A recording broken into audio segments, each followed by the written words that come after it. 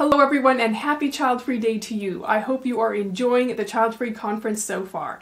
My name is Hannah and I'm the wife without kids. I have a YouTube channel that talks all about child-free living and everything that comes with it. So if you'd like to join a positive and supportive community, go ahead and check it out.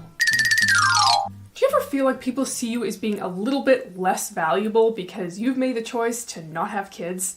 Especially if you're a woman. I feel like women are just expected to have children, and when you don't, there's something wrong with you. Shortly after I graduated from physical therapy school, I was working in the clinic one day. I was treating a middle-aged gentleman, and I'd only met him a couple of times. As the therapy session progressed and we were just talking about random things, he said to me, "So, how many kids do you have?" And I didn't even really think about it. I just said, "Oh, I don't have any kids. I don't ever want to be a mom." As soon as I said that, he turned and he looked at me and he said, "What? What kind of value do you have, and what kind of value are you giving back to society if you don't have kids?" There was a really awkward silence after that because I was shocked that he had just said that to me and I didn't really know what to say. He was my patient. I wanted to be polite, but I was also slightly put off by the fact that he assumed I had to have children to have value. His question got me thinking, what kind of value did I offer society as a woman who didn't want to have kids and who has absolutely no interest in being a parent? When you make the choice to live a child-free life, you are going to be asked this question or various versions of this question. It usually sounds something like, well, what's the point of life if you're not going to be a parent? What's the point of even getting married if you're not going to have kids? It is your duty as a woman to have children. Or, aren't women supposed to want kids? Comments and questions like this always come down to one central theme: value and worth. Having children has always been viewed as being very advantageous for the economy because when you have a baby, you spend a lot of money on that baby, and eventually that baby grows up, it becomes a taxpayer and a consumer as well. Babies are big business, and raising them comes at a serious cost. The United Kingdom, New Zealand, the United States, and Australia are currently rated some of the most expensive places to raise a child. It is estimated that between 23 and 38% of a household income goes towards raising children. Now, it is no secret that governments offer a lot of incentives to encourage people to expand their families. Some countries offer what are referred to as baby bounties. Now, these baby bounties offer individuals who have kids all sorts of perks. It can be anything from cash to tax breaks, baby clothes, books, maternity and paternity leave, and in some parts of the world, even refrigerators, which actually might come in very handy because as kids grow, they eat a lot. In 2019, Hungary waived income tax for women that had 4 or more children. Like, for life. You didn't have to pay income tax if you had 4 or more children.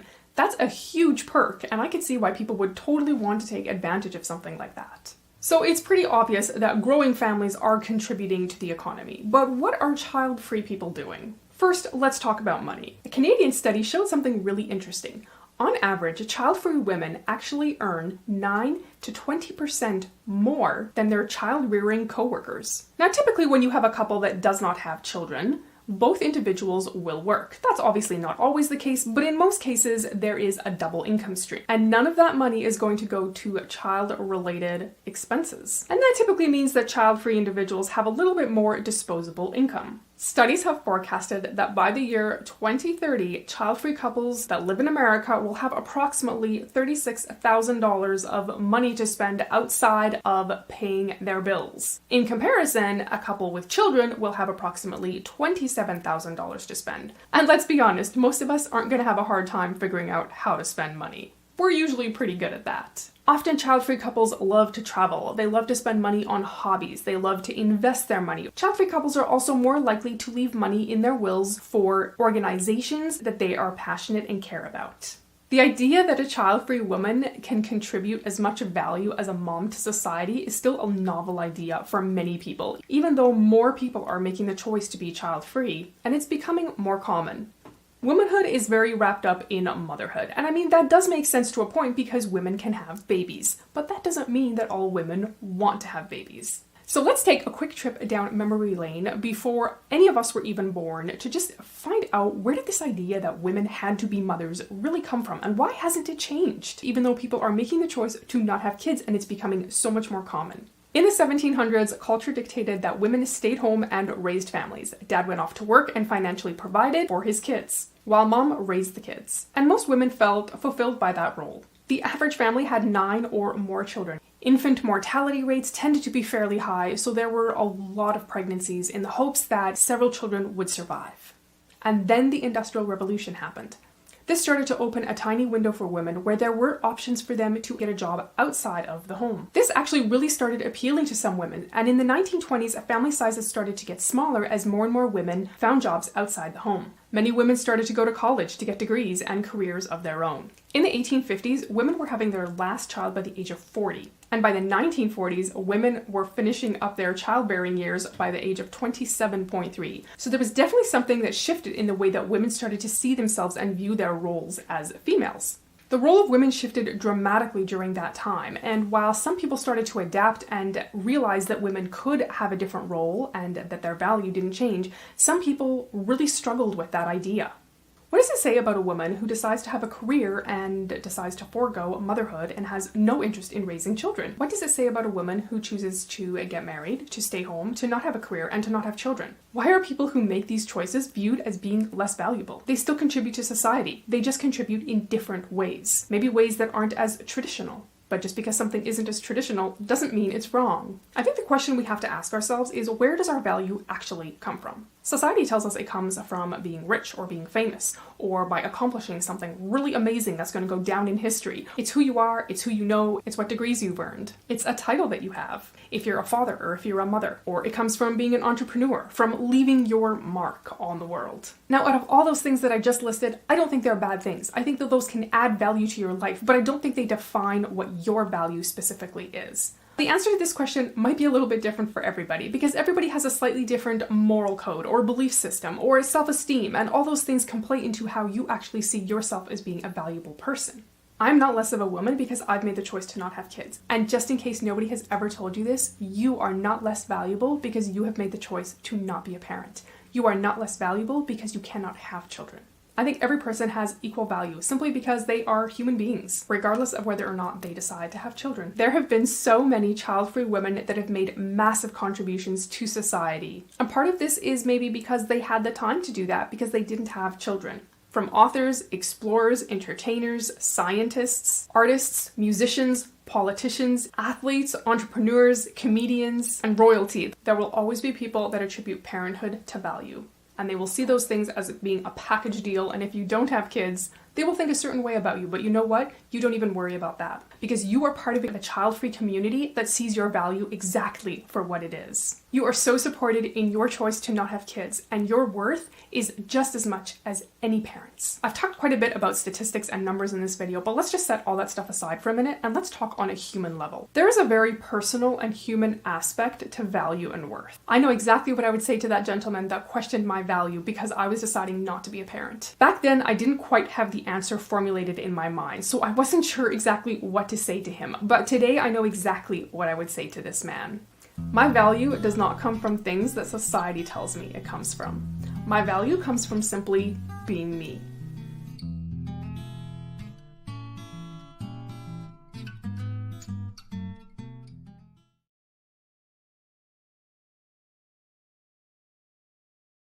Hi, my name is LeNora Faye. I am one of the co-founders of the 2021 Virtual Child Free Conference.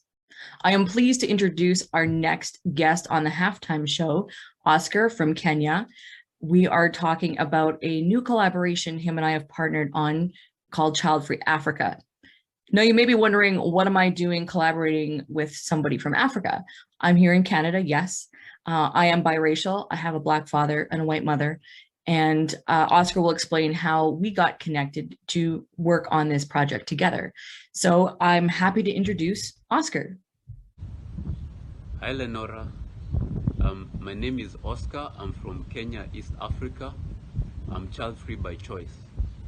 I'm the co-founder of ChildfreeAfrica and director of ChildfreeAfrica Beach Homestay.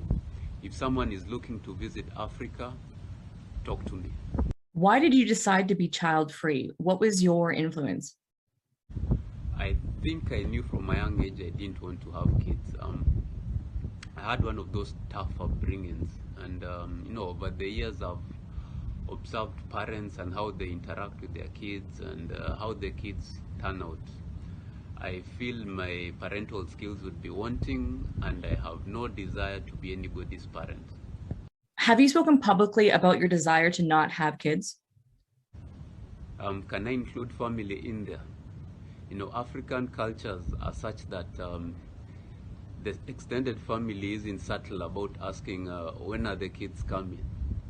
Well, there's that, and there's social media interactions like Facebook, YouTube, Instagram, Reddit, and the works. So let me ask you, how has being child-free affected other areas of your life? I feel liberated and confident to pursue other higher callings. My networks have expanded to the formation of Childfree Kenya and to the formation of Childfree Africa.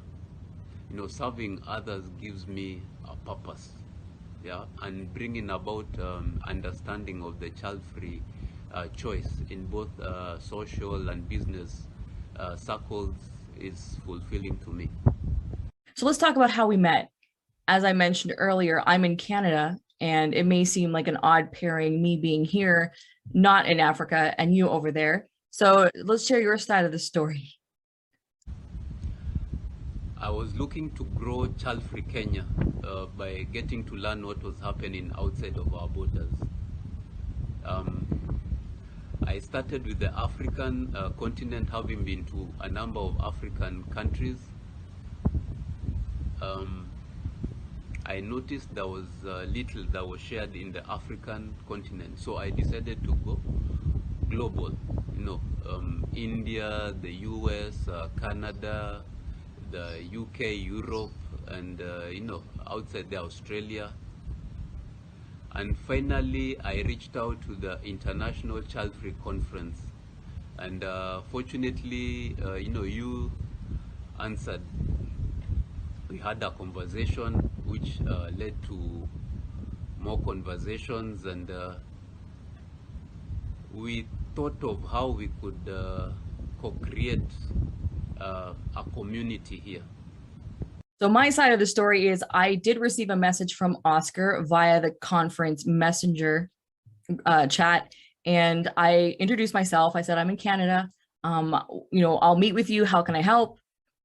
And he told me his vision, and I thought it was awesome. Super excited, because any chance to connect with someone in a different part of the world who is passionate about being child-free and wants to bring awareness, sign me up all day, every day. And, I told him that, yeah, I'd be happy to help any way I could. And when he said partner, I was thinking, well, I'm in Canada. I am mixed race. Like I said earlier, I have a Black father, white mother, but I know nothing about African culture, and I did not feel adequate enough to be a participant in this venture. But Oscar was kind enough to point out that, I do have African heritage, and so this might be a chance for me to explore that and learn something, which I desperately need to. So I agreed. Let's talk about Childfree Africa specifically. Childfree Africa, we are growing. We've created a few platforms for conversations and social interactions. We have a Childfree Africa Beach Homestead, where Childfree people can visit. If they so wish, they can volunteer for accommodation, tropical, sunny climate all year long.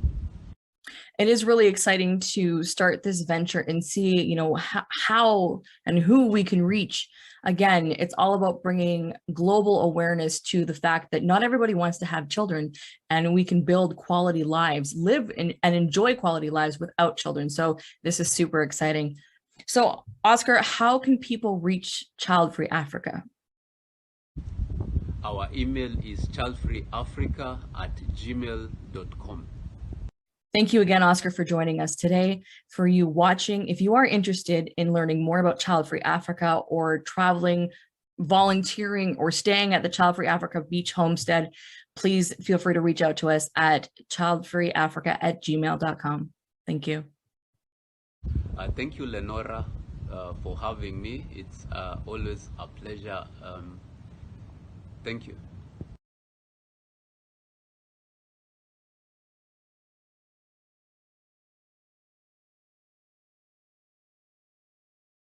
Hey everyone, welcome to Child Free Morning Chat. My name is LeNora Faye. I am a child free woman in Alberta, Canada.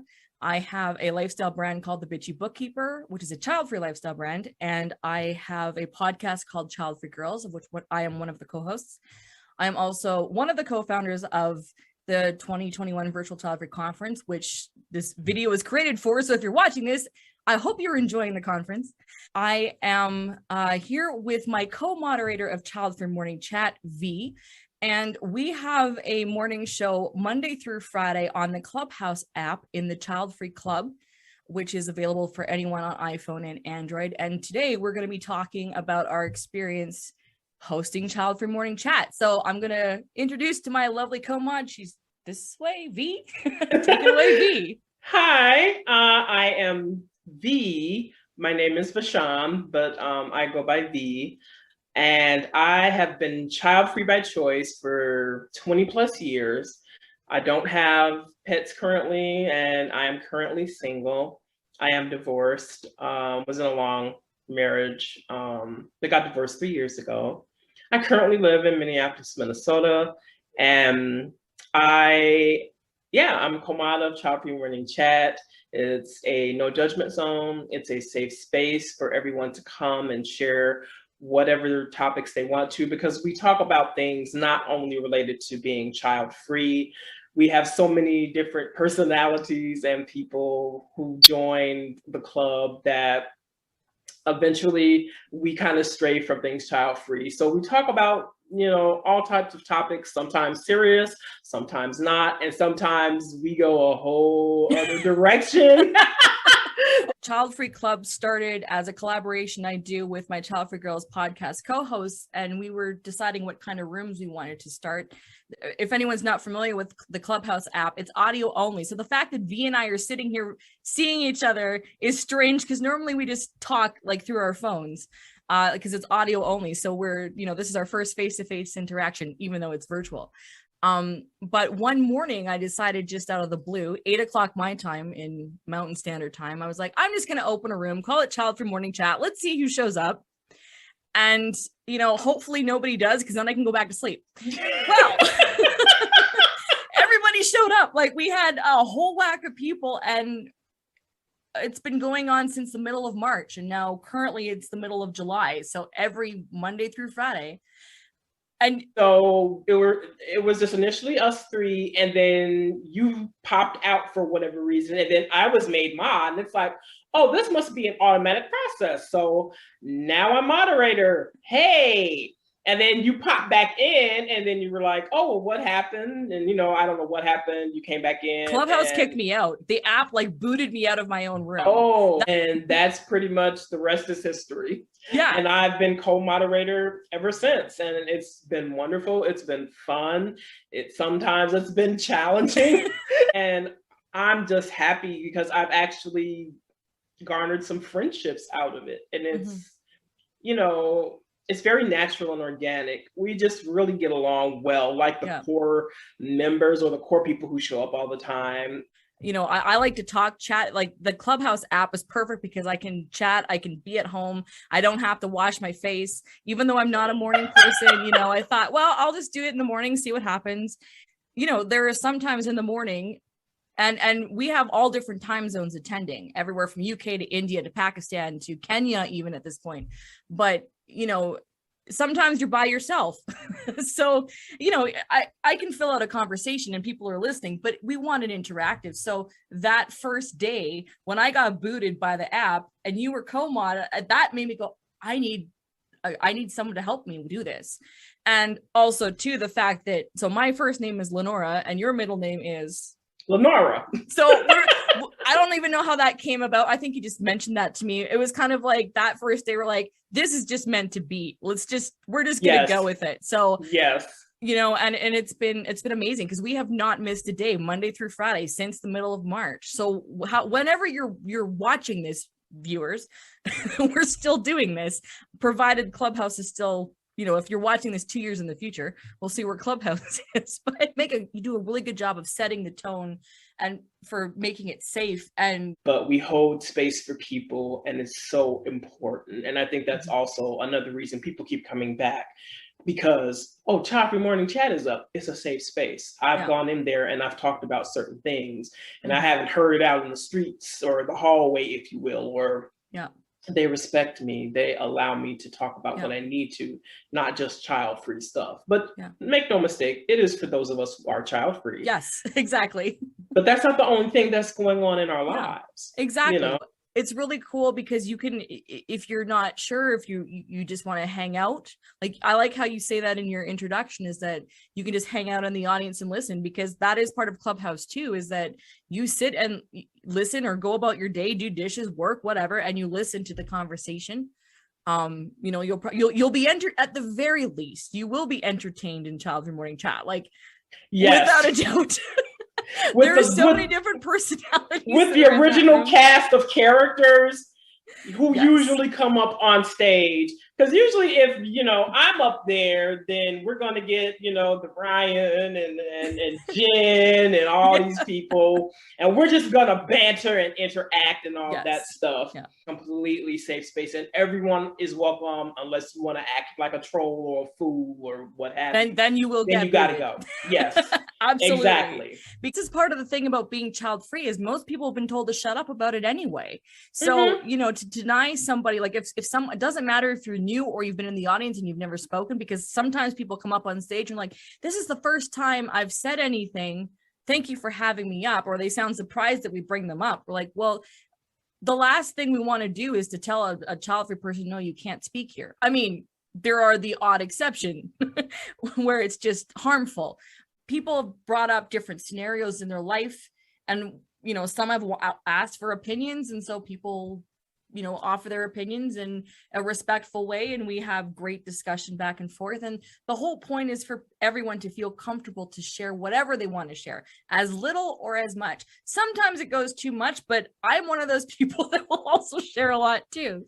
So sometimes, you know, we can kind of talk without sharing everything, but it's just been this really nice natural rapport, which is really unexpected and super cool. And it's become my favorite social media platform, just because, I mean, I'm chatty. So this app was meant for me. But even if you're not chatty, people come up and say the most profound things, and they're super quiet people. Like, this is not an app for those of us who are super flamboyant. It's not just for that. There is a space for us, don't get me wrong, but you know, it doesn't matter. You can be like the quietest person on the planet. You will still have something profound to say that will, you know, inspire all of us. So, you know, any final remarks to wrap up the room? I'm thinking, like, how do I wrap this up? Because this is video, which again is unusual for us. But well, I'm grateful that the universe put us crazy child-free people all together, because you were open to doing it. And the universe is saying, okay, she did it, so let's bring in the people that's supposed to be there. Yeah. Because if you didn't do that, we would have never been together. But because you had a vision, just because you were open and you tried it, you opened the door a crack, and the universe just let everybody in. And I was like, wait, I have to get up in the morning now. You did it. I did it. It's like, so well, now I'm awake. Yep, I'll try it. We'll see what happens, and boom. And that's really all you have to do. Yes. With regard to the universe. Yeah. Open yourself, open the door a crack, and the universe will kick in the door. And that's what happened to you, and here us crazy people are. Ain't that the truth? Oh my God.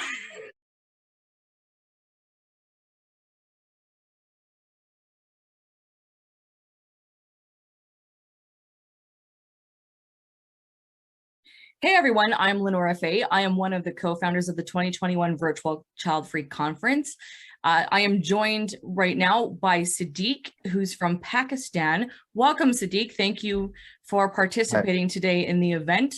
So let's get started. Introduce yourself, who you are, where you're from, and your child-free experience.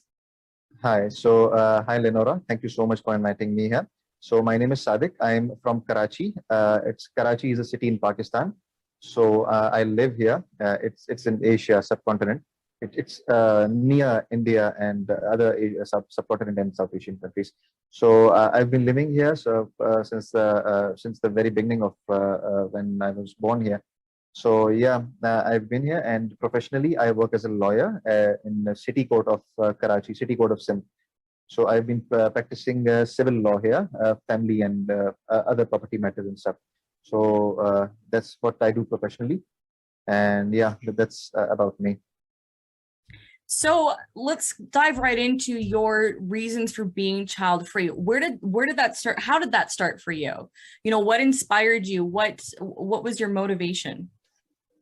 Okay, so there have been many various factors that have influenced me to become a child free. Because I have to initially admit that I was not aware of this term to begin with, child free. I just got to know about child free during COVID-19, that is during the lockdown, because I was just randomly searching about child free. So I got to know about child free, and I was really happy and simultaneously surprised that there are many people apart from me that know about that want to be child free, that don't want to have kids. So initially I used to think that, I'm a weirdo, I'm a stupid guy that doesn't want to have kids and doesn't want to procreate, doesn't want to have family. Because what I will do when I will retire and I will know, I won't have anyone around me. So when I was a child or a teenager, I believe, when I was around 12 or 13 years old. So even at that age, I never had those instincts that, I will get married or have children. I may get married, but I never really thought, because, that even when I went to weddings and stuff, I used to think that why people do all these things. I mean, why do they get married? Why do they have to spend so much on weddings? Why do they need to have so much children?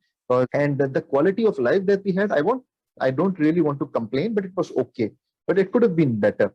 Mm-hmm. So as a child, I used to think that why they procreate, why do they have kids, and why do we need to have such big families?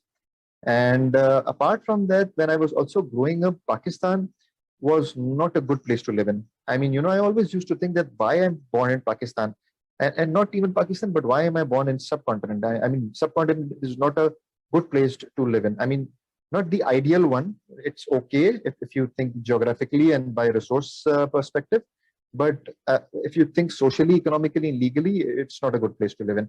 So it's already overpopulated. If you combine the population of India, Pakistan, Sri Lanka, Bangladesh, whatever the countries there are in the subcontinent, I mean, South Asia. So it's around 180 or I believe, no, not 180. It's around 2 billion.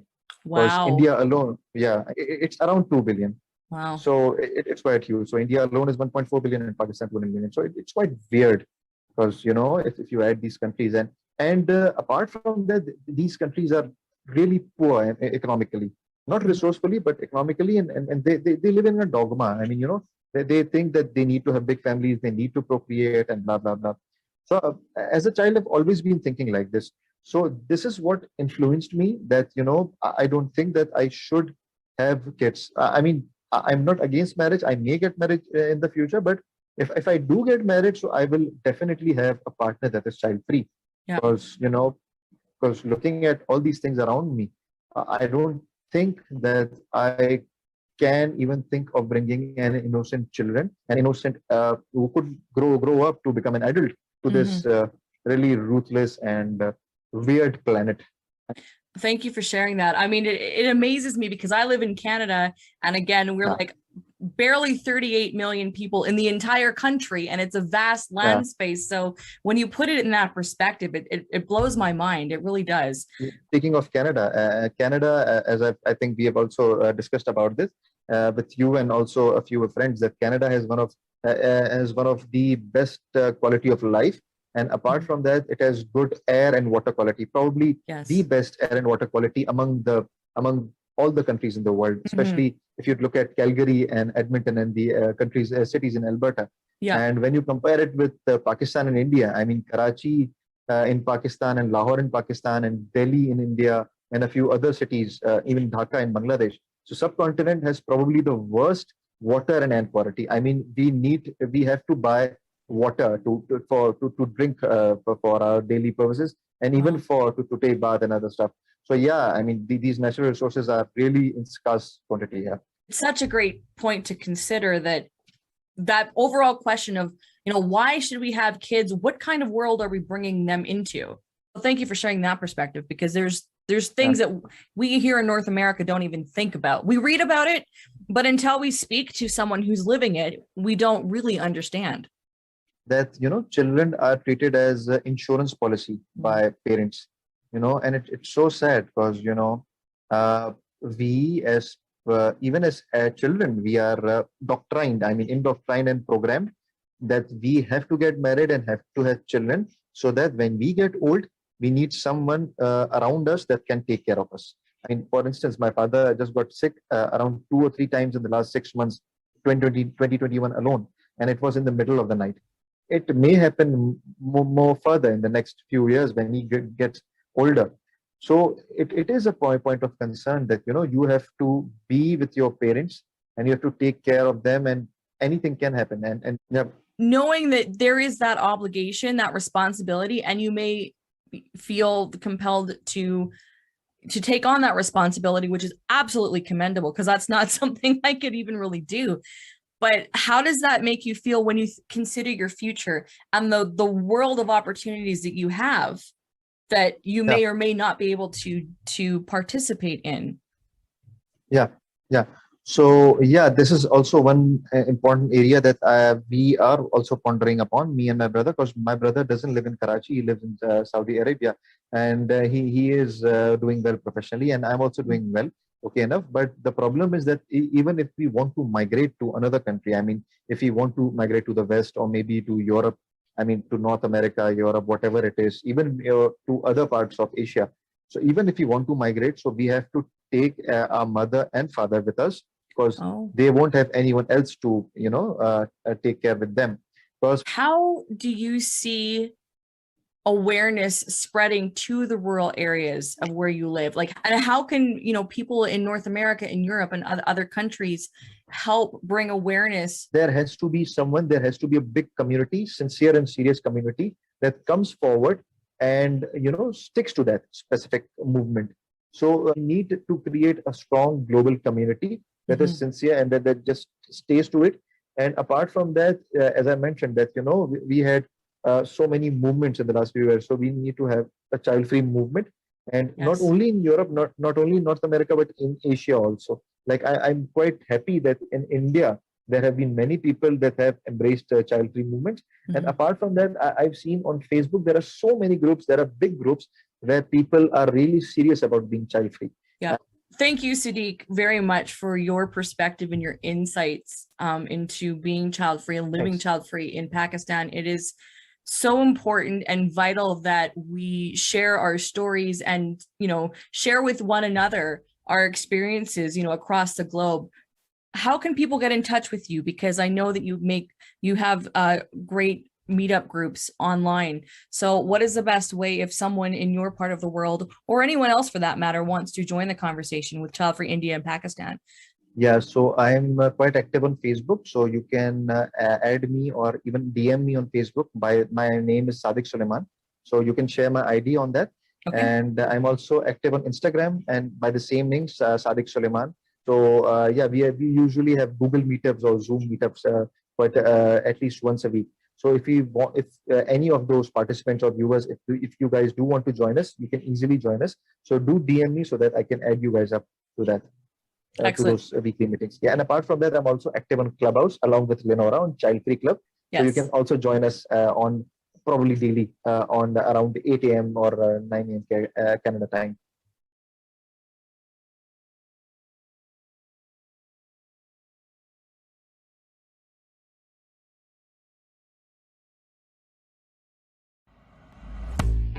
Hi, my name is Jared, and I am the founder of Best Child Free Life Possible on Facebook. We are a proud sponsor of the 2021 Child Free Conference.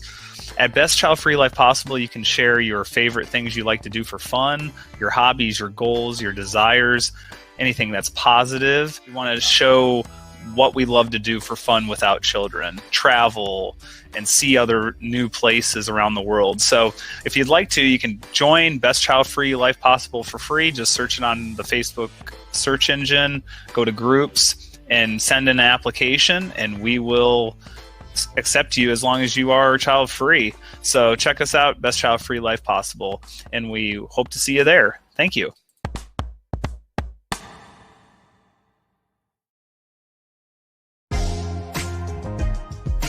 Hi, my name is LeNora Faye, and I'm the creator of The Bitchy Bookkeeper, which is a child-free lifestyle brand. So I apologize to all you accountants out there. This is not about bookkeeping, nor is it about being bitchy. The idea behind The Bitchy Bookkeeper is to encourage self-expression, to bring positive awareness to the child-free choice, and to sponsor events for the child-free community, such as the 2021 Virtual Child-Free Conference.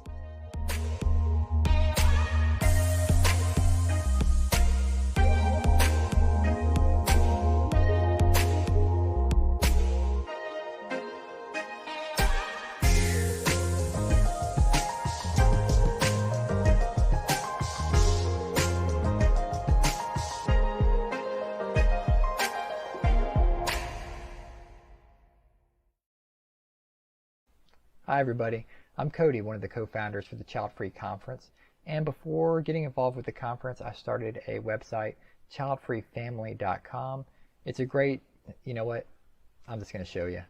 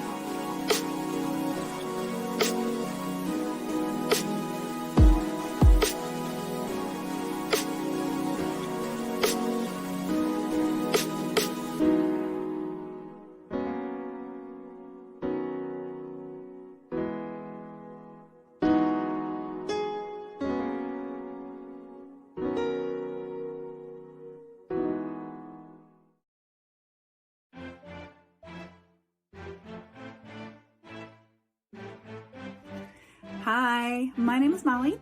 I am in the great state of Iowa, and I am child-free for several reasons. One, of course, being that I hate the idea of what happens to your body during pregnancy, and the thought of labor and the pain, just ooh. And I hate the idea of being chained down to a child. I've seen so many child-free people say that your life is not your own when you have a child, and that's exactly correct. And I love my freedom. I love being able to do what I want, when I want, or when my boyfriend and I want to.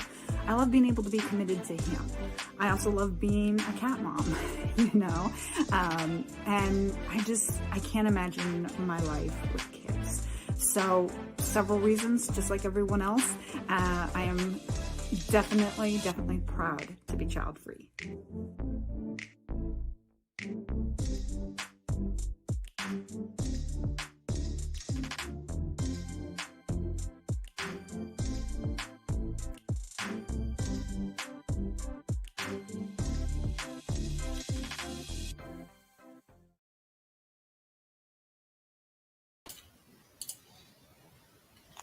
All right, this is the Child Free halftime show.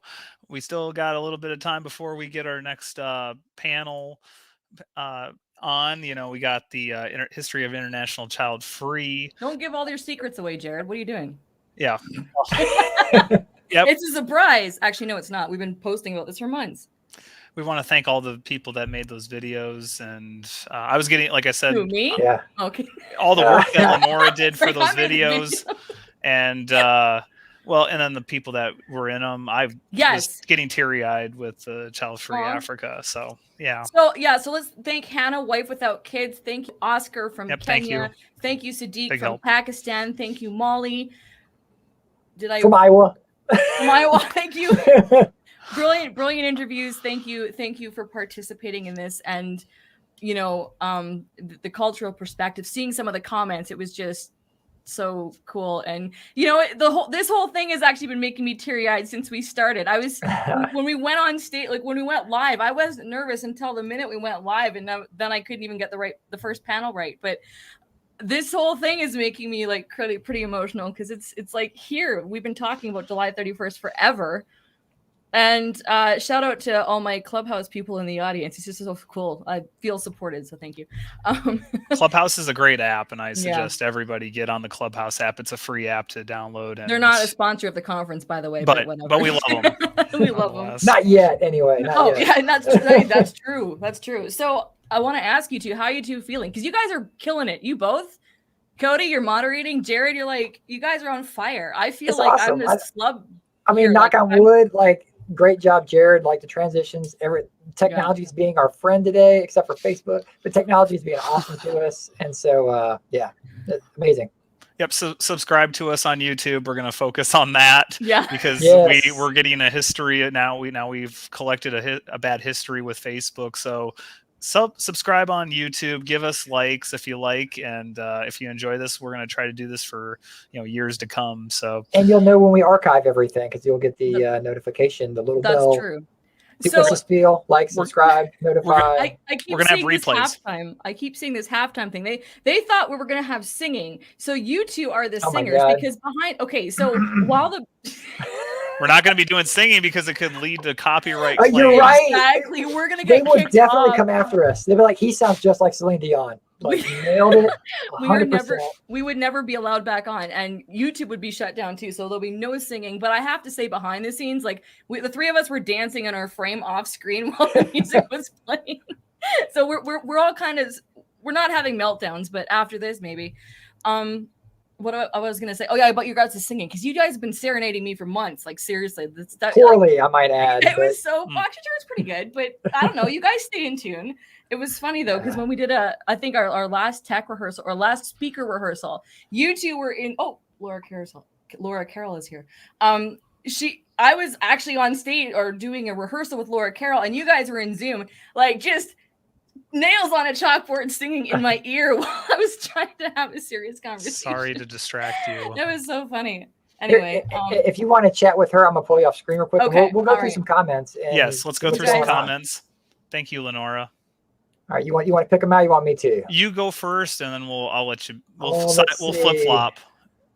Oh, there you go.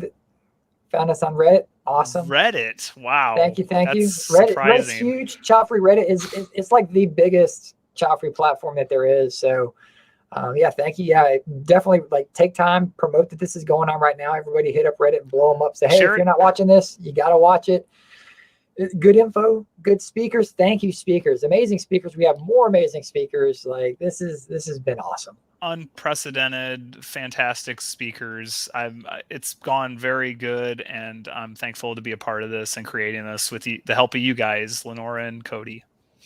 Oh, man, this all came about like Jared him and I were we just started to kind of get to know each other on Facebook chatting, and one day he's like, I want to do a Childfree conference. I'm like, all right, let's do this. And so, dude, I need the link for the new StreamYard. Okay, I'll get you. I'll get you hooked up. You keep going, Cody. I'll get you. Anyway, so that's kind of how it all got started. Jared really, this is his idea to get it up and going.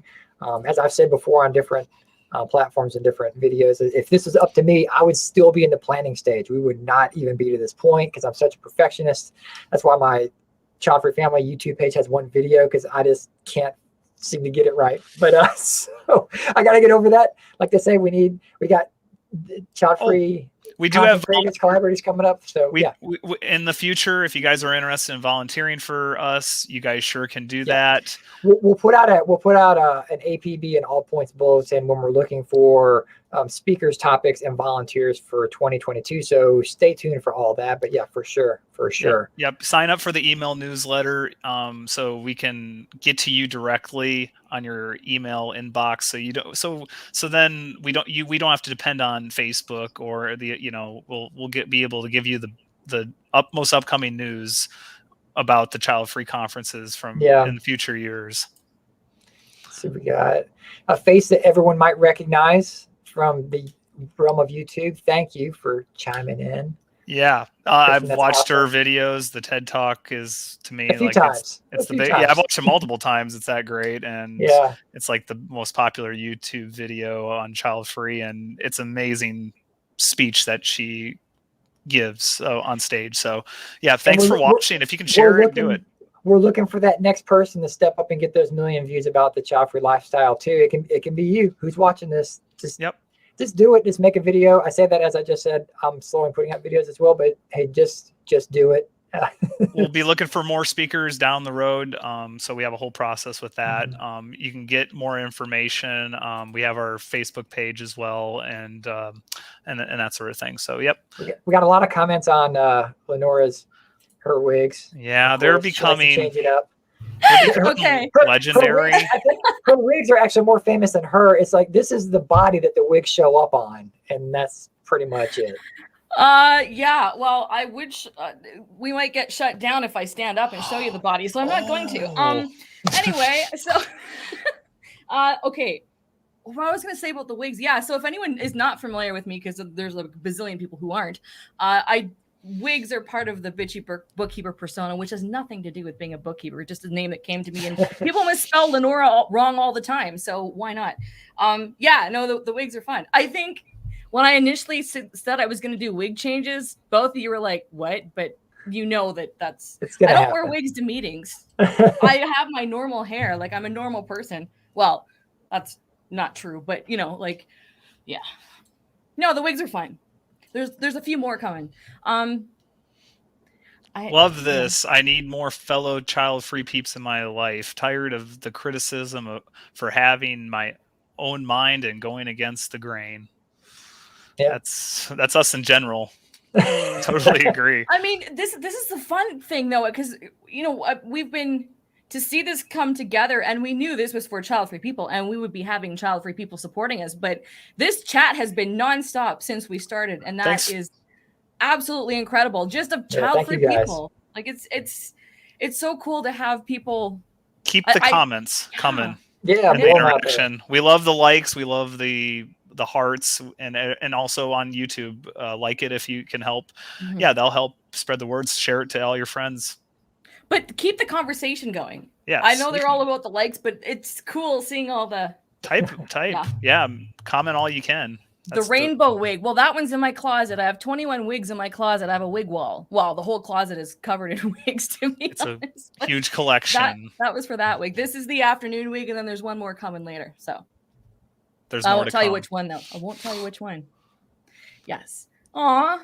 Thank you. Thank you, B. Fellow Clubhouse user B. All right. So what we're supposed to say profound things because we've been listening to profound I know. all morning.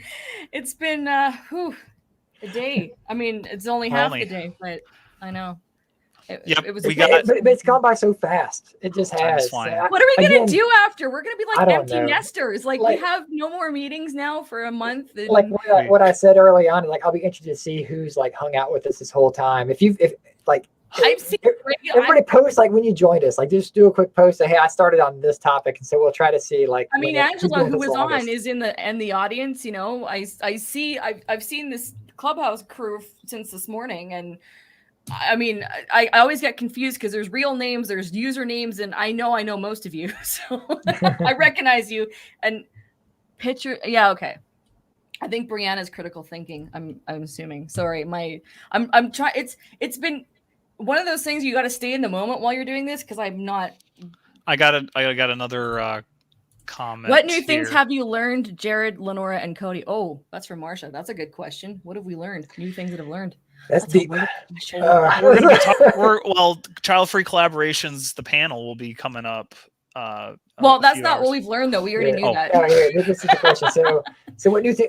I think LeNora has learned a lot about Photoshop and image, but I think it's deeper than that. I think she's wanting to have a deeper conversation. I didn't know how to make logos before, and now it's all over my house. If you see my house, she created the logo for the Child Free conference, and you stand up, Jared. It's better if you do it. Yeah, it's been a really good.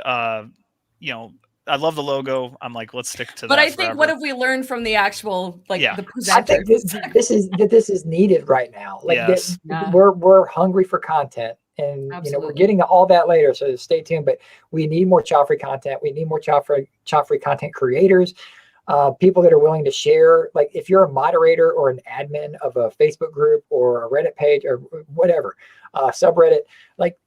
Share this stuff more because we need to get it out there for more people to find.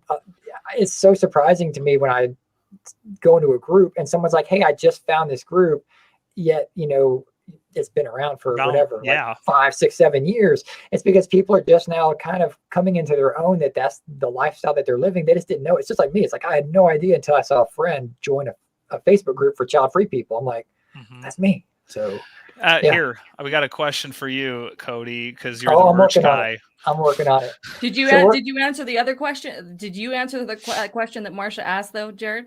Or have you not been paying attention? He skip it. He wants to skip it. Oh, what okay. I've learned about StreamYard and how, and clicking the right things at the right time. And what an amazing product it is. Thank you, StreamYard.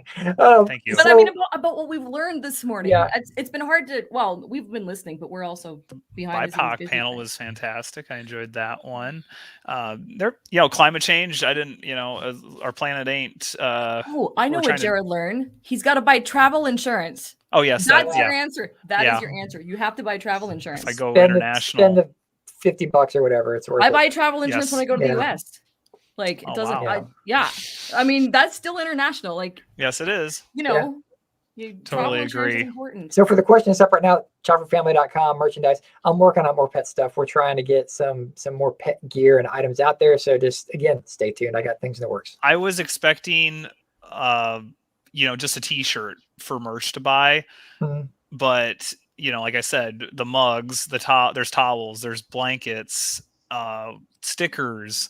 Or you can come to my house and see all of it because I got all of it. There's posters I'm going to probably want to buy, and cranberry juice. I was expecting just a T-shirt, but you ended up making a lot more items for us to purchase, and then that proceeds will help us for future years of this child free conference. We have 5 minutes left before our next panel, but what surprised you about this morning? Anything. It could be anything. That it went off relatively well. Yeah. Yeah. Well, I'm surprised by the amount of viewers watching. Yes, I didn't expect that. The subscribers, that was insane because we went from like 150, which I didn't even expect, to the 210 and beyond.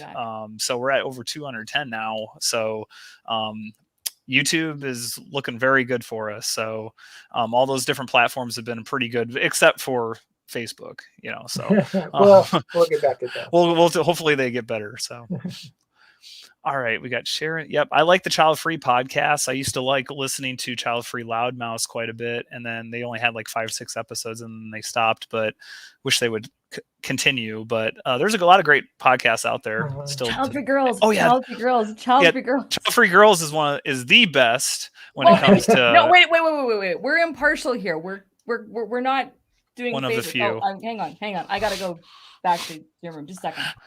All right. Got about 4 minutes. I mean, but it kind of goes back to the conversation of just, finding that content and support that content. Like those likes, the comments, they mean a lot. Like Hannah, Wife Without Kids, it means a lot to give that a like, to give that a comment, because it helps that crazy algorithm behind the scenes say that, hey, this person is making good content that other people should know about. So support the child free people that are making all this content for you in any way you can. Download the podcast, like this, do whatever you can to help them out, because we need this to keep going. Cody, check your messages, please. Oh my gosh, I'll be back. Yeah.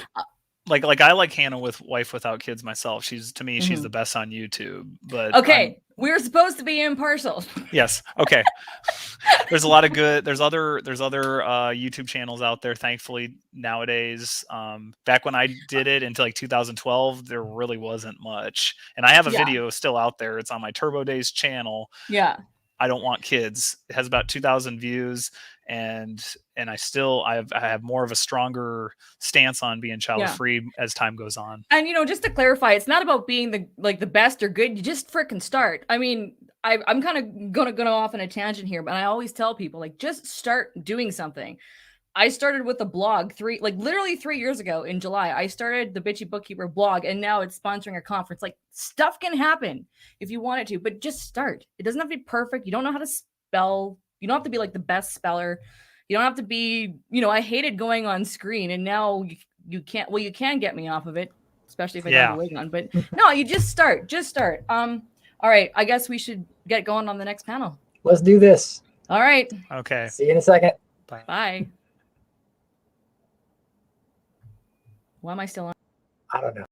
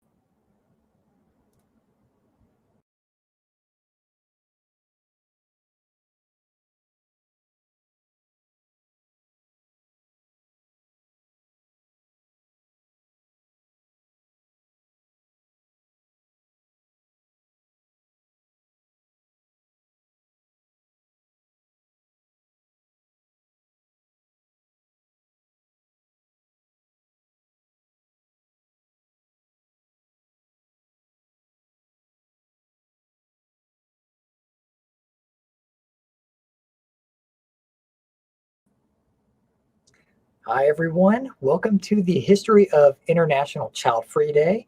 I'm Cody, a co-founder for the Child Free Conference, and I'll be joined today by Laura Carroll as our speaker. Hi, Laura. Hi, Cody. I can see and hear you. This is awesome. Well, it's the 31st here, and I'm in America, my part of the world, but it's already August 1st. In some parts of the world, they're ahead of the game. They're in the future, as I like to say. I know. So they're already getting to celebrate ahead of us of this fabulous day. Please tell us all about it. Well, so the winners of the 2021 Child Free person and group, they will be announced in the wee hours tonight, United States time. So I thought you were going to give us a spoiler right now. I was so excited. I was like, I can't tell it now. It has to wait. But every year it's like, what time is it going to be? Because it's global and people in Belgium already want to know. But so just a little background and just information about how it all started. So after I published Families of Two, I kept researching the child-free choice, really looking at why does society find this choice so hard to accept. And that ultimately led me to do the baby matrix. But the research I did, I found this organization called the National Organization of Non-Parents. That, was founded in the early 70s by two women, Shirley Riddell, who at the time was the executive director of Zero Population Growth, which was an overpopulation nonprofit at the time, and Ellen Peck, who many child-free people know, wrote The Baby Trap, as well as she was a co-editor of a book, Pronatalism and the Myth of Mom and Apple Pie, which is still super relevant today.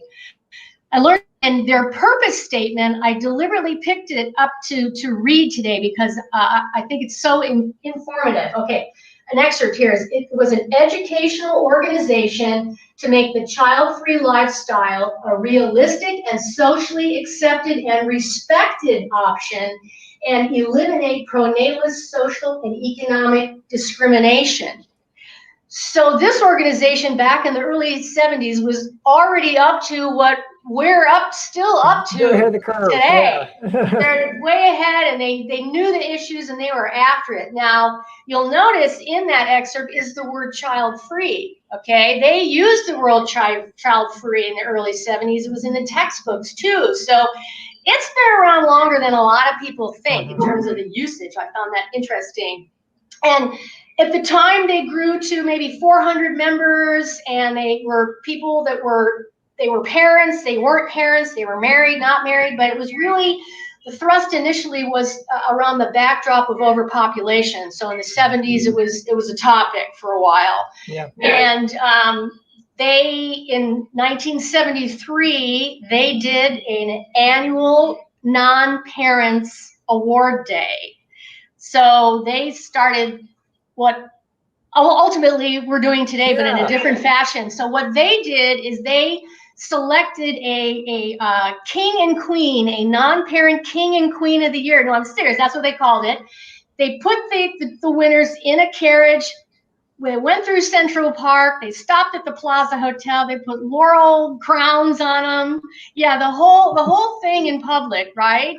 And the winner of the king that year was a guy named Stuart Mott, and he was a philanthropist and a bachelor, so he was single. And the queen was Anna Silverman, and she was a teacher, and she was married, and she and her husband had published a book called The Case Against Having Children. Even that title back then was like provocative. Wow.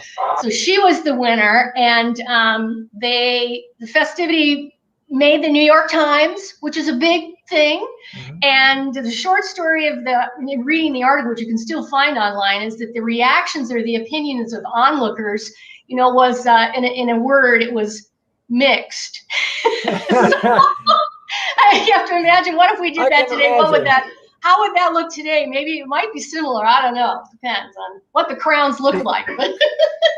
They mix rocks with tomatoes. We're not quite sure. Right. It could be. Oh, I don't know. Maybe we'll try it one year. We'll see. But later in the 70s, they decided to rebrand themselves, and they renamed themselves the National Alliance for Optional Parenthood. So the rebranding really was more to focus on the parenthood decision itself, and to point out that parenthood is an option in life. It's a choice. And then they really grew. They grew to several thousand members in at least 5 different countries. Big foundations funded them to do some really cool things, like they did TV and radio ad campaigns, all with the theme of parenthood is a choice. Think about that. If it was on TV and radio, they went to college campuses. It funded also developing some educational materials that were used in schools, okay? They actually made it into the schools. That's not a small endeavor.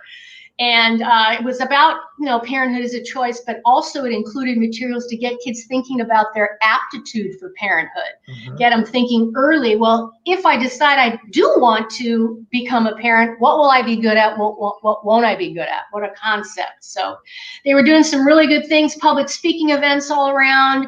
And then by 1980, early 80s, the short story is that their funding started to go down. It got harder to find or get money. Imagine that. By 1982, well, foundations, they get interested in all kinds of endeavors. You get a fight to get the funding. And the short story is they decided to close their doors in 1982. So, but it's a great story, great trajectory of doing some great stuff all these years ago. And in 2013, early in that year, I kept thinking, going back to Non-Parents Day on August 1st and the celebratory idea they had. Why don't we bring this forward to the present? Let's do it now as a way to showcase now the child-free lifestyle and do it in a celebratory, positive way. So rather than call it Non-Parents Day, which is kind of a rocky way to, it says it, but I thought, no, how about International Child Free Day? That's it. So at that time, I broached this idea of doing it on August 1st with some, child-free folks out there, some colleagues of mine at the time, Amy and her husband, Lance Blackstone. They were keen on it. Marsha Drick Davis was in on it early on. So why August 1st out of the other 364 days? I don't really know. I'm really not sure why they picked August 1st. Probably one, I would think, summer. The weather's going to be good in New York. You don't want to do it in February, right? So people are out and about. That's all I could really come up with, because I can't find it in any of the writings and research I did. But I thought I like August 1st too, for many reasons, as in the time of year, etc. So that year, with some help, we created a website and we created a panel that was going to, put word out to nominate people, and we put criteria on the website. And that first year we got nominations, like we were super psyched. Nominations came in, and even from Europe, I thought, year 2 or 3 we'll get Europe, but no, Belgium, boom. So the first year, with the winner, we announced the winners, and they got awards that year. The awards were really books and signed copies of books by child-free authors who donated them. So everything worked super well. It was a great beginning, and here we are, 9 years running, and tomorrow's 2021, where we've got some new winners this year too. So I'm super excited.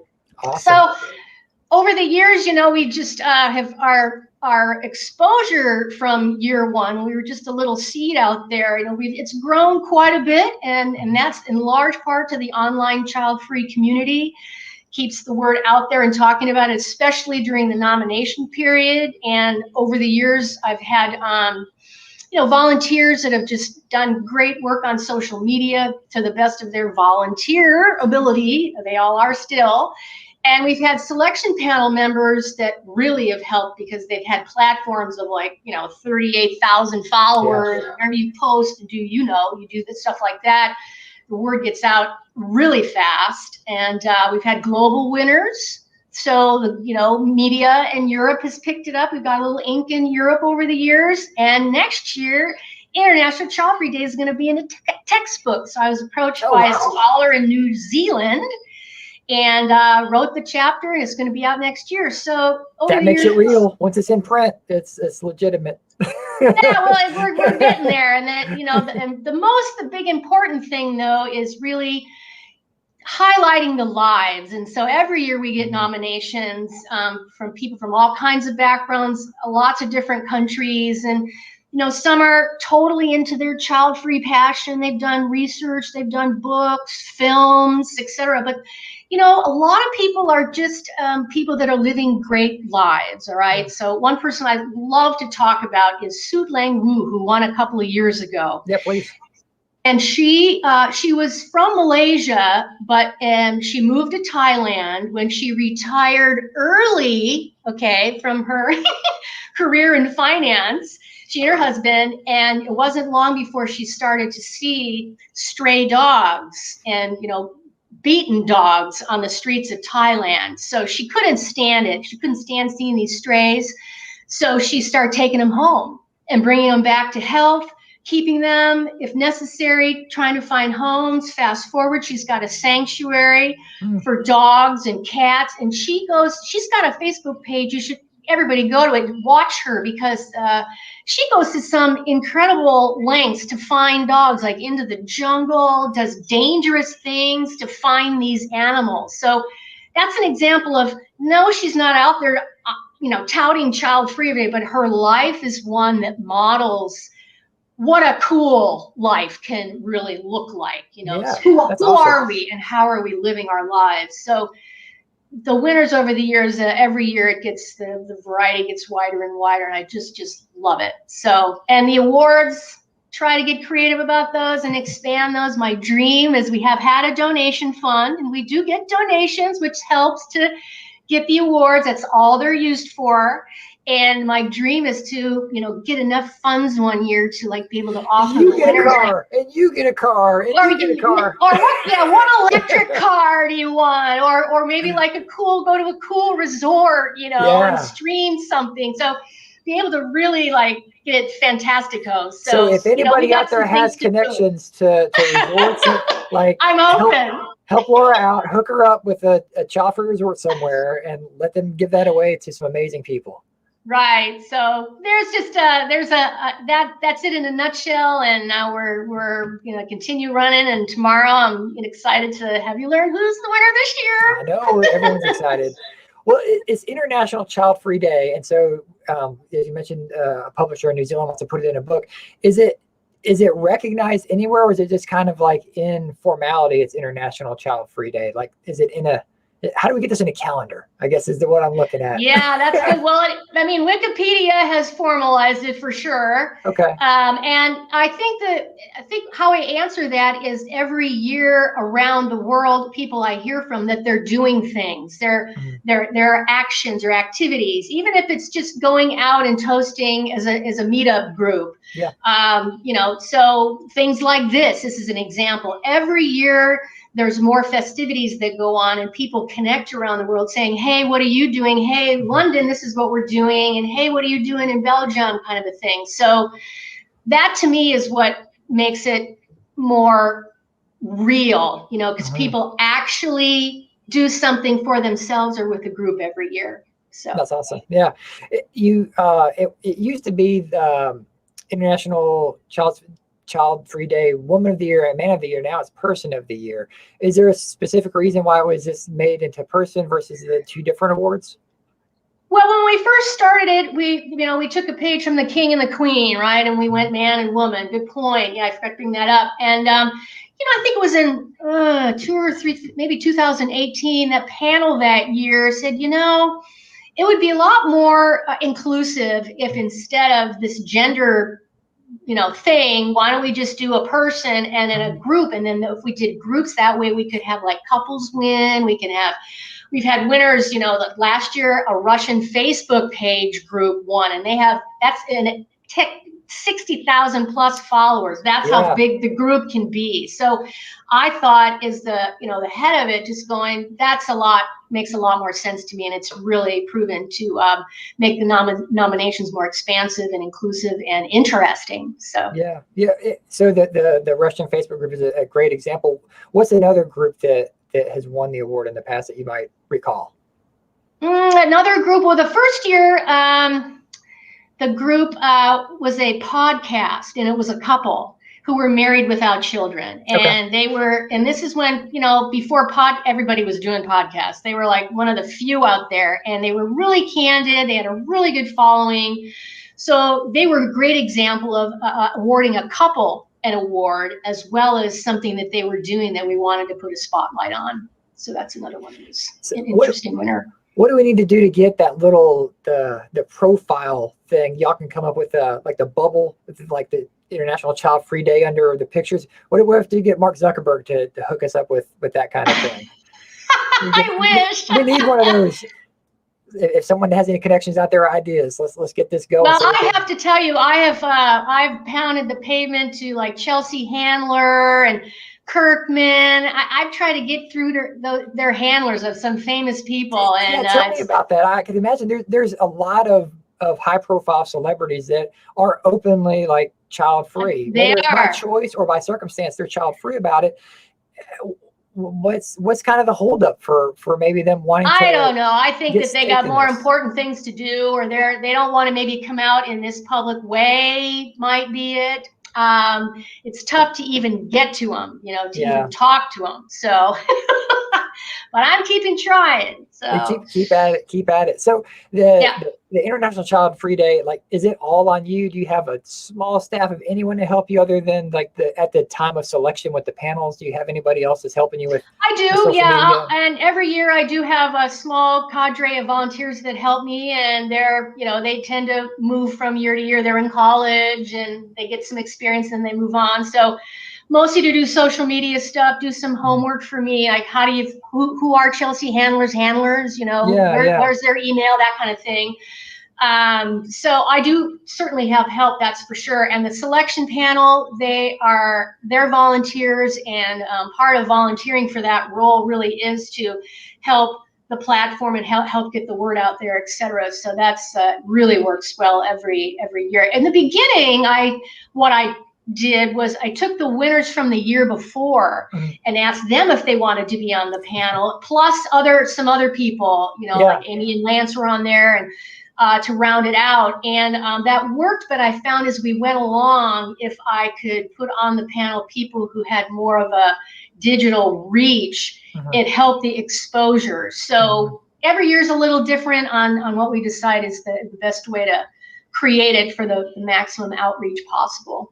So if someone's wanting to get involved for maybe next year and help volunteer in some fashion, how would they reach out to you for that? They can reach out to me at internationalchildfreeday.com. They can reach me at laura@lauracarroll.com. I'm easily found. You're out there. You are out there. Yeah. So yeah, and that's what happens every year too. I'll get emails from somebody saying, "Oh, I really want to. What can I do?" Or it's again college kids that need a little experience. And they want to have it be child free related. So yeah, any interest, I'm always, or also any ideas for funding to really get some great rewards in the future. Definitely. Oh, you're muted, LeNora. Oh. No one ever tells me they can't hear me. Like, that's unusual. I wanted to get a little personal, Laura. Sure. I always like to ask advocates how, taking on these roles and bringing such awareness, how does it solidify your stance? And I mean, I'm assuming at this point you don't question your choice to be child free, but just participating. Okay, here's my question. Can you speak to the importance of participating in the community? If you find something that you can do, like restarting this International Child Free Day or helping with the conference, it doesn't have to be a big splashy thing, or it could be, volunteering with you. Like, can you speak to the importance of that? Because when when you find something you're passionate about, we usually start small and then it kind of builds and builds. But for me personally, it's been really affirming, and just, I've found my complete calling in life, it seems, that I didn't know I needed to have. So can you speak to that a little bit? Sure. Well, for myself, I feel that with regard to International Child Free Day in particular, I was passionate about finding a positive way to educate and make people more aware, because as child free people, we know we got plenty of things stigmas and things we're trying to unravel that are, negative, and we're judged, and some of that's still so very true. So I want to put, what can we do that has a positive spin? And what they did all those years ago, it might have been under the auspices of overpopulation, but it was a great idea because it was positive. So that, I feel, it's my passion, is my contribution of one of the biggest reasons I started it. And as far as participating, what I have seen over the years, and people have helped me on all kinds of other projects in addition to this one, I find that when people are just starting to embrace their child-free decision 100%, you might feel it inside, but until you're willing to be vocal about it and to talk about it and talk with others and do things like this and be seen, I think it's often on child-free people's journey to their own 100% rock on acceptance within themselves. It's part of their own journey. Yes. And once they're like you, LeNora, like once you're there, you're like, let's go. What do we want to do? And then it's kind of hard to back out now. Right. And you don't want to. No, you don't want to. You want people that are on their journey you want them to keep going and to find that place within themselves. And all that fosters acceptance. We're all in that game of change. That's I think what's great too, is it creates this huge momentum, and it's in process for sure. It's great. I feel like there are people, especially if you're at the beginning of discovering a community, you want to contribute and you're not sure because maybe you're not as flamboyant as some of us. And to be honest, I hated the idea of doing video. Like, this was not anything I wanted anything to do with. It's been a gradual progression. So, right. When you discover the community and you're going, well, what can I do? Where can I fit in? What would you suggest to somebody as a starting point, something to ease them into participating publicly or almost publicly? Go to who you gravitate towards. Like, if you love a particular Facebook page, direct message, talk to the admin people. Where do they need help? Go straight to Marsha Drutt-Davis, for example. She's very accessible, and we all need assistance on our particular endeavors. With regard to Child Free Day in particular, International Child Free Day, is to get involved in making it happen. Do you want to be part of the panel?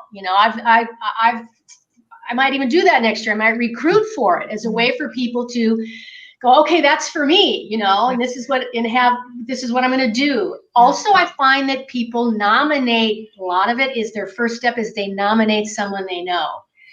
That's the first thing they do. Or better, it's equal. They nominate themselves. And for a lot of people, I can't tell you how many times I get like this little paragraph and then the self-nomination. Well, I'm kind of scared to do this, but I want to put myself out there, and this is part of me being a child-free person. And even if I don't win, I don't care, but it's my way. And, many years we go, boom, that's a brave gal. Let's give it to her. So it happens in that form as well. And that's a great way for people to get involved as well, is to provide you with nominations, because we aren't everywhere. And again, like, there's so many people that are up and coming in the child free scene. It might be a platform that's new, like Child Free Clubhouse, just like, came out of nowhere just months ago.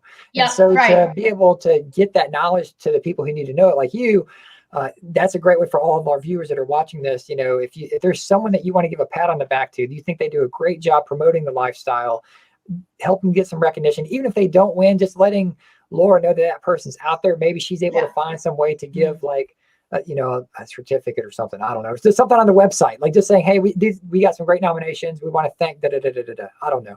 Right. Well, I think that one thing that panel does every year too is rather than have a winner who's already really well known around the child free community, how do we showcase new names, or who just came on the floor and they're doing something new and they're on the ascent, or like Suit, they're living lives that are just fantastic. So it's not about making the people that are already well known more well known, and it's not about helping them sell their books or any of that marketing thing. It's about wow, look at what that person's doing in their life. And this is a way, again, to educate on who are we? We're everywhere and we're doing great things. So that gives me a lot of juice. And I think that's a really important point to make, that it's not about who has the most followers or who has the biggest whatever, or who has the more wigs, Sorry, I need sleep. More wigs. I'm trying to be funny today. But because again, it can be intimidating for people who are coming in. I mean, that was my experience 3 years ago. I just had no following, was just like, I want to talk about this. And I love when there are platforms where people who nobody knows can speak up, because it takes a while to find your voice, especially on this topic. And and you, like you said, you need encouragement, and most of us try a bunch of different things to see what sticks. And the first thing we start out doing isn't the thing that we're going to be doing 3 years from now. So, it's nice. And it's such a good point. And I hope that inspires people who already have platforms to consider the people that have zero following, let them speak, because it's benefited. Like, if I can get personal, it's benefited me. I didn't know Cody or Jared, but I wouldn't. Nobody knew who I was.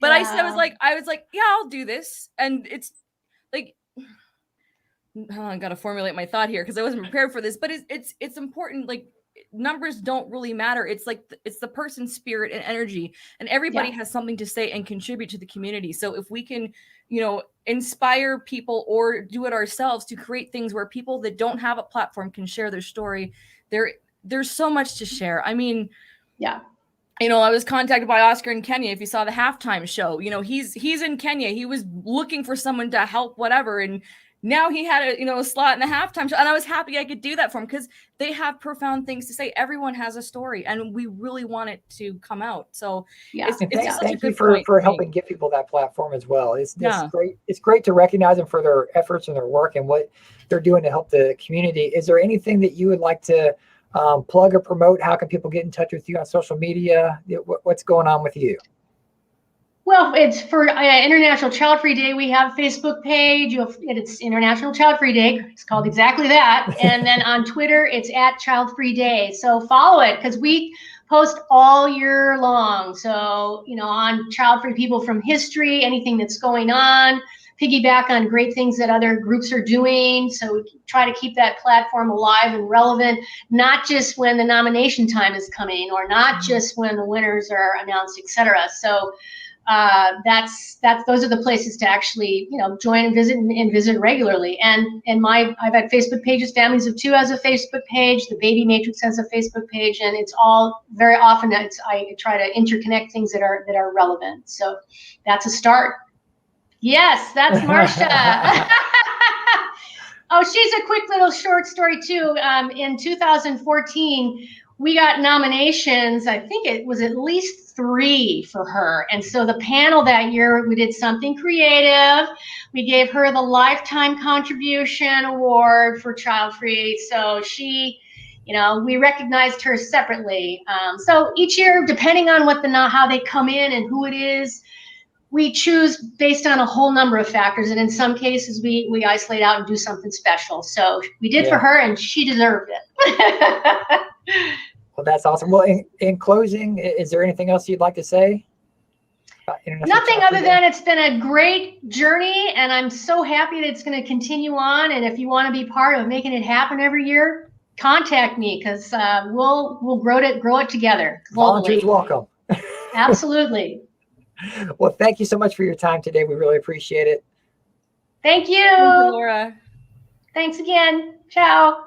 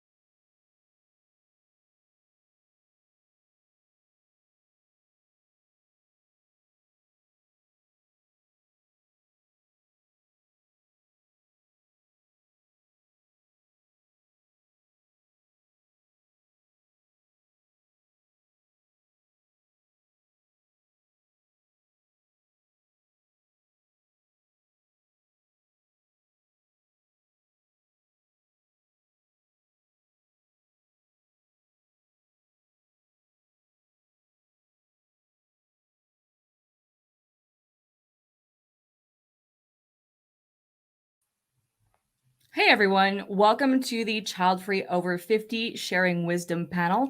My name is LeNora Faye. I am one of the co-founders of the 2021 Virtual Child Free Conference. And today I am joined by two speakers, Lisette Schuitemaker and Jackie Shannon Hollis. Welcome, ladies. How are you? Great. I am well. Are you having a great day, LeNora? I am having the best day of my life. I can say that honestly. I've had many great days in my life, but I am deliriously tired and happy. Well, you My should bundle be. of joy has arrived. It's Sorry. going so well. I think all you. the panels have been just dynamic, wonderful. I know, it's been amazing just listening. I mean, I'm gonna have to go watch the replay again at some point, but it's been amazing. So let's dive right into your panel. First question: how do you prepare for the "who's going to take care of you when you get old" question? Lisette, let's start with you. Well, I'm not preparing very well. Or you could say I prepare by being kind, being positive, and being interested. Because I think who's going to take care of me when I'm old? Nobody will want to take care of me when I'm grumpy and critical and limited in my scope. So I really work on, being expansive, being interested, and being kind and making friends with younger people and my nephews and nieces. That's my way. Jackie?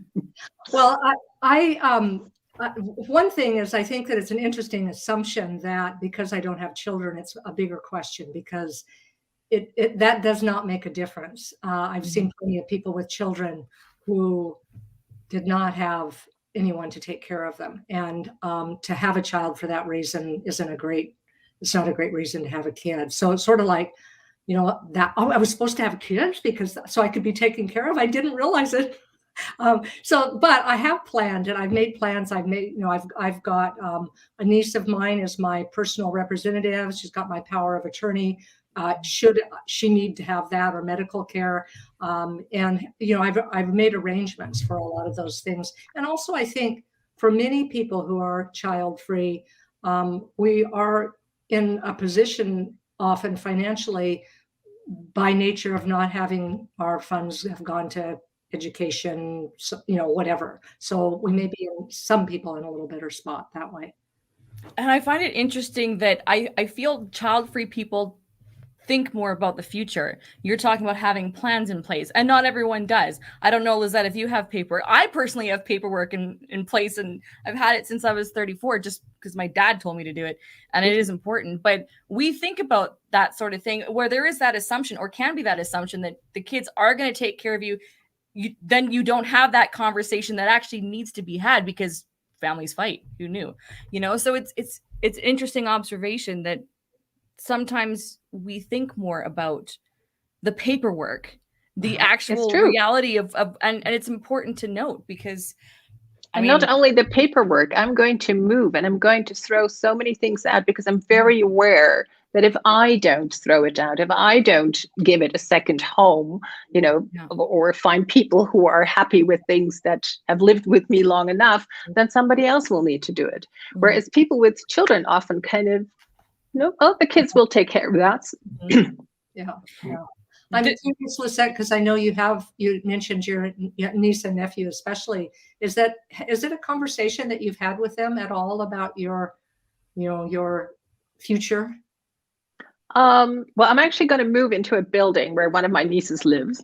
Wow. And I've asked her, of course. I said, we get along really, really well. She's one of my friends. Even though she's, I'm going to be 67, she's 36, but we have a great friendship. And I asked her, is that too close? And then I asked her boyfriend, is that too close? But they said, no, we love to have you around as long as you don't behave like an old person. But I don't have that conversation, but it comes up in conversations. And then they're very sweet and they say, we will look after you. You've looked after us, we'll look after you. So I haven't looked after them physically, but more in a spiritual or emotional way. Mm-hmm.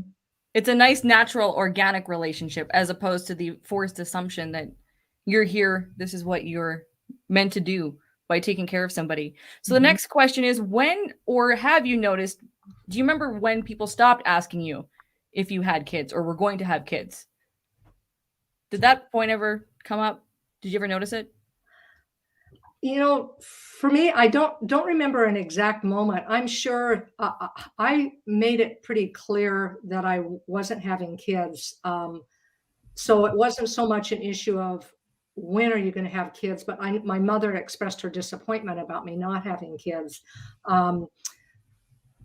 And then there would also be the comment, oh, you and Bill should have kids. You'd be such great parents. And I'm like, part of the reason we'd be great parents is because we don't have kids. I mean, that you think that is because we come in with all this energy and we're fun and we're unique and different to these kids.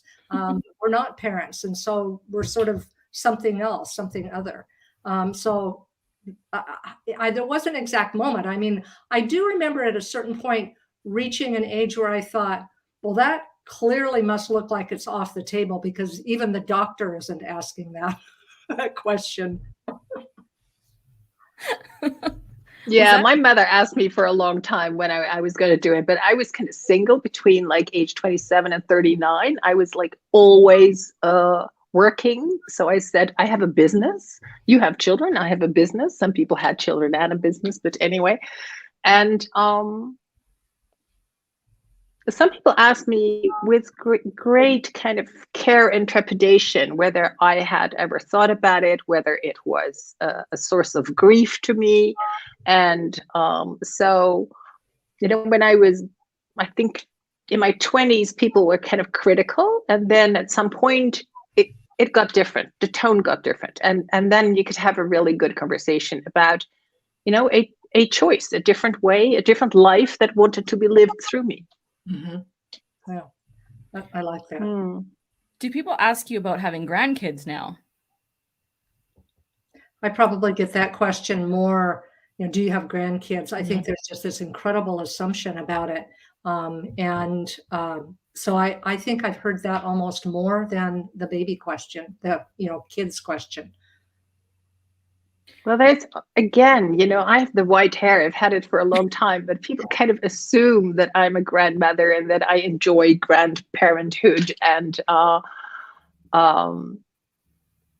sometimes a bit shocked. And I think it is really also up to us to kind of conduct a conversation in a way that there is immediate understanding instead of antagonism. Mm-hmm. So when people ask it, I go like, why would you assume that? You know, I have never wanted children. So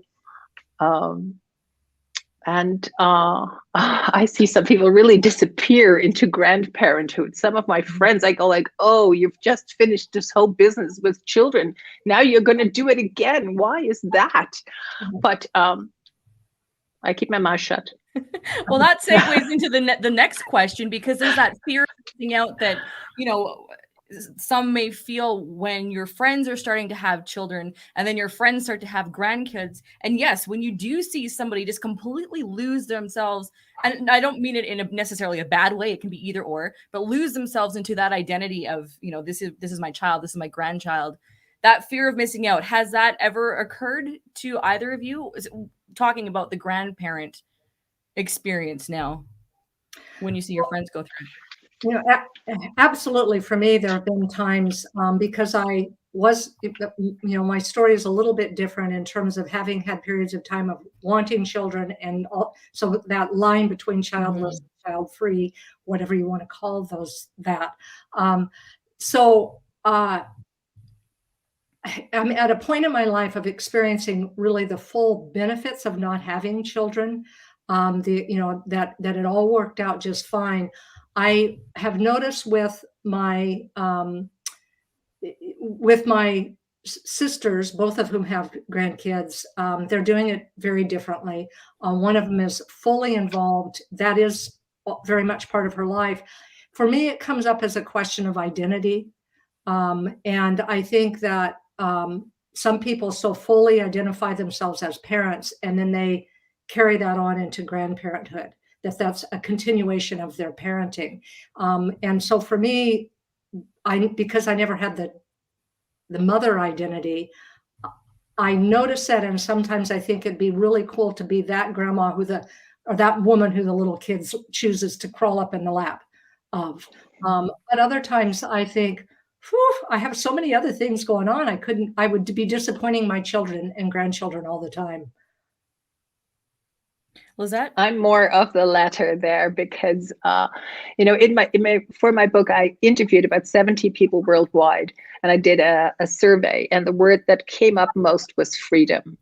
And I still enjoy every day the freedom that I have of expressing what wants to come out of, this vehicle, and not kind of put it on my child or my grandchild who's then gonna do the great thing, but really do it here.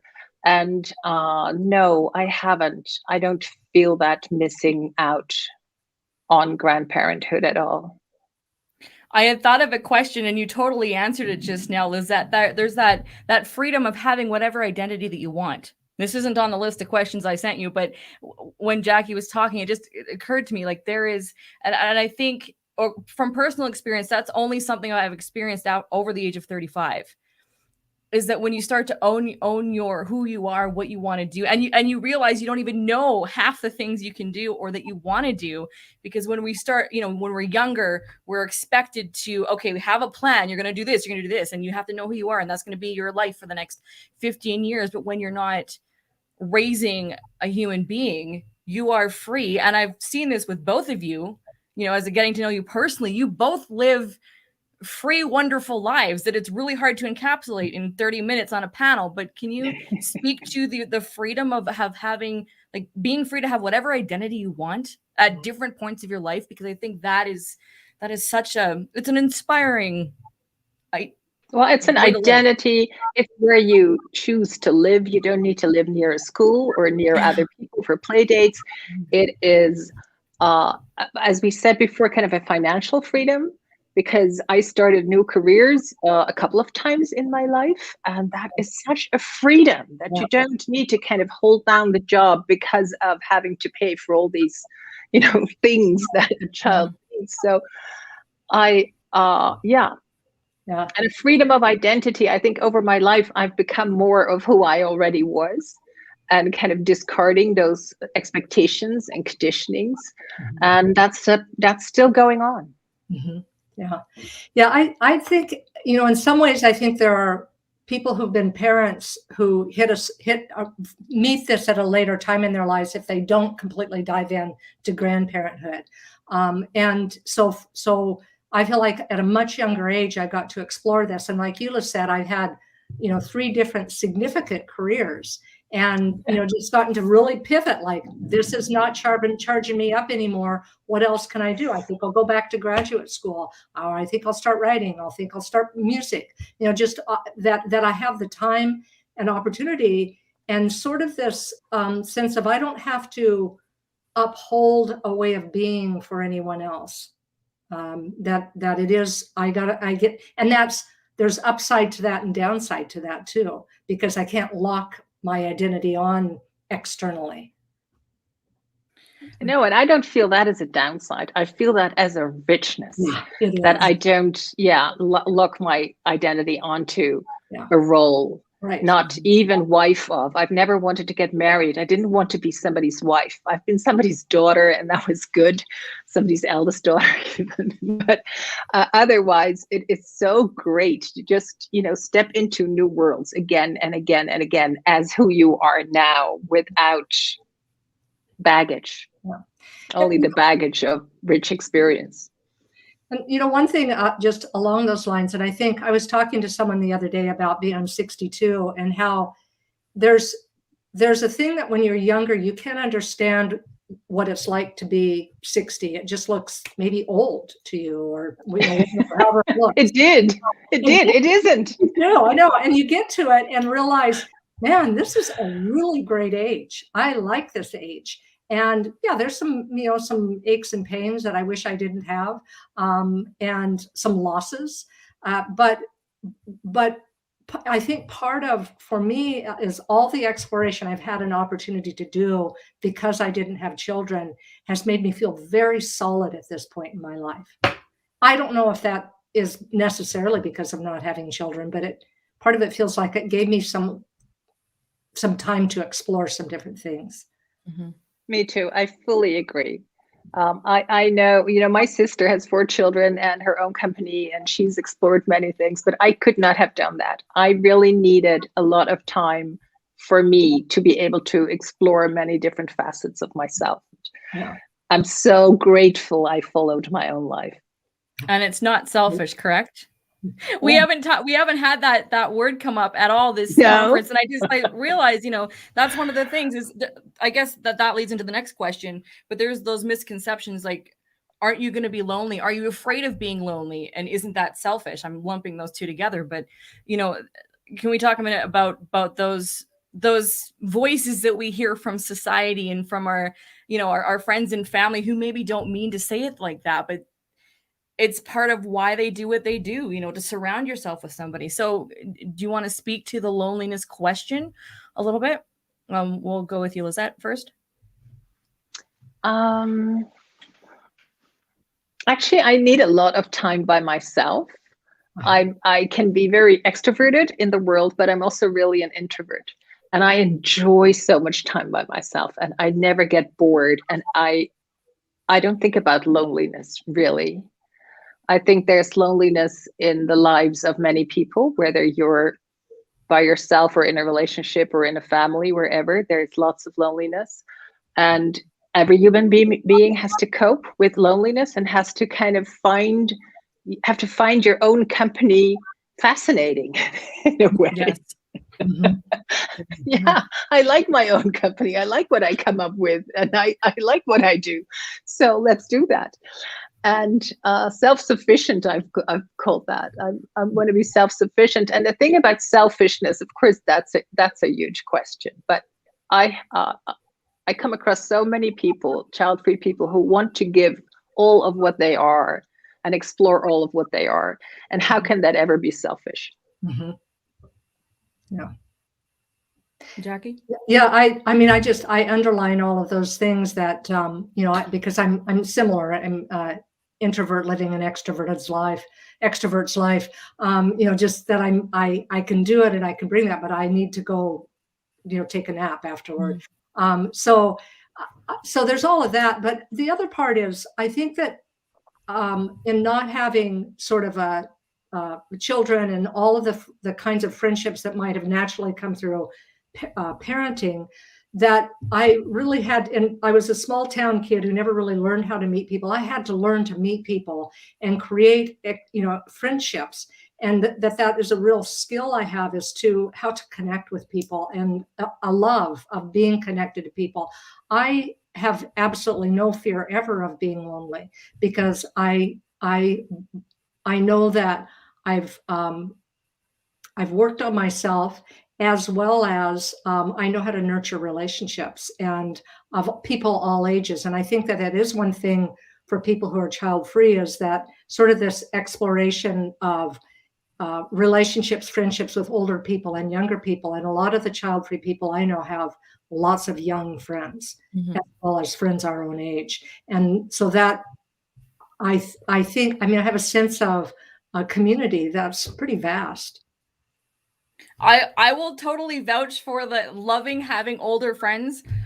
We're all the same age. You're all my age, in my opinion. I know you guys were teasing me about the color of my hair the last time we did the rehearsal, but there is such a richness in, and this is something my dad told me when I was younger. He's like, and I hadn't even told him I didn't want to have kids, but he made a point of saying, be friends with younger people. And at the time I was young, so I didn't think much about it, but it's true. We can all learn from each other. And, I love the conversations I've had with you two, in personal and in other settings as well, too. Like especially in the child-free conversation, like in an earlier panel today, we had someone who was 22, had never met anyone else who, like any other person there or older who was child-free. Right. So this was from the BIPOC panel. So, she had never met other Black women who were older who didn't have kids. Wow. This was the first time. And to witness that was pretty cool, because I've always gravitated to older people because I was basically born old. And then when I hit 30, I went through my teenage phase. So I'm 38 now and kind of in a really cool place of being kind of everything all at once. But, especially in this conversation, like we are looking for someone who is living the life that we desire and is not so seemingly caught up. I mean, I'm not saying that you don't have doubts. I don't know, but just really living life, because we're taught by so many around us that you're not going to enjoy life. You're going to be lonely. You're going to regret it. You're going to all these things because you chose not to have children. And it's just, we've all been through it. It wears on us. Mm-hmm. So it is nice to see people who are living. But there are so many of us. I mean, that was one of the surprises of my research, because I always thought I was a bit of an exception. Mm-hmm. And then I knew other exceptions too. But in the US, in Canada, in Europe, 1 in 5 adults has no children, voluntarily or involuntarily. That is 1 in 5. Walk down the street. Every 1 in 5 people has no children. There's many of us. We are many. We're not strange. We're not missing out on anything. There's just, when the Olympics are on, not everybody is watching because it's not everybody's thing. Like children is not everybody's thing. Right. But this thing of the friendship crossing all ages is what I found in common with people all over the world. That people who have no children is kind of, otherwise you're parents and then you have the children and then you have the friends of the children. Whereas there's some thunder going on here. I'm in Switzerland. There's kind of thunder between the mountains here, so I'm kind of looking out and But it's also, we don't have like the technology. I have to keep up with technology. I have to. I can't say, oh, my son will do that, because there is no person. So I need to do it. And that's why I feel sometimes I'm much more with the times than people who are parents. Yes, I agree with that. Yeah. And actually, to that point, Jackie, you said about your skill of making friends when you don't have children to kind of bring friends to you, because you know how your social circle changes when your friends start having kids and suddenly they have the parenting groups. But when we don't have that, it's on us. Right. It's on us, as you both have mentioned, to stay interested in life, to find who you are, enjoy your own company. I'm also an introvert posing as an extrovert because I'm super chatty, but all right. So we have, incoming question from, I would like to ask if they sometimes have regrets. All right. Who wants to answer this one? I think regrets is an interesting word. I have experienced, and this goes a little bit to what Lisette was saying about some people like to watch the Olympics and some not. I don't have regrets. I have times where I see I could have taken that path and had that experience. Sometimes I feel like I'm living parallel lives. There was a time where, when I was younger, where I was very afraid that I would have regrets. And it seems like as time went on and I felt more and more okay, and I saw all of the positive experience of this coming in, that those regrets became smaller. But I think when you're in that, for some people, in an in-between place, not knowing what if they're making the right choice, it's scarier. And so I don't have regrets. I have times where I see, oh, that could have been a way I could have gone to, and probably would have been happy in a different way or content in a different way. But I feel incredibly joyful in this way. Excellent. That's beautiful.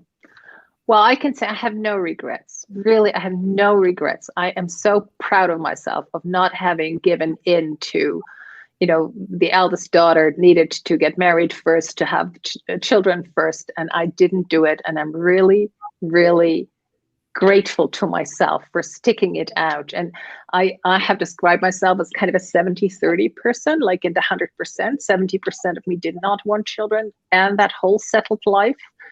But 30% wanted that kind of experience that is like no other, right? And over time, the 30% has kind of dwindled to not even 8% anymore. I have my life and it suits me and I love it and I have no regrets. Oh, I love it. That's great. Okay, another question. How do we respond to people's remarks that we are selfish for being child-free? Okay, so we have 4 minutes to answer this question. Well, maybe very often a good way to respond to such a remark is just to ask a question. What do you mean by selfish? Mm-hmm. What do you mean by selfish? And if they say, well, selfish is just you live only for yourself, and they say, what do you mean I live only for myself? I have been an employer. For me, I've been an employer, I'm an author, I'm a giving person. So I think the whole trick is not to go into defense. And I know when I was young, I did go into defense. I felt very aggravated, not seen, not taken seriously. It's a tough one. Mm-hmm. Yeah, I mean, I think it so much comes from the perspective of, the person who feels like they're giving up their lives or their needs for this child. So it looks like you're out there, la, la, la, having a great time. And well, we are, but there's, for me, it's always been such an interesting thing because I was someone who was on the fence and went from being childless by circumstance to child-free, that not having children was a much more selfless experience. I made the decision to not have children because of I was in a relationship with someone who didn't want them. And my experience was many people had children without even thinking about it. They just, and can be a rather selfish action to make such a big step without considering it deeply. So one of the things I would say to that is, can you tell me how not having children is not how having children is not selfish? I'm just it's similar to what Lisette is saying. I'm confused about the term selfish. Yeah, absolutely. All right, Lisette, how can people reach out to you if you want them to reach out to you at all? Oh, yes, I do. I love to be in these conversations. Maybe not as much as you do it every day. But, so I have a website with my unpronounceable name. That's because I'm Dutch, Lisette Schuitemaker, lisetteschuitemaker.com. I have a book which is called Childless Living, which is a bit of I would have had a different title if I had known more of this child-free, childless, dichotomy that doesn't exist in my language. But please reach out to me on Instagram, Childless Living, on Twitter, on Facebook, through my site. And I love being in these conversations. We are not alone. You are not alone. Thank you. And Jackie? You can find me at my website, JackieShannonHollis.com. And also, if I have a book, this particular Childless Love Story. And it's also available in audio if you want to hear it. And then I'm in the usual places, especially on Instagram these days, where you can see my puppy and my garden. But there's contact information on my website as well. All right, so thank you both for joining us today. This has been the Child Free Over 50 Sharing Wisdom panel.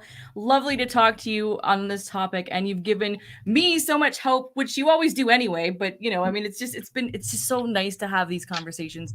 So thank you again. And thank you, LeNora. You're a star. You're a star. Thank you so much, the three of you, of making this conference happen. It's really great. Yeah. Thank you. Appreciate it. Appreciate it. And really great to connect with you too, Lisette. Yes, you too, Jackie. We'll do that more often. Yeah. Thank you, LeNora. You're welcome. It's great. Bye.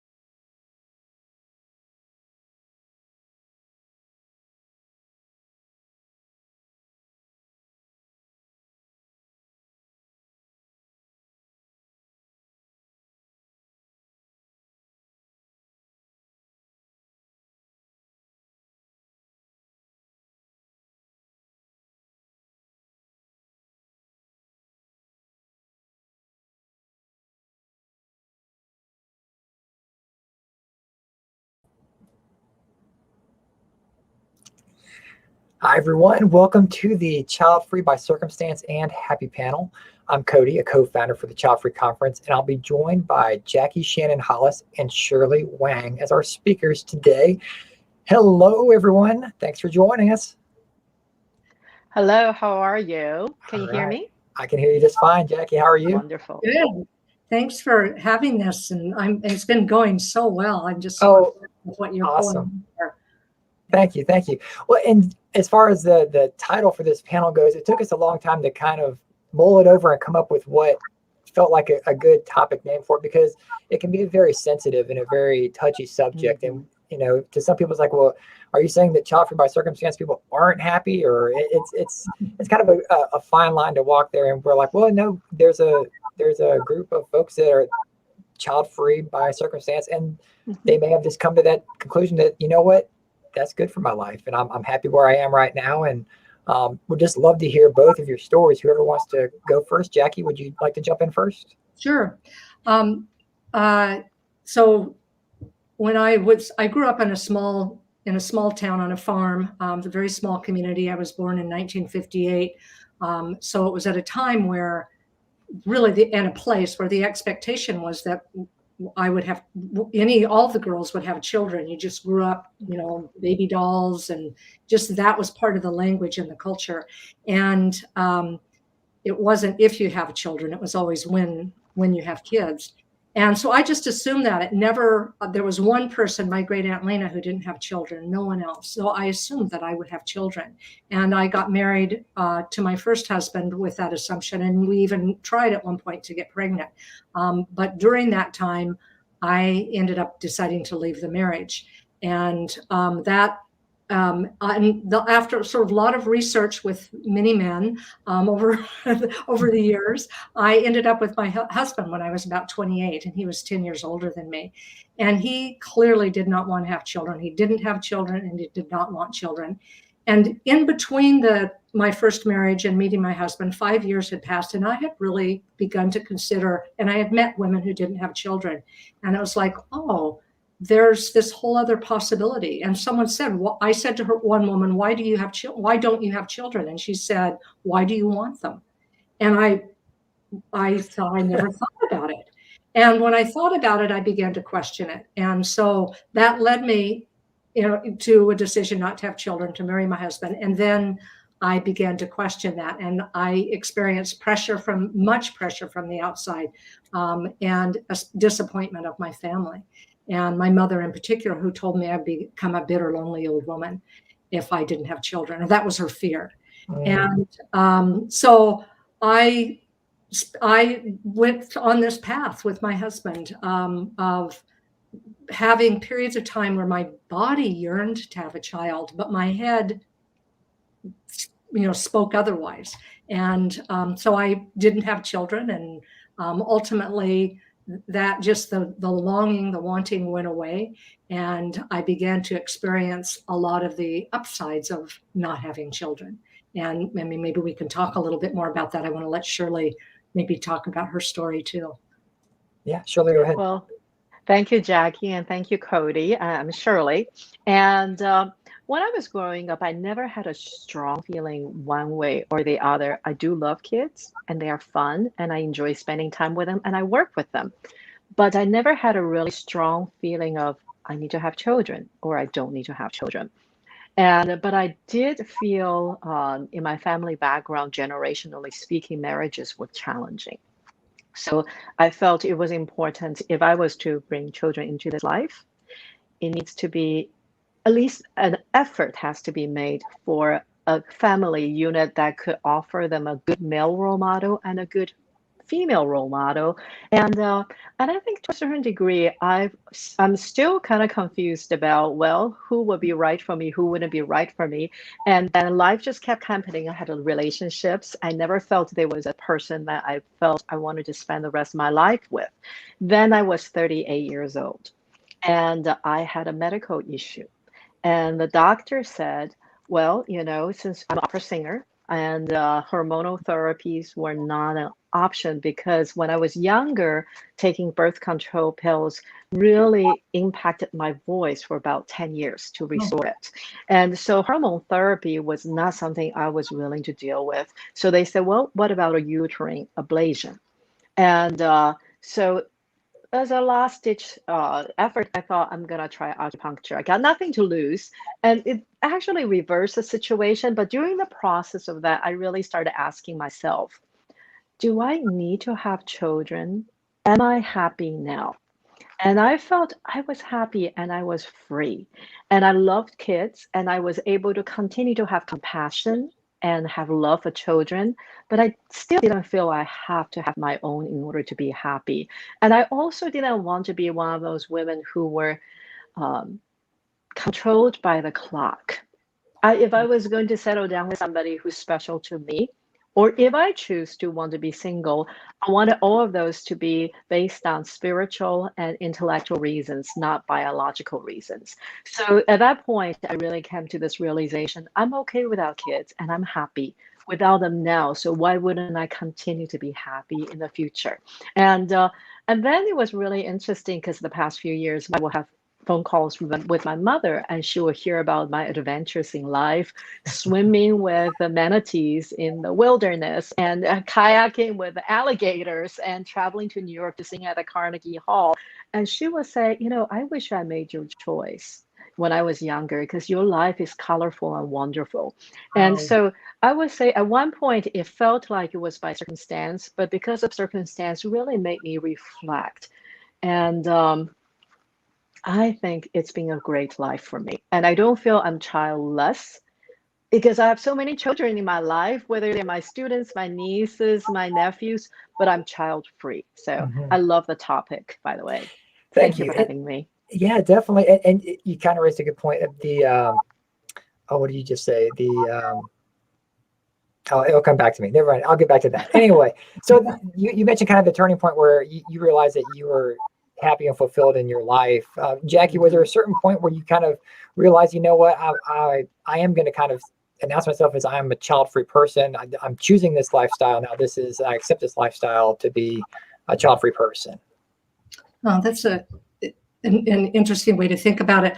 I would say that for me, nothing is ever this way, and this is the way it's always going to be. I like to say the weather comes in and the weather goes out, and my emotional weather changes. Sometimes it's sunny, and I think in a similar way, I around having children and realizing this is great just the way it is that I feel like I've lived this life in my form here, and then that I'm also living sort of these parallel lives that I could have imagined had I studied medicine, or had I done a deep dive into acting. All of these things that I thought about, so I could imagine, and one of those is a parallel path of had I been a parent.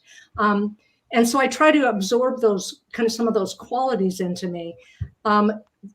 As to there being a moment there was definitely a moment where I felt the relief of I made the right decision and I'm going to be okay.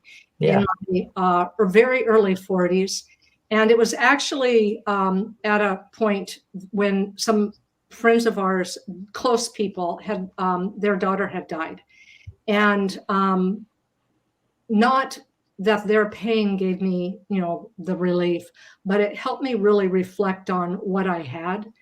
And to understand that, this is the life. And it goes a little bit back to what Shirley said. I love that you said this, that am I happy right now? And that I think if we check in with ourselves in a given moment, are all the choices I'm making right now fulfilling me? Yes. Okay. I'm going to carry on this path. Yeah, I remember my question now. Shirley, you mentioned that your mother actually told you it's like she was a little envious of your life, and she's like, well, I kind of wish I had never had children. And it kind of it struck me in a good way that when child-free people, I feel like when we hear that, we're okay with it. We're like, basically you're wishing that I wasn't born, and that I get it because I'm child-free. Like I understand that sentiment. I wonder if a parent would take that the same way if they were, I don't, the lineage line, it's like, well, I just gave you grandchildren and now you wish that I wasn't born, so they were whatever. I don't know. I just made me think of that and how we may interpret things differently being in a child-free mindset than having kids. You know what? It's interesting you brought up that point, because that was actually a struggle my mother and I had growing up. Because when I was little, my mom often said she wished she never had kids, and we were her burdens, actually. And I think that in some ways impacted how I view the world growing up in an unintentional way. And so over the years, we come to a lot of healing. So that took place first, and I think that's I think that's important. We bring that up so it's not a kind of a dishonest way of sharing that story. And but at the same time, I began to understand there are a lot of people in this world, they didn't understand what it means to have children until they're in it. They haven't had a chance. My mother had me when she was 24. She had a beginning of a career, and she's had a college education, and she has a loving family with my father as far as that goes. But as we look at the world now, at age 24, your life barely began. So I think my sister has 2 children. My brother has 2 children. So not everybody in my family made the same decision choices or had the same impact. But for me, I did feel I was able to be released from expectations, because as we mature and go through a lot of inner work and choosing love over fear, and I remember at one point I had a birthday and I was walking through the hallway in my apartment, and I realized my mom was my age when XYZ happened. And I started having this tremendous compassion for her, because I was confused and lost in my life. And I started to think about, at that age, my mother had to take care of me and try to be a good mother, to do all the right things, and she did try. So I think in some ways it was a release for me to decide I can choose anything I want in my life, whether having kids or not having kids, and choose to be loving in whichever direction I decide to go. And so for me, that's turned out to be a blessing, but it's not without work. Yeah, definitely. Jackie, do you have any thoughts on that? Well, I have had some friends who have children speak to me about they've had struggles as parents, and I find that I'm a person that they can talk to about that. It's hard to talk to other parents about it, because and their regrets. They wish they didn't have children, and people can't say that out loud. It's a really, or they do. And I mean, like, Shirley, I'm sorry that is what you heard from your mom, because I think that is what ends up happening in moments of exasperation and pain and suffering in the midst of parenting. These things come out to a child.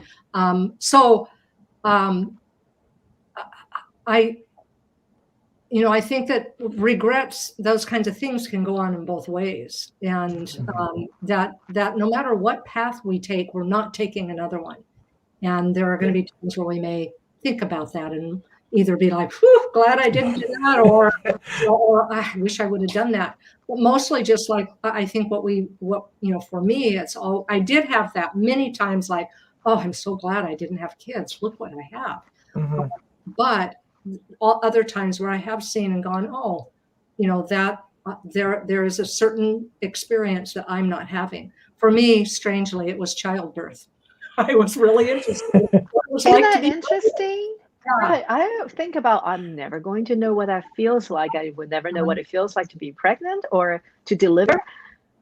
And while I feel like, I'm never going to have that experience, I really am okay without it. I have nothing to say on that topic. I wonder why not. I definitely don't want to know what it feels like. So, but so to people that are outside of our bubble of being child free, they may consider child-free and childless interchangeable. To them, again, if they read a statistic and it says the childless population, they assume that includes child-free people, but people who are child-free don't necessarily say they're childless. And again, the internet doesn't know a good definition for either one, so I can see the confusion. What are each of your thoughts on those two monikers, so to speak? Mm-hmm. Jackie, let's start with you. I wish there was a word, and I actually, one of your panelists, I think Marcia was talking about this earlier today, the absence of a word. It all includes child, or the absence of something, the missing of something. And so I've also, because I've walked this line between childless and child-free and sort of been being afraid of being called out by either parts of those communities of, well, you're not really childless or you're not really child-free.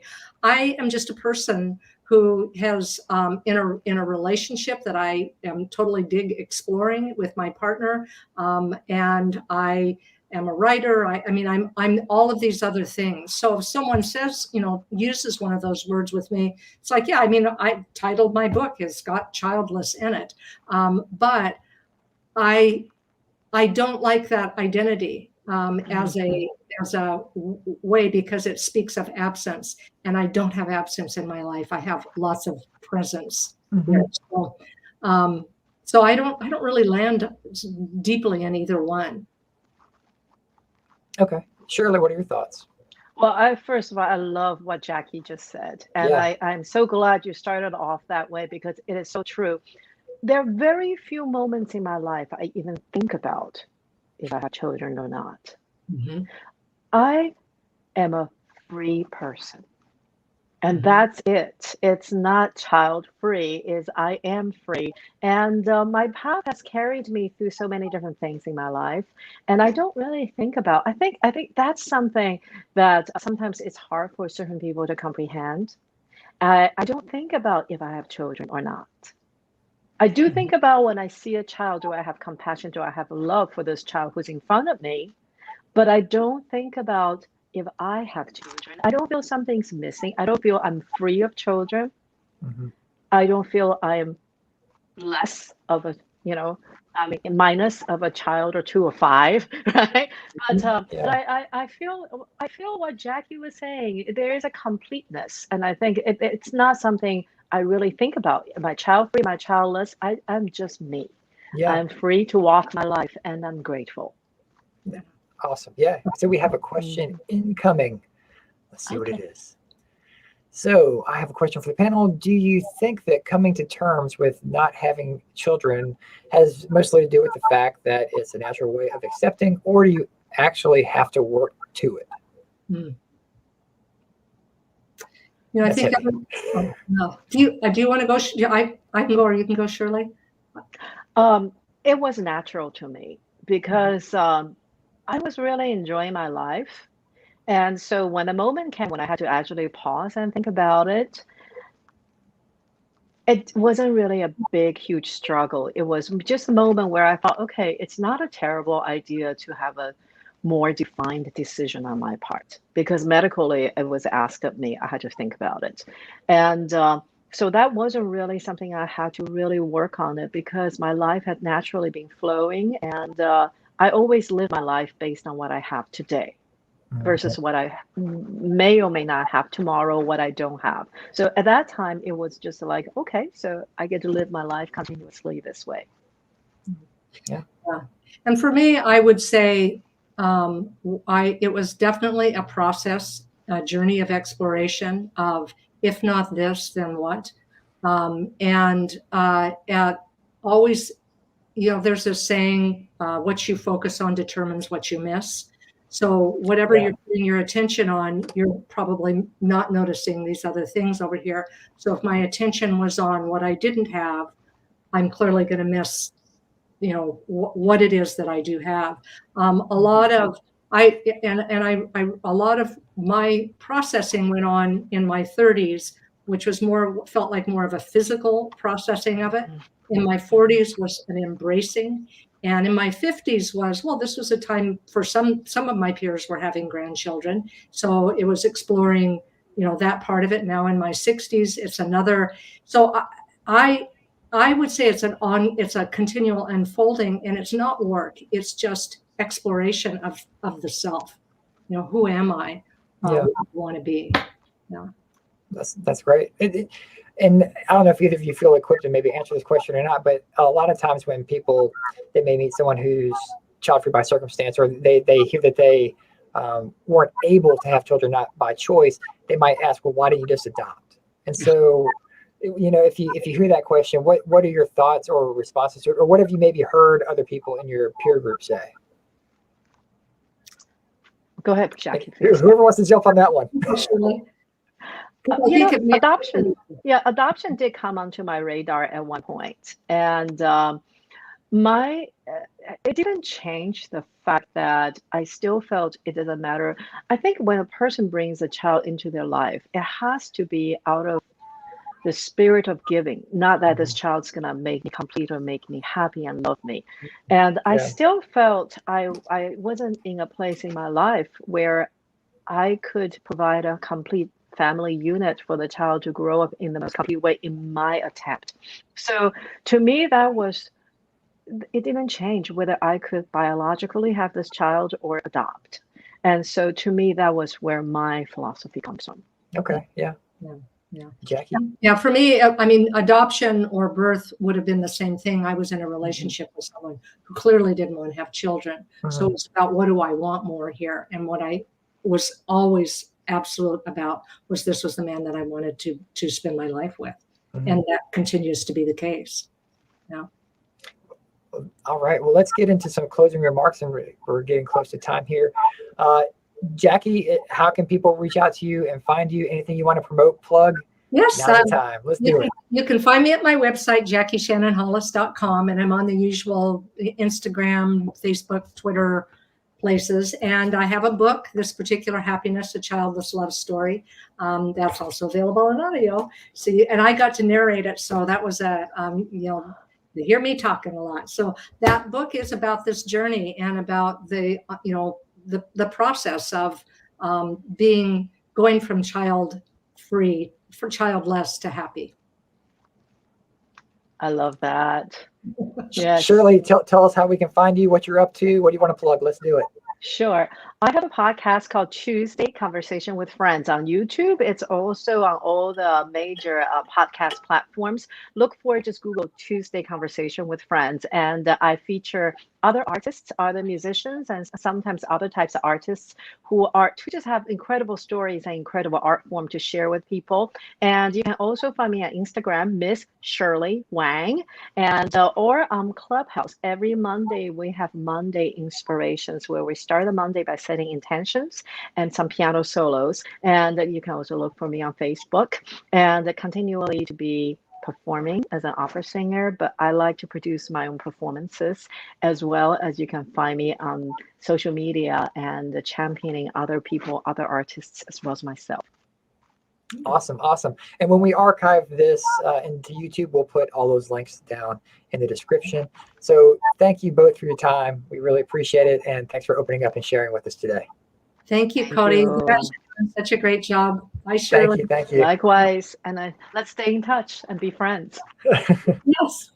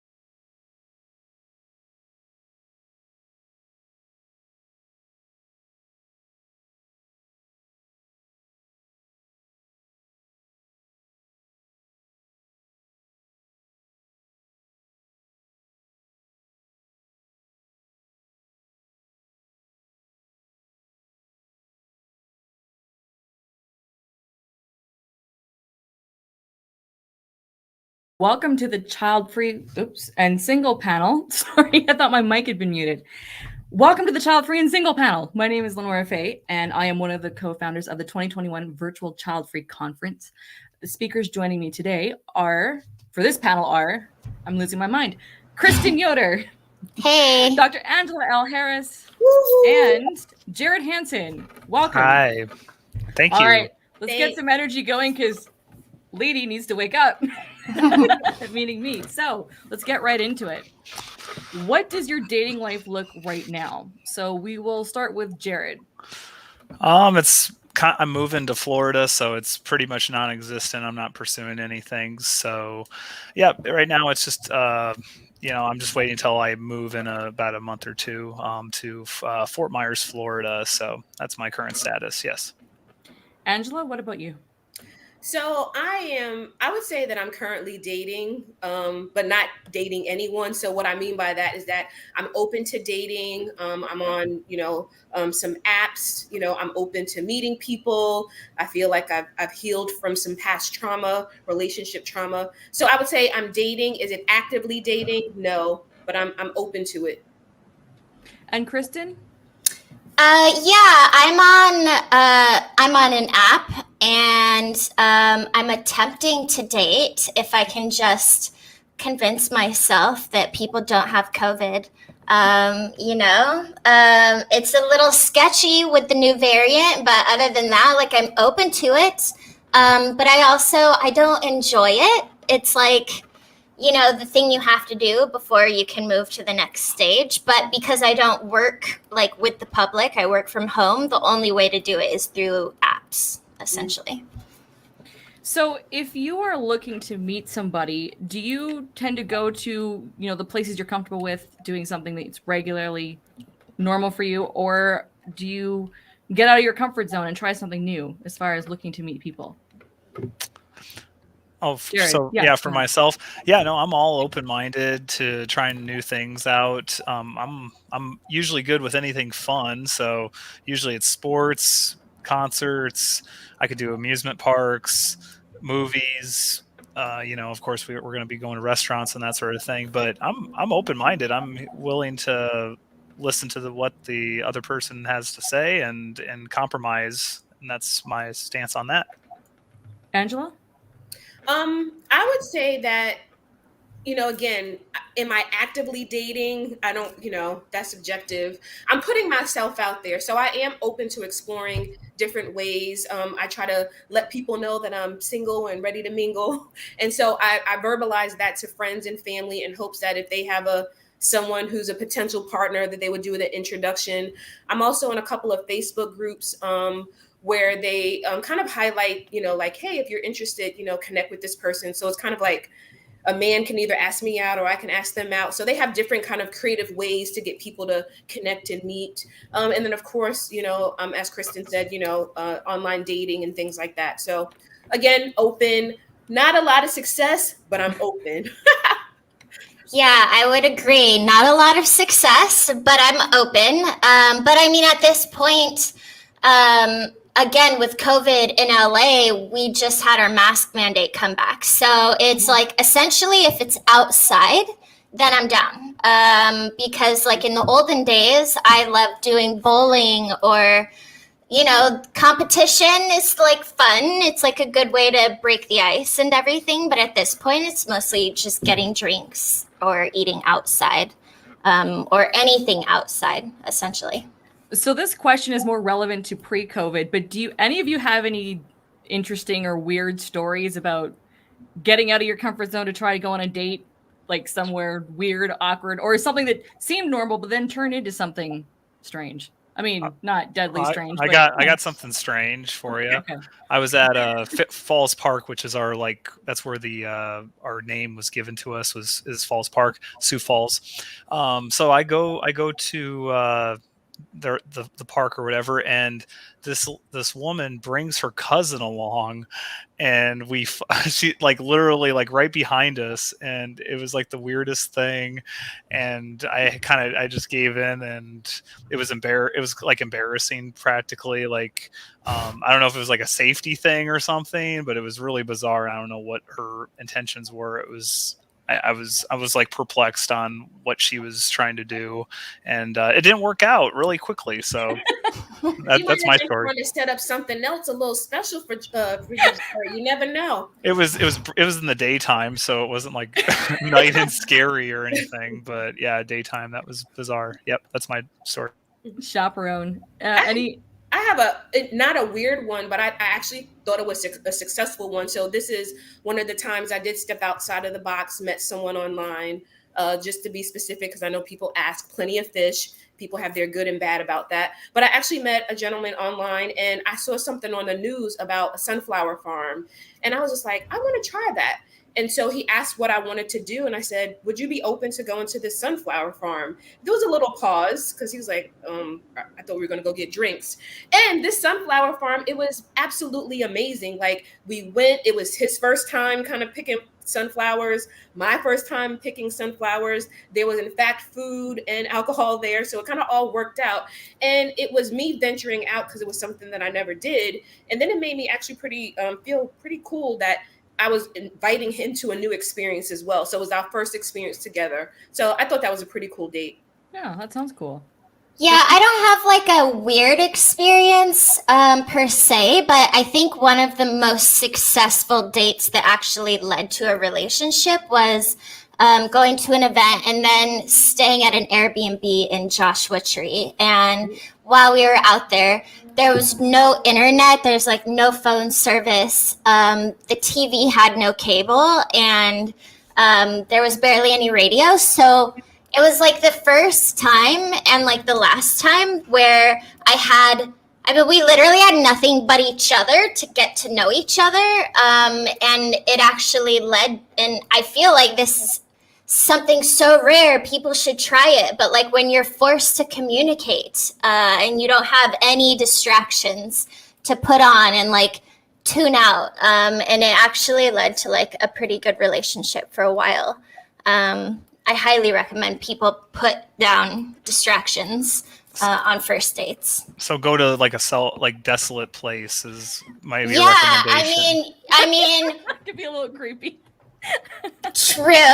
So maybe like let people know where you're going, yes, and like get a picture of their ID and send it to your best friend just in case. But either that or just like turn your phones off and avoid TV or movies. Good suggestion. Yeah, or bring your cousin so they can follow you behind. Yeah, exactly. But keep them farther back. Yeah. Like we're talking only a foot or two. Yeah. That's weird. Yes. But I think social distancing needs to stay. I don't care if everyone gets vaccinated and the pandemic goes away. I'm still all for social distancing. All right, so the big question. How and when do you approach the topic of living a child-free lifestyle when you are, or how and when it comes to dating? So let's start with Jared again. Yeah, I bring it up ahead of time, and usually it doesn't even lead to the first date. It's usually already talked about before then. But I've said it on a first date, and usually you get some crazy answers, possibly because usually some of them will say, "Yeah, I want some kids," and then you ask them what the number is, and then they might say 7 or a specific number specifically. And it seems to me that they're trying to reach that number for some reason, like in order for them to be complete inside. I don't get it, but I bring it up in the first date, or at least way ahead of time before the first date's even going to happen. So that's my take. Angela? So with the online dating, I have a short profile, but in that short profile, it says that I don't have any kids. It says my age, that I'm not married. So for those who decide to read the profile instead of hit me up and ask a bunch of stupid questions. It's there, it's early. But I've actually also had experiences where it just comes out in the first or maybe second conversation when you're in that stage of trying to get to know someone. You're asking, what's your sign and where you went to high school, and oh, by the way, do you want kids? And so I try to have that conversation early on. And some people have appreciated that. And then a recent kind of situation, a male online did not put in his profile that he had kids. So we exchanged information. In that conversation, it was like, oh, by the way, I do. And I have like a 10-year-old and a 7-year-old. And I had to explain like, wow, I wish that was on your profile, because we probably wouldn't have gotten to this point. And then it was kind of like a stream of texts of, you should give me a chance, and you might be missing your blessing. And it was just too much. So that's my story about that. Kristen? Yeah, so I found this amazing guy and I totally fell for him. And then I've never been into kids at all ever in my life. I didn't even like being a kid. So, and he knew I didn't want kids, but he did want kids. And I was like, well, maybe we can just like borrow your nephews or something. And like, I'll try. He's like, what are you talking about? Like, you don't want kids. I'm like, you're so right. And so I think I was like early 30s, and I realized I'm hitting that age where it's not weird anymore to talk about this. So in my dating profiles, I used to not set don't want kids, because then I'd be incredibly limited on options. But now it's don't want kids, and I'm on Hinge and there's only 3 prompts, and it's like, what's the perfect relationship? And the last sentence in all caps is no kids ever.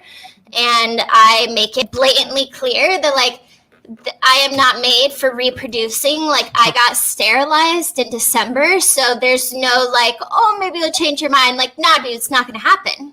And I love that.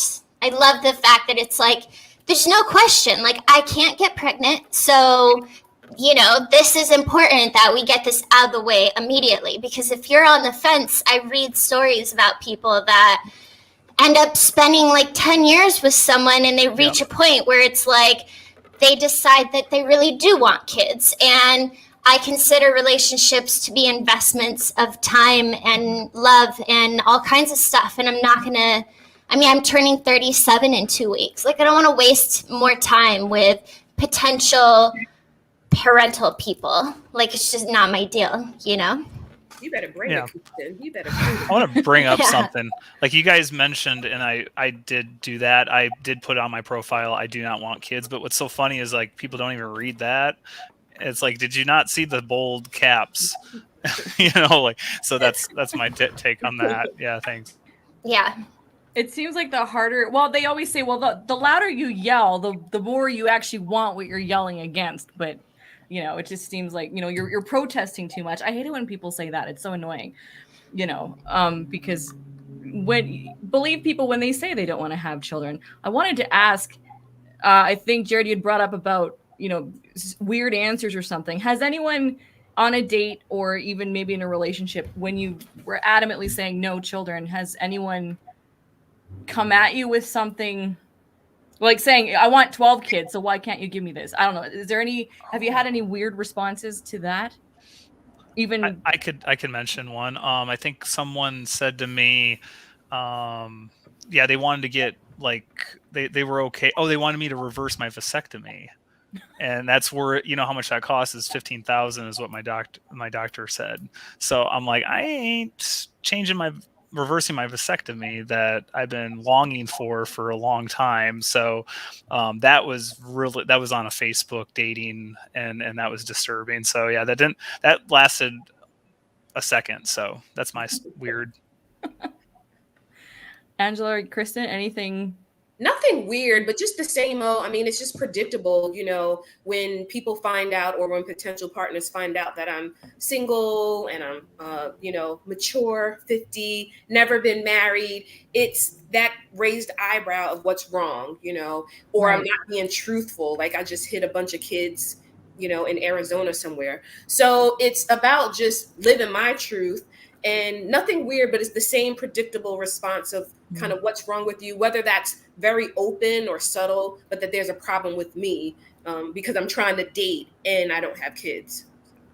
So, oh, go ahead, Kristen. I was going to say, I look at guys weird when they want to have kids because I'm like, especially now with climate change, like what kind of future is this? Like, you know, when I was a kid back in my day, like we didn't have cell phones or tablets. Like we had to hang out with each other and go outside and have like lives and stuff. And now it's like freaking half the world is flooding and, you know, the West Coast is on fire and like the fires are changing weather patterns. And like, why would you bring kids into the world? I don't understand. Get a dog. Like I have realized that huskies are like perma-toddlers. So if you really have that need, and also it's not like men are having babies. Like it's easy for a guy to want kids. Like you're not the one carrying it. And then like your body like going through all these changes, like if you could get pregnant, maybe it would be a different conversation. But to me it's like, well, yeah, of course you want kids because you don't have to do anything but like pregnate a woman. But they don't have to bury the burden. They don't need to hold on to the burden. Yeah, you know, like they get can dogs and scoot away. They can go away if they want. Yep. All right, we got sorry. Well, I was going to say, and to add to what Kristen and Jared said, is that even meeting people who already had kids, but you know, it's like, well, what if you fall in love? And if we fall in love, and I want a kid by you to solidify our relationship. And I'm like, dude, you already got 5 kids. Like, we make beautiful babies together. It's like babies mess people up. They're not a unifying thing. I know there's many women that think having a baby will help the relationship, and it just like makes it way more stressful. So I don't recommend that. You're speaking the truth. Yes. All right. So we have our first question. Being single, is there any point to getting sterilized? I want to get it done, but I feel there is no point with me not pursuing any relationships. So that's a great question. Oh my goodness. All right. Who wants to tackle that one? I'll go first. And being sterilized, that'll help you. The burden and the weight will come off your shoulders when you get sterilized, and you won't have no oopsies and no accidents, and you won't be on Maury Povich. You are the father predicament. And you get a baby. You get a baby. So it's for your own good. If you want it, if you're so strong about it, get it done and research. And that's my take on that. Yes. The question though, if they're single, is there any point getting sterilized? You know, if they're not in a relationship, is there any point? I mean, we do have a sterilization panel coming up, so that's almost a good question to ask there. But I'm curious. What, Angela, Kristen, what do you feel? The only thing that's coming up for me is do what you think is in your best interest. And so if you are single and you're not pursuing any relationship at this time, if you want to be sterilized, work with your doctor and get it done. Because sometimes a person will come into your life at an opportunity where you're just like, oh, wow, I didn't see this coming. And if you get sterilized, then you'll be ready. Some people decide to wait, you know, like I'm not having sex, I don't have a partner, so why do it? So I would always say, just do what's in the best interest of you, what's going to make you feel comfortable. Yeah, I think there's no such thing as like too early. Just do it, get it over with, because it impacts future relationships, because now guys know there is no changing my mind. And so I'm like, those guys won't even try with me. And also with a conservative Supreme Court, which was one of my like driving desires to get it done ASAP, is you might end up in a state where you have an accident and you can't abort, or you can't deal with it in the first place. And then you become a parent. And if it's something you know you don't want, then it doesn't matter if you're single or not, you should do it. And it's like literally a weight off your shoulders. I never regret it. Any tips on finding partner-free communities? I found a podcast called Solo, Single Person's Guide to a Remarkable Life, which is highly recommended. Any other ideas? And actually, I want to segue to that question. As you get older, do you find it easier to break the stereotype that being single means you're sad and lonely? So this all kind of ties together. What are your feelings about, you know, embracing and enjoying the solo life, or do you need to find communities? Is that something that you've actively sought out? We'll start with Jared again. I've seen, there's child-free single groups. You know, that's a good way to go. I don't know. yeah, you go find those single Facebook groups. What we were going to say here? What's the question again? It's remarkable. You got any child? Yeah, I just go to Facebook is what I do normally. Yep. Is Facebook remarkable? They kicked us off earlier in this conference. No, Sorry, no. I had to say that. I mean, I think there are a lot of opportunities. I mean, there's so many groups for people to meet, you know, Christian single people meet, and Black people meet, and child-free people meet. I mean, I think being part of those groups, you already know that either those individuals in those groups either don't want children ever, or they're just, you know, in those groups now because they're seeking a partner who doesn't want children. So I think, you know, I don't know of any offhand, but I have seen them on Instagram. So I would say either exploring Instagram to find those child-free dating sites, as well as Facebook.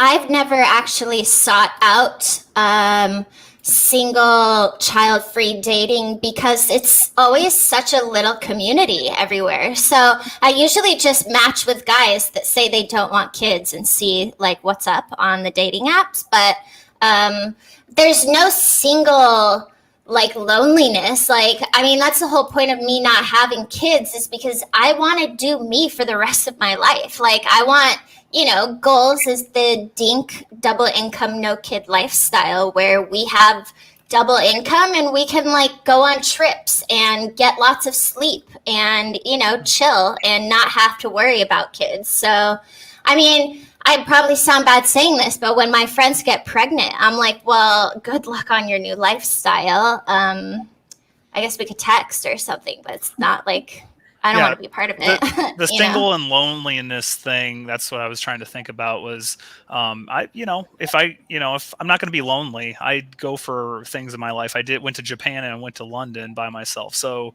I'll make things happen and I don't need to be dependent on another person. If the special someone comes into my life, that's fine, but I'm not going to, depend on it. Like that's what my life's all about. So that's it. All right, so our next question sounds exactly like something I would write, but I didn't write this. As a child-free, pet-free person, there's a very good chance that I'll never get a relationship whatsoever. Any way to deal with it, and how do you feel about it? So you kind of touched on this question, but go ahead. And so how you deal with it, I mean, I guess I would want to explore that a little bit more, because that's so finite, like never get into a relationship whatsoever. Is that by your choice? Is there something that has happened to you that has had you make that decision? Because I do think it's a mindset. And I don't know if Jared and Kristen would agree, but with me, it's just like, I can't keep saying I want a relationship, I want a partner, and I'm just sitting on my couch every Sunday, right? So I have to be intentional on meeting people, putting myself out there, because if I do none of those things, it's guaranteed that I will not have a relationship. Now, so I think I would probably say what is kind of fueling that, and what can you do to change it? Because if you know have made for yourself that you never want to be in a relationship, then you need to be happy with that choice. I would say that's how you deal with it. If you manifest what you think and what you feel. So, Kristen? Yeah, I mean, why not get a pet? I foster cats, and that brings me so much joy. And also it's free, which is why I foster. And it's, not a lifetime commitment, but also, hobbies are like the spice of life. Like, what are you passionate about? Because I have a saying, the whole Steed Manifesto, a part of it says, if you're looking for love, stop. It will be there when you start doing things you love. Like, the best way to meet people is by doing things you love and finding like-minded people and having something to share with each other. So I think, if we're just seeking out staunchly child-free people, that might be very limiting, because there's a lot of people that they don't know if they want kids or not. And it's something you could talk to them about. And maybe you're the person that they're like, you don't want kids? Like, I don't want kids. That's cool. But I think find what makes you happy in the first place. And that's the most important. And I think we attract people when we are at our best and are most satisfied. So I'm just hoping that's the case, So, question, have any of you dated someone with children, and would you consider it if you haven't? No. I did. Yeah, they lived with his wife, and he only had them during the summer, of which I was like, okay, well, we just won't hang out during the summer. And then when they're gone, like, I'll come back. But anyways, that didn't last very long. So I've given it a chance a few times, and unfortunately, you have to adjust your whole schedule to the child's schedule. It seems, and you got to make, if you don't make the kids happy, you're not going to make the woman happy. So if you guys or if there's like a little battle going on, it's not going to work out, and it just doesn't seem to be the right fit for myself with that. So, but I've tried it, I've attempted it, and it's been kind of a failure. So that's my take. Angela? Well, I'm still single, so obviously those relationships did not work out. But I have dated, and been in love with people who have children. And I think the two things that come up for me is me being secure that, you're doing what you need to do for the sake of your children. You have a good relationship with the mother. But then there's also the, time that has to be spent. Or don't force me to kind of like, pick up the kids, and like forcing me to be a step mom, that I'm not wanting to have that title. So it's been difficult at times. I think a little bit of it, and I could be honest about this, is my insecurities that have come up in regards to like, are you really with the kids? And what are you and the kids' baby mama doing? And so it's just, you have to be secure, and you also have to realize that kid, if they're a good parent, that kid will come first, no matter how much they love you. All right, closing remarks. So now is the right. This is normally the point of the conference where I say, how can people reach out to you? But this is a child-free and single panel. So do we want to put ourselves out there this way? I don't know. I'm not inviting a bunch of slippery DMs here, but how do we want to tackle this? Anything you want to promote? Or if you want to get personal, do we have phone numbers? I don't know. Angela, you can go first. 555-1222. Single or ready to mingle. No, I'm open to, I'm open to the possibilities. And I think if I remain open, I do believe that I will manifest the love and the relationship that I want. So in closing remarks, I would tell people to just be open. If you desire a relationship, you have to put some action into place. You can't just be a couch potato. And even with online dating, you have to be active doing that. If you're just checking the profile once a week and not engaging, you also are not going to find a relationship. And all of that can be taxing at times. So you have to just be ready for it. You can follow me at No Bibs. Are we at that point? Yeah, that's okay. That's what I was meaning. So anything you want to promote. All right. So you can follow No Bibs Burps Bottles on Instagram. You can follow our YouTube. We are gearing up for International Child Free Day tomorrow on our Instagram account. And we would love to see you all at No Bibs Burps Bottles. Thank you. I can go. Yeah. So, I'm looking to marry for immigration out of America. So I'm Canadian. I don't know if hey, Canadians especially, and I used to think Australia, but like y'all spider situation is like freaking intense, dude. But anyways, you can follow me on Instagram at CannabS Detector, or my website, soiltotheoil.com. I'm in the cannabis industry, hence the relation. That's one of the reasons I did this panel. It's like, put yourself out there, right? As Angela said, that's how you meet people. So feel free to reach out. You can reach me at Best Child Free on Instagram, and I run the Facebook group Best Child Free Life Possible, and that's it for me. All right. Well, thank you everyone for joining today's panel. This has been Child Free and Single.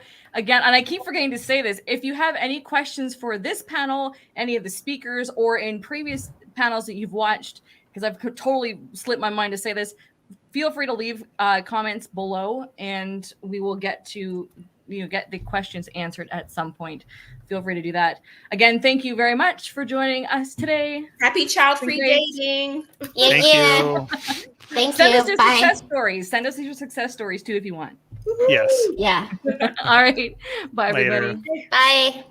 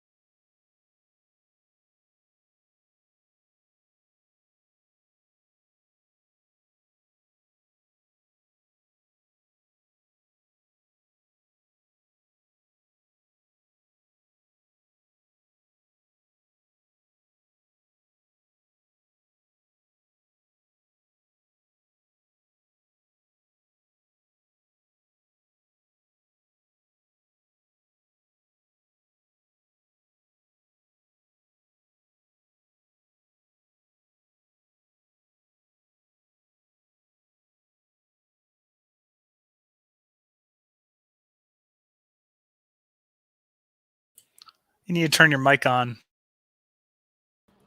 I went through all that for nothing. That sounded awesome too. Anyway, hi everyone. I'm Cody with the Child Free Conference. I'm one of the co-founders, and welcome to Child Free Guys Talk Panel. We'll be joined today by Tom James, Dan Alexander, Lucas Cheney, and Edward Sanchez as our speakers for today. Hello, fellas. Hey, welcome. See, everybody, Child Free Guys do exist. We have at least 5 here and Jared off screen. So, I mean, there's 6 of us in total. Anyway, so we'll dive right in, fellas. Why are you child free? And we're going to kind of start at the top and work our way over and down. So, Lucas, kick it off. Yeah, so I'd say my child free journey started when I was solidified, I guess, when I was 26. I went through a relationship in college where, you know, you conform to life's scripts that you're supposed to be able to have. You go to college, you meet somebody, you get engaged, and you talk about having a family maybe when you're 30, you know, but I had never really cared to have kids or, you know, go through all that. So when that, you know, engagement ended badly, I decided I was going to take the time to heal for myself and be true to myself, which was, I don't want to have kids. I want to live a child-free life. And it took me a while to understand that it was called a child-free life, right? And find the group and the community that existed out there for me to be a part of. But I'm child-free just because I've never had that parental instinct. You know, some people call it being selfish, but I have things that I want to go and do with my life, like taking an international vacation every year, right? Spending my time and hobbies and monies on the things that I like. So that's why I'm child free. All right. Dan. I knew from a young age, quite young, like grade school days, and because I'd be going to friends' parties or whatever, birthday parties, whatever, and oh my God, this crowd is too much. And I was like, and I'd see people, families at the grocery stores and places, and I'd be like, wow, that's chaos. I couldn't do that. But also time and your time commitment and your financial commitment. In my book, I had gone to the length of researching what it might cost depending to raise a child from depending on the year to, you know, for 18 years. And the numbers I'd come up with at the time were quite shocking. And I thought, my God, that just, it was just frightening to me. And seeing how much a lot of parents sacrifice not just their own health, but their own personal goal. I didn't want to be part of that. All right, yeah, Edward. Thank you, Cody. First of all, thank you very much for letting me be part of this conference. First thing you should know is that English is not my first language, so I'm sorry if I have some mistakes. It's better than my second language, so you're doing good. Okay, so the things that in my life is I come from a very big family. So especially here in Peru, which is my country, we have a very, you know, not well educated society. So most of the people from rural areas, from the jungle, they have like 5 or 10 kids. You know, it's really overpopulated. So since I was a little kid, I decided not to have kids because I love my independence. You know, I love traveling. I love doing my own stuff, and so basically with kids, this is kind of difficult for everyone. You know, because you have responsibilities. You don't have the time. You don't have the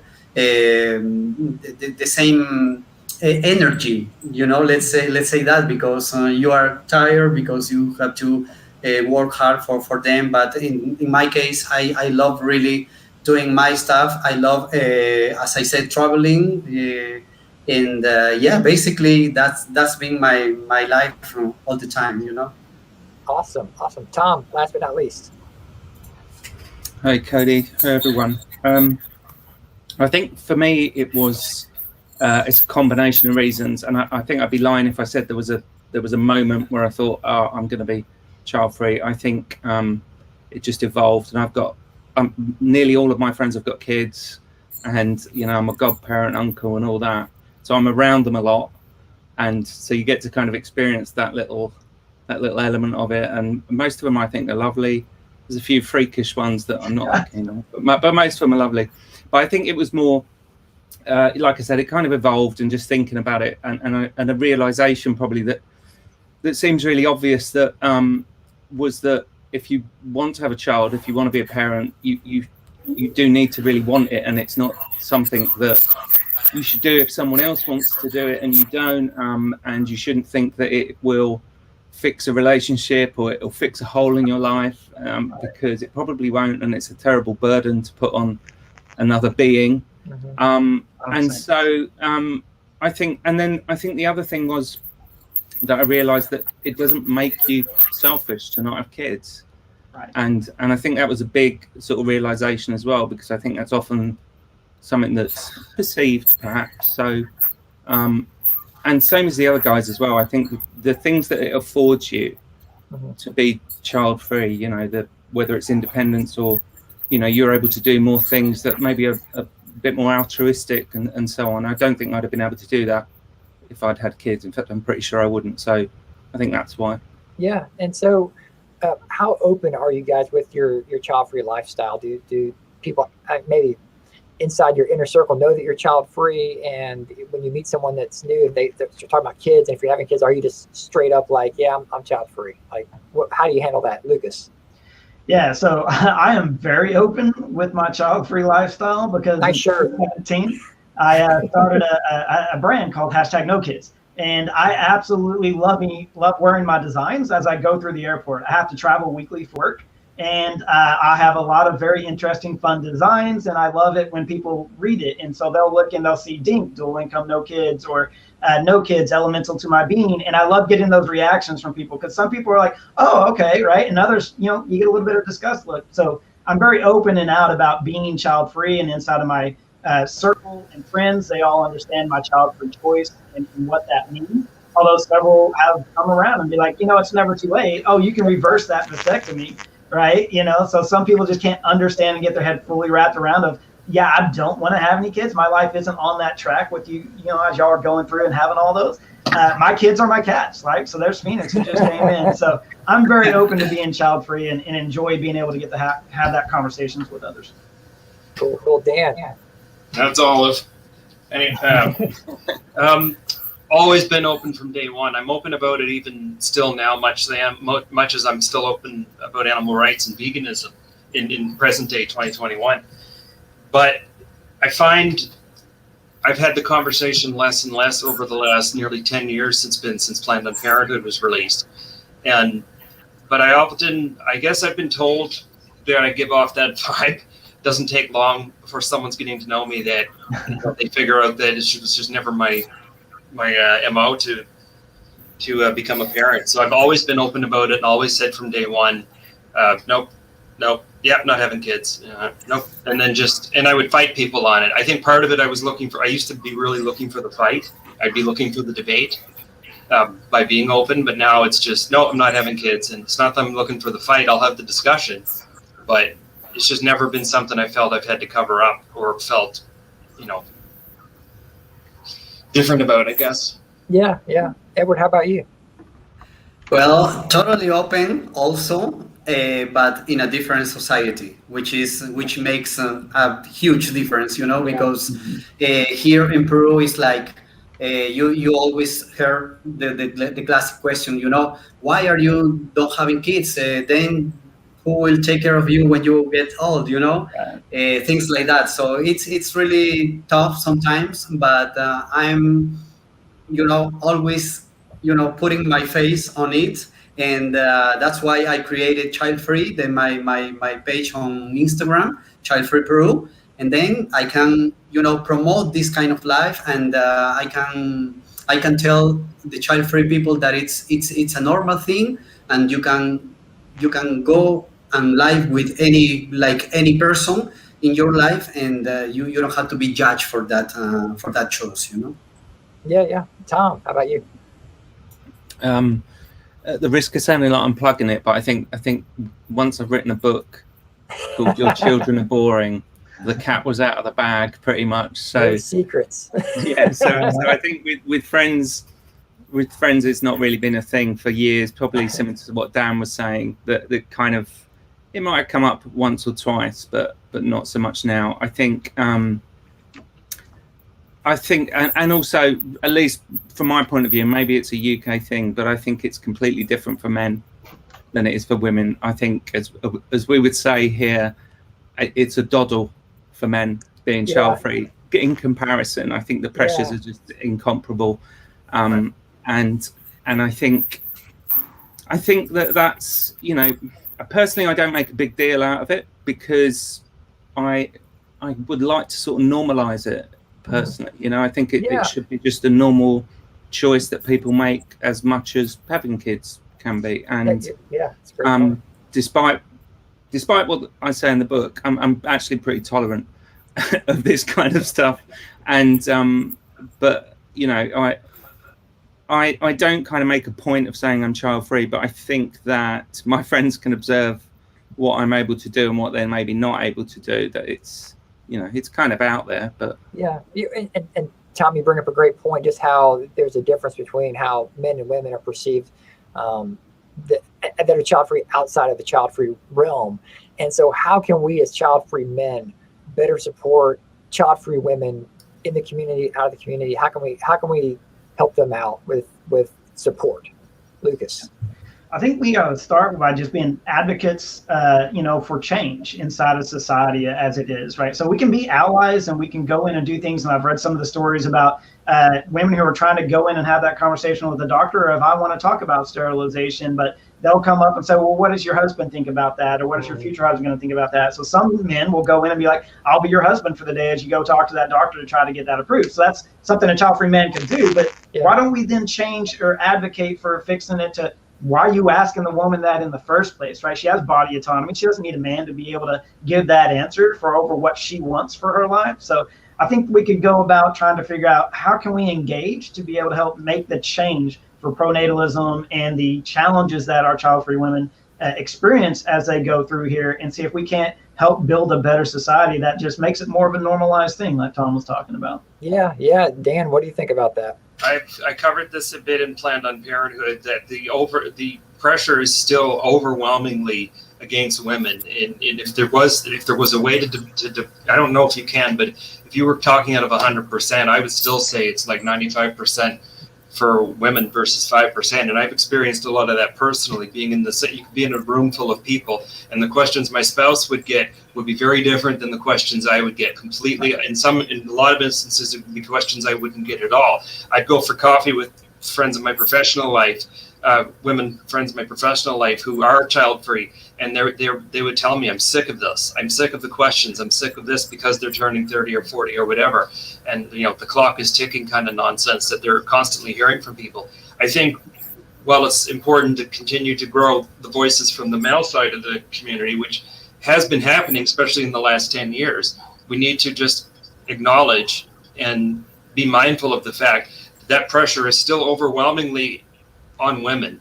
And it may take generations for that to change. Who knows? But we need to be conscious and mindful of that, you know, and Lucas covered it, be allies, but also try to maintain our own voices as well. But at the end of the day, the pressures are still faced more on women. And it's really unfortunate in this day and age that I think very little has changed in that respect. Yeah. Edward, what do you think? Yeah, well, in my case, I'm fortunate that I have my close friends who are women. They are, very. They are child-free people, but sometimes they have to deal with some things in the society, and I'm always there for them, and I put this effort also in my site on Instagram, where I usually receive some really good conversations with women, and I support them. I work with a partner in this page, and who is a girl, and then she can talk with them, and she can also give some advices in how to deal with these situations in our society, which is very close society in terms of this child-free lifestyle. Yeah, Tom. I think the guys have summed most of it They up. nailed I think, but I think I'd agree with all of that. I think the main thing we can do as men is recognize that it's a different experience, vastly different, which I think most of us do. And you get far more negative judgment as a woman. It's just far more baggage around it, and we get off pretty lightly. So I think it's it's like the guy said, it's just be supportive where it makes sense to be supportive. We've probably all been in those situations where if you're with a girlfriend or your wife or whatever, or just a friend, and they get that question, so when are you going to have kids?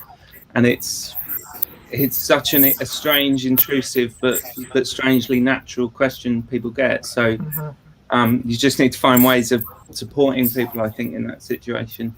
And again, normalizing the entire thing, because that will hopefully make it change. Yeah.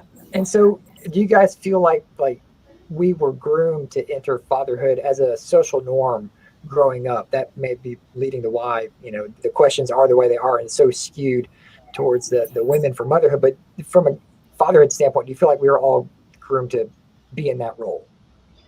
Yeah, I think 100% society is a pronatalist society, right? And it very much grooms you to say, this is what you're going to go do. That's why when I went through, a very good childhood, a very loving family, mom, dad, older brother, younger sister, the whole thing of going through and saying, all right, now you're in college, you're in a relationship, you're out of college, you're in your career, you're about to get married. So the next step is obviously going to be, you are going to have a family, right? And you're going to be a dad, right? And then, at first I struggled with the, but I don't really want to, but that's still going to be 4 or 5 years away. So we'll figure it out as we go through there. But this is supposed to be the life step. So society is definitely on that. You should be entering fatherhood, and that's something that you should do. And especially in the other cultures, like Edward's having to deal with, it's a big thing about, a part of your manhood is being able to have kids and do that, right? So for me, I think society is definitely doing that.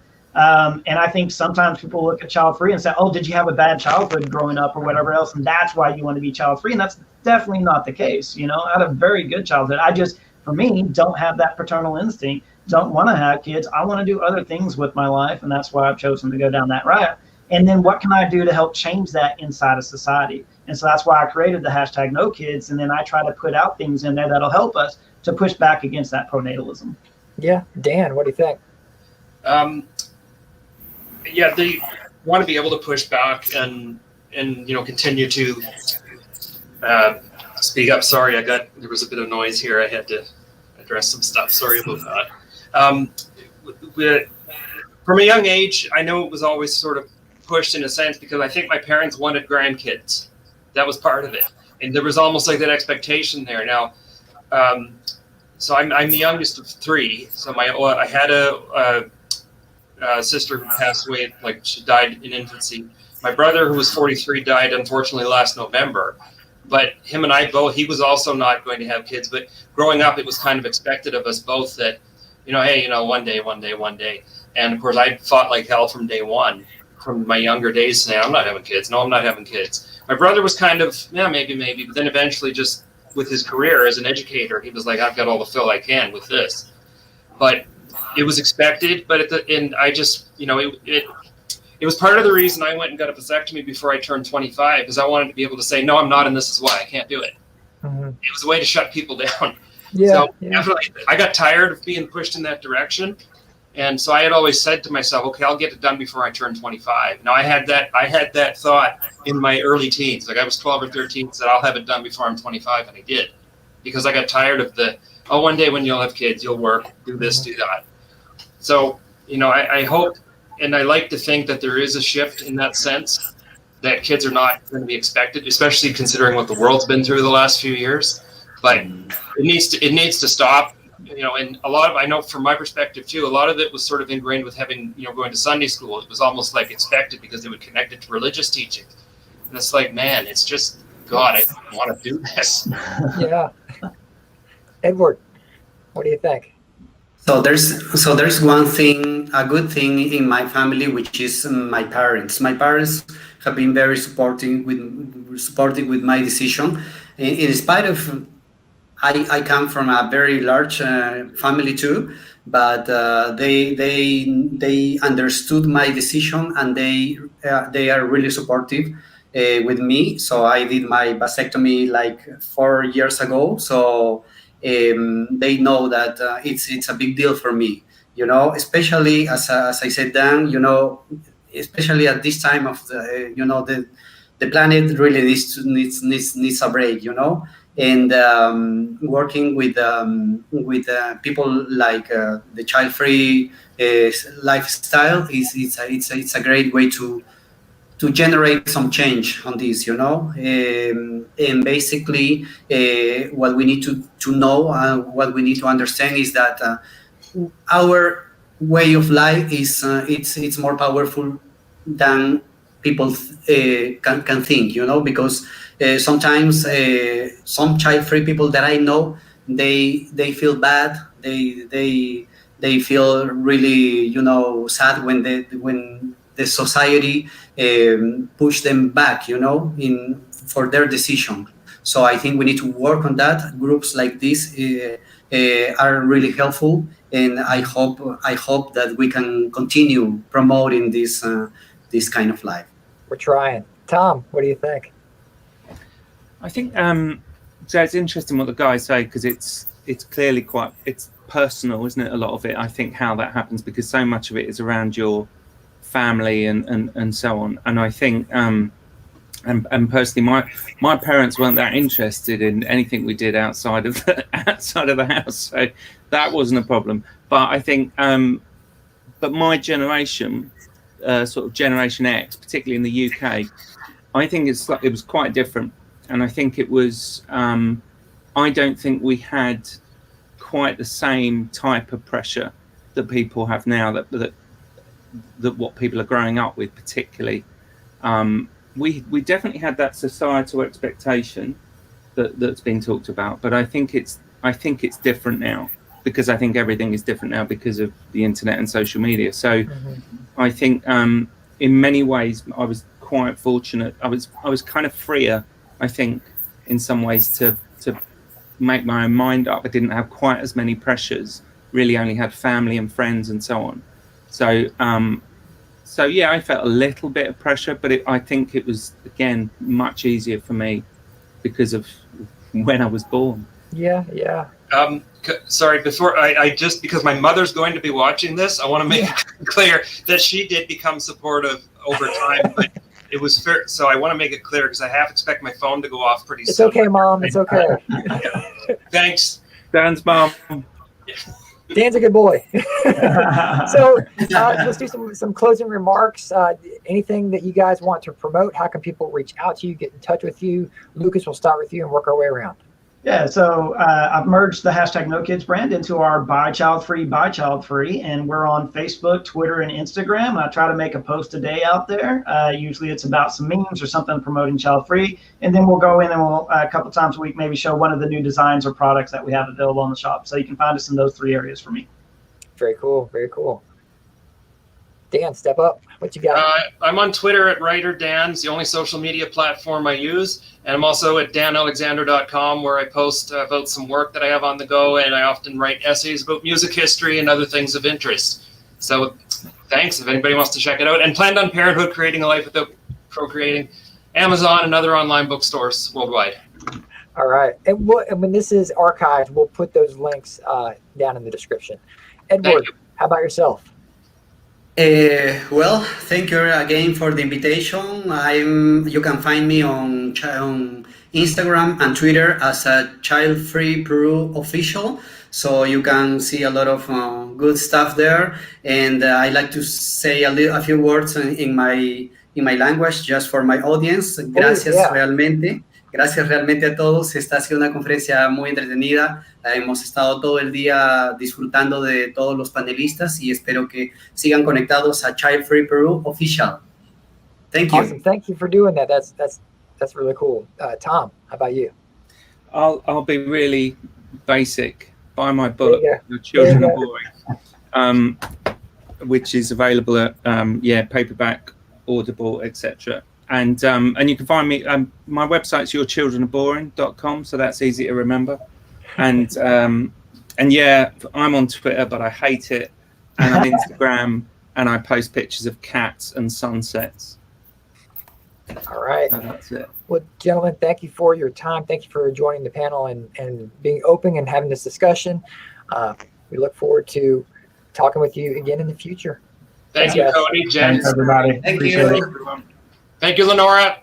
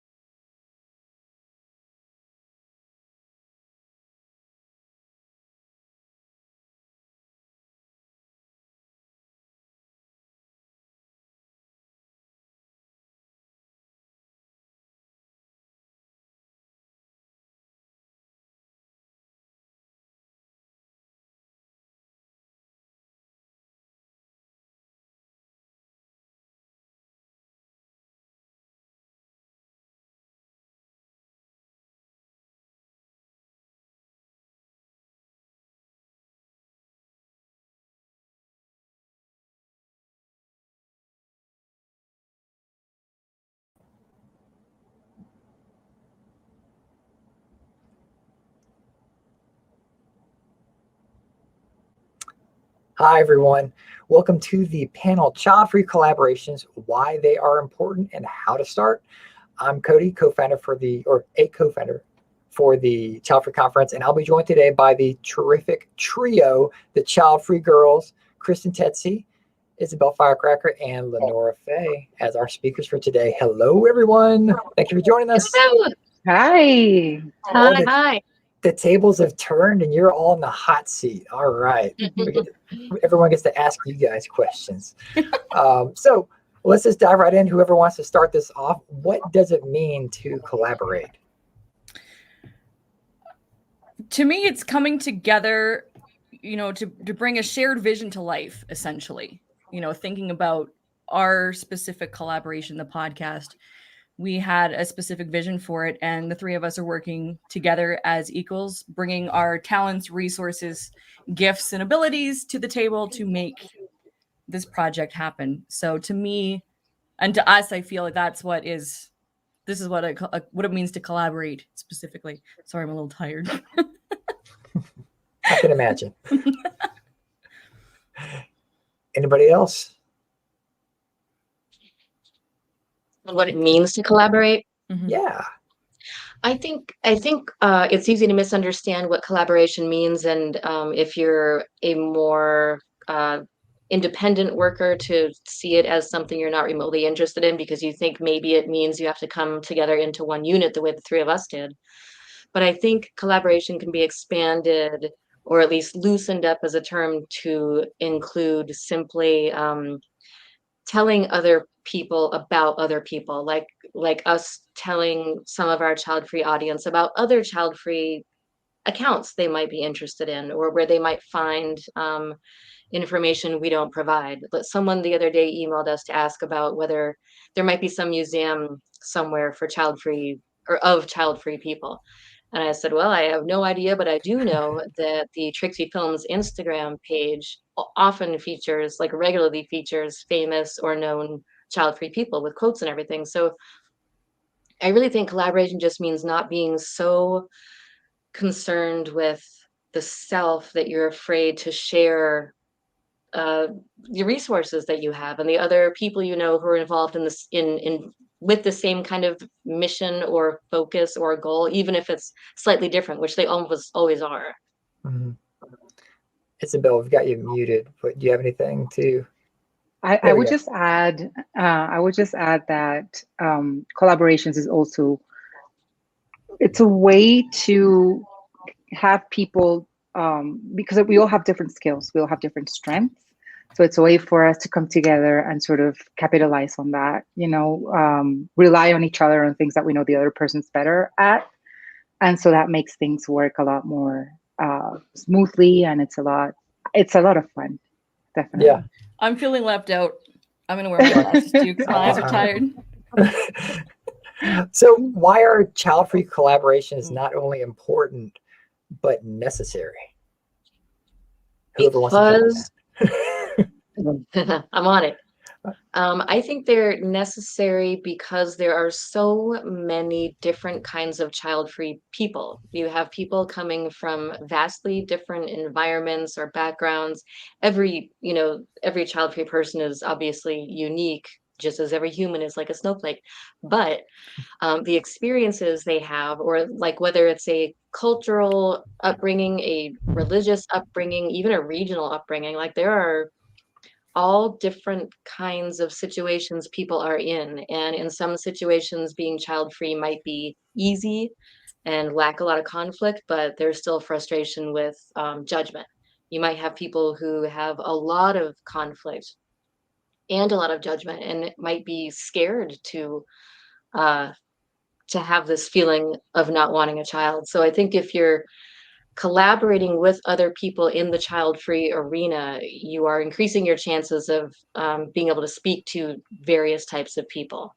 Mm-hmm. And the thing about collaboration is that it's kind of the opposite of competition. If you're competing, your goal is to beat competition. And so you can't collaborate with other people, and you're essentially trying to silence or minimize other people's voices in what I think is too important of a arena, at least in the child-free world. I think it's too important to not be willing to work with other people and to focus more on your own standing or how you feel like you're positioned in that area. That's not what this is about. This is about people who actually in real life, there's someone out there who's minutes away from making a life-altering decision they don't want to make because they feel pressured to do it. And this is going to affect the rest of their days. I don't want to compete I don't want to compete for those people. I just want to make sure we get to them no matter how. Yeah, great points. Anybody else? I think it's also important. Sorry, I think collaborations are also very important because we want to bring awareness that this is a choice, right? Like this is the one conversation that most child-free creators have. Mm-hmm. And it happened to me personally. I didn't know that having a kid was a choice until I was in my 30s, basically. And thankfully, I hadn't had a kid at that time. And people are like, but how could you not know it's a choice? And there's just so many factors that come into play. And so having this collaboration is also a way to amplify our voices and let other people know, people who haven't made a decision, that they have a choice. Mm-hmm. Yeah. LeNora? What they said. A loss for words. All right. Well, and I guess another take on it is that it helps to collaborate in the child-free realm because sometimes you get tunnel vision, and by having power in numbers, if you have someone else working with you that has a different background, different experience, it might enrich the message that you're trying to put out there as well. Absolutely. So, yeah, a collaboration usually starts with a single idea or goal. So how do you find a person to work with who aligns with that mission? I think there are two things that come at play there. The first one is to have the same goal. So it has to be something that the other person wants to shares with you, right? Like sort of like a mission in a way. Maybe they have their own established brand, maybe they don't, but it's something that they really like care about. It's something that they want to do, something that they're passionate about. That's one thing. And the other thing that I think is really important is that you need to share more or less the same values with the people that you're going to collaborate with. That's super important, because someone could be wanting to get to the same place where you're going, but if they don't share your own values, it's really hard for it to work. I often feel like there's a little bit of luck because, I mean, quite honestly, both of these women showed up in my inbox. And, you know, I remember when it happened, like I was already thinking about it would be cool to collaborate. I didn't know how, when, where. So there's also like finding people. Sometimes people come to you and then, you know, you decide if it's a right fit, and not everyone will be, but you know, and I'm going to say it's luck, but I believe it can be a little bit more than, there's a little bit more than that. You know, it takes effort, but if you're in the headspace, you're kind of thinking, I would like to do something, but I don't want to do it by myself. People do have a way of showing up in your inbox at times. I think it helps too to not be too, like, to be careful enough, get a sense that the people you're going to collaborate with are, like Isabel said, of the same, maybe the same tone, the same, you know, basic core values in terms of how you communicate with people. But because collaborating can be scary, because who wouldn't think, what if it goes wrong? What if it all falls apart? It might. You never know. There's no way you're going to know until you do it. It's, I mean, come on, you're just collaborating, you know, you're not operating on somebody. Just try it. If it doesn't work, it doesn't work. No harm. Life's short. Just go for it. Yeah. We're operating on pronatalism. Oh, we got a question incoming. Here we go. Exciting. So what do you guys love about Childfree? What do they love about Childfree women? Oh, Childfree sister. What are you saying, Childfree sister? Is this for the guys? This might be for the guys. That was your question for the guys. Yeah, that doesn't make any sense. Well, I can answer that question, I guess. Lots. So you'll find an appropriate question for this panel specifically later. Anyway, pay attention, Jared. Speaking of conflict, so how do you guys deal with conflict resolution should that ever arise within your collaboration? Oh, it has. Has it? Yes. You guys, you wouldn't even know it. You wouldn't even know it. Well, this is the thing, though. You wouldn't know it because we communicate so well, and I think communication is everything.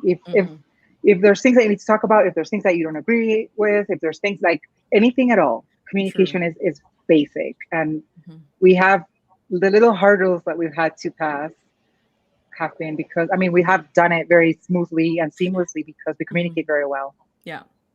There was something that Kristen had said once about, I think this was on our first year, that we have this sort of professional thick skin, if you will, when we came together, which allows us, the three of us, to have a conversation about whatever it is we need to have a conversation about, to communicate, to say our piece. We're not precious, if that's the word you like to use, Kristen, you know, we can talk about it because we are friends. We didn't know each other before. So we kind of came into it in a, kind of a professional level, if you will, but that does help because first and foremost, the vision of what we're aiming for with Childfree Girls is the most important over any sort of individual, not to take away from how we feel. And we say what we need to say when we need to say it, but that bigger vision. And that's,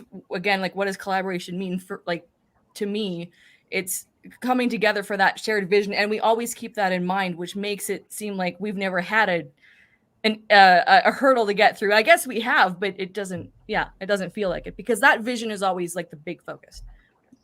I think that kind of communication is also easier when you don't have one person in the collaboration wanting to be the top person. You know, there's nobody, we're not competing to be the child-free girl or child-free girls.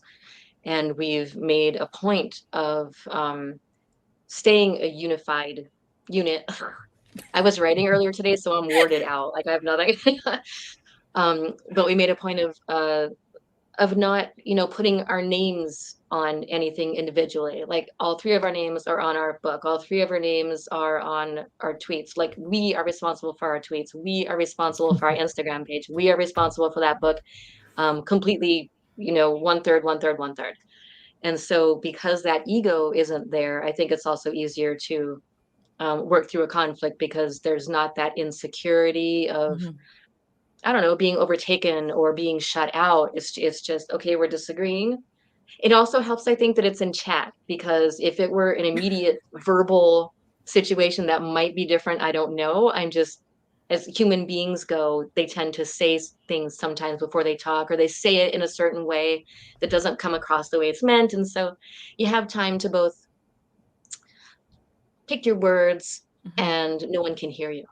I'd be worried about that though, because sometimes like emails and text, they come across reading them wrong. Like it's like that's not the inflection that you may have meant. So yeah, I can see that though. But we know each other really well, though. Yeah. I mean, it's not like we talk. Well, we text every day. We've texted every day since we started. We don't see each other on video every day except for when we're recording. So that's every other week. But we for some reason we bonded very fast and know each other well. So when Kristen's sending us a text, I'm reading it in her voice exactly the way she would say it. And same with Isabel, accent included. You know, I mean, it's just, I can hear how they would say it because I do know them so well. I think it's they would say the same for me. Like, you know, it's just when you know that, when you know the other person, then it's easier because yeah, you're right. I could read a flat text from Kristen and I could be like, whoa. But I know how I know Kristen, so I know the intent behind it. So that helps too. That's trust. So that's another thing that helps with conflict resolution is trusting the other people. Yeah. They're not trying to hurt you. We're all friends here. So there might be someone who's listening to this or watching this later, and they're maybe working on a collaboration with somebody, and it's just losing momentum, and it's hard to get the other people motivated. So how do you guys maintain that momentum to keep your project going? I send them 1,000 reminders every single day. She does send reminders. Even today, I was like, guys, we got our panel coming up. I was like backstage here. She does. I think keeping communication channels open is one thing. Like we talk, like LeNora said, we text every single day since we started our collaboration 2 years ago. It's our 2nd year anniversary tomorrow, by the way. So hey. We've been texting each other every day, and I think also checking in with each other too. Things change, things might change, and I think it's important to. We don't do this every day, but check with each other and, you know, where we are and if it's something that we're still interested in pursuing and so forth. And I think it's important to just, you know, listen to each other. Yeah. And also there will be times where you are afraid it's not you're not reaching as many people as you want to, or something isn't working the way you thought it would, and that will only happen usually because you know, when something starts, you're super excited and you're all buzzy about it in your head, and then it becomes just what you do. And I think maybe that kind of can be felt like a stagnancy that isn't really existing out there, but maybe you feel it in you because it was new before and now it's not new and you feel like it should be new, and so maybe you're less excited about it. And I think what we've done, if that has happened, is just do it. Just keep doing it, because we've seen that people were paying attention. We've seen that we were reaching people. We were getting emails from people. So we knew that we were getting to people we really wanted to get to.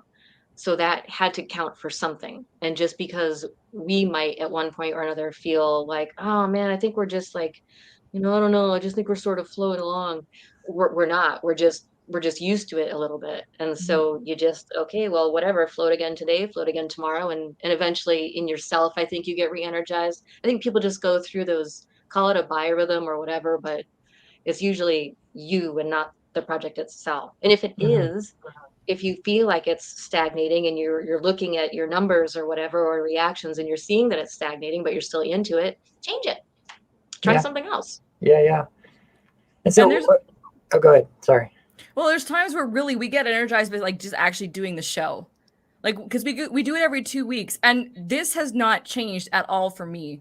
Is that every time we log in and we do it on Zoom, and then we record it on video and we have the audio, but that hour or hour and 15 or whatever we're together, like I always feel awesome after, because it's like we've gotten together again, and you just it's like discovering your lover like every time you get together. So it's just like, hey, you know, we remember Hitting why on we're us doing again. this in the sorry. Chemistry, not, what can you Kristen, say? she's not. I'm not.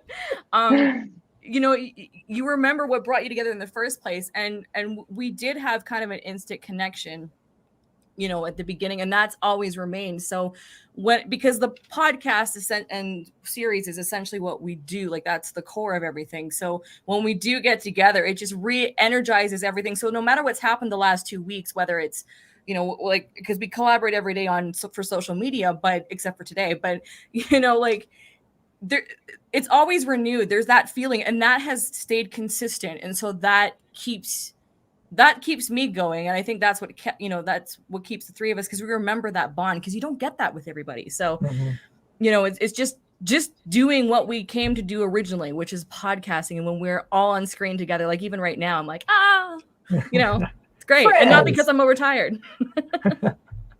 Well, so how has your collaboration benefited each one of you individually on an individual level? It hasn't. No kidding. Maybe not financially, but spiritually. I don't like, you know, how Kristen's no longer spiritually bored. It's true. It's also, in addition to the obvious, which is feeling like we're actually, it's benefited me because I did learn that, I mean, you always know that together is stronger. Like the more minds you have, like you said earlier, Cody, the more minds you have coming together, the more angles of creativity you have coming together, the more of a single thing you're going to put out that has more facets and therefore is more interesting to more people or more effective. But I've never actually put that in practice before. I've never been a team player. So that's been really rewarding and educational. Reaching people has benefited me personally in my soul, you know, because you feel good about yourself if you're making other people feel better. Yeah. But it's also the more the three of us have talked about it, the more people we've invited to talk to us and to learn from them. Just the more I've learned about it, period. The more I've learned about the various types of and reasons for child-free choices, and the better I've been able to address certain opposing, I don't even want to call them arguments, because that elevates the opposition to something that warrants whatever. But, you know, I've better learned to address those who don't like people choosing not to have kids, and to do it in a more rounded and probably compassionate way, and educated way, more educated way. Yeah. Isabel, LeNora. I would definitely have to agree with Kristen in everything that she said. I mean, we keep learning every day, and we also keep evolving. Like, we see each other evolve since the beginning of the show, since the beginning of our collaboration until now. Our ideas, our way of thinking, our way of seeing things. Of course, I'm talking about things child-free specifically, but also other things. And I think we also we learn not only from the people that we invite, but also from each other. I have benefited personally as well, because I found two of my favorite people in the world. Like, I love these women. Aww. And that to me is also a big gain, you know, meeting child-free people and like being friends with child-free people. Everyone knows it's not easy. It's not easy to find your like child-free friends. So this has been for me like a big plus, of course. For myself, it's been freeing to finally feel like I can be myself, as crazy and flamboyant and deep and whatever else that is me. Like, it's been this really started a lot, like this collaboration started a lot of that for me, because I mean, you never would have gotten me on video prior to that. And then when Isabel all of a sudden came and said, "Hey, I have this idea," I'm like, "Are you kidding? I'm not going on YouTube." And now I'm like, you can't get me off of it. So, you know, I mean, it's given me a way, like these two specifically, I've felt comfortable just to be myself, however I show up, you know, and because I learned through this collaboration that it's about the message, you know, I mean, not to make it about looks, but for me, I was always very self-conscious about being on camera. And like, again, it's like now I don't care, but it forced me to recognize it's the message. Like however you put yourself out there, you know, when you're passionate about it and you're working with people that match your level of passion and they support you exactly as you are without expecting you to change, that has been so empowering. And it's made me feel more brave to even, you know, help make this conference, because it's just helped me step up my game working with these two. So, you know, that is, I never would have had any of these opportunities if I hadn't met Kristen and Isabel. So I am, you know, it's changed my life completely, which I am super grateful for. I got a question, so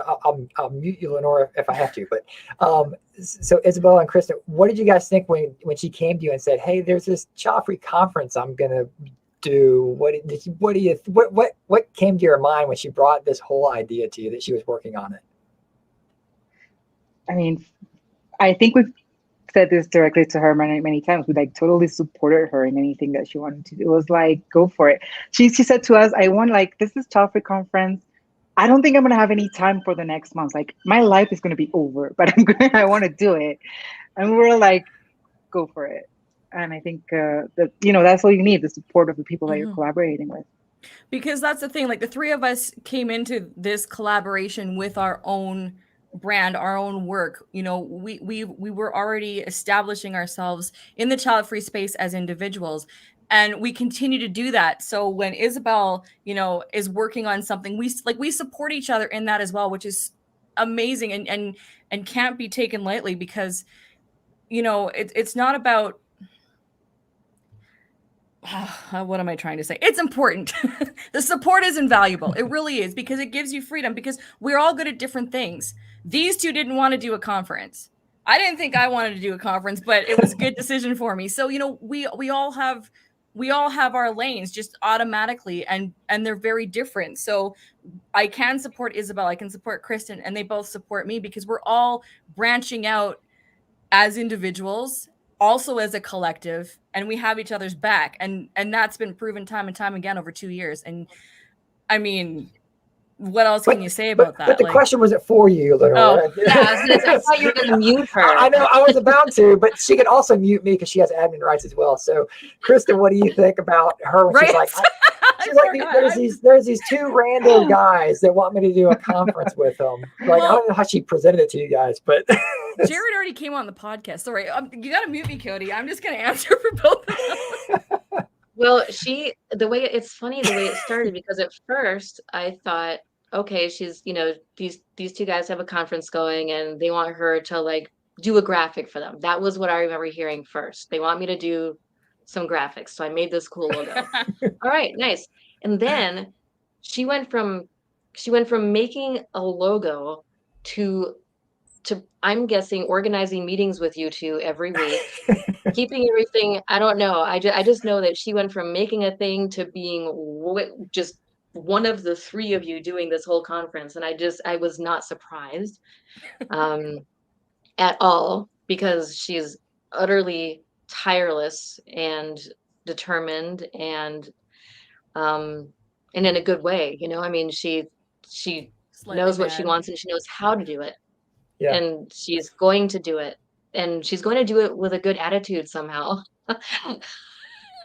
Yeah, I would agree with that. So in closing, is there any way that people can get in touch with you guys, either individually as a Childfree Girls? What would you guys like to plug right now? Childfree Girls, of course. Yes.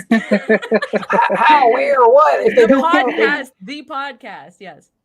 So we have a web series on YouTube. We have a podcast on every major podcasting platform, streaming platform thingy. Just look for Childfree Girls. We are also very active on Facebook, on Instagram, Twitter, Childfree Girls. And you can email us to childfreegirls@gmail.com. And we have a website, which is childfreegirls.com. And we have a book on Amazon, LeNora. Childfree Girls Comfort Food for Thought. You can also grab one of those, Kindle or paperback.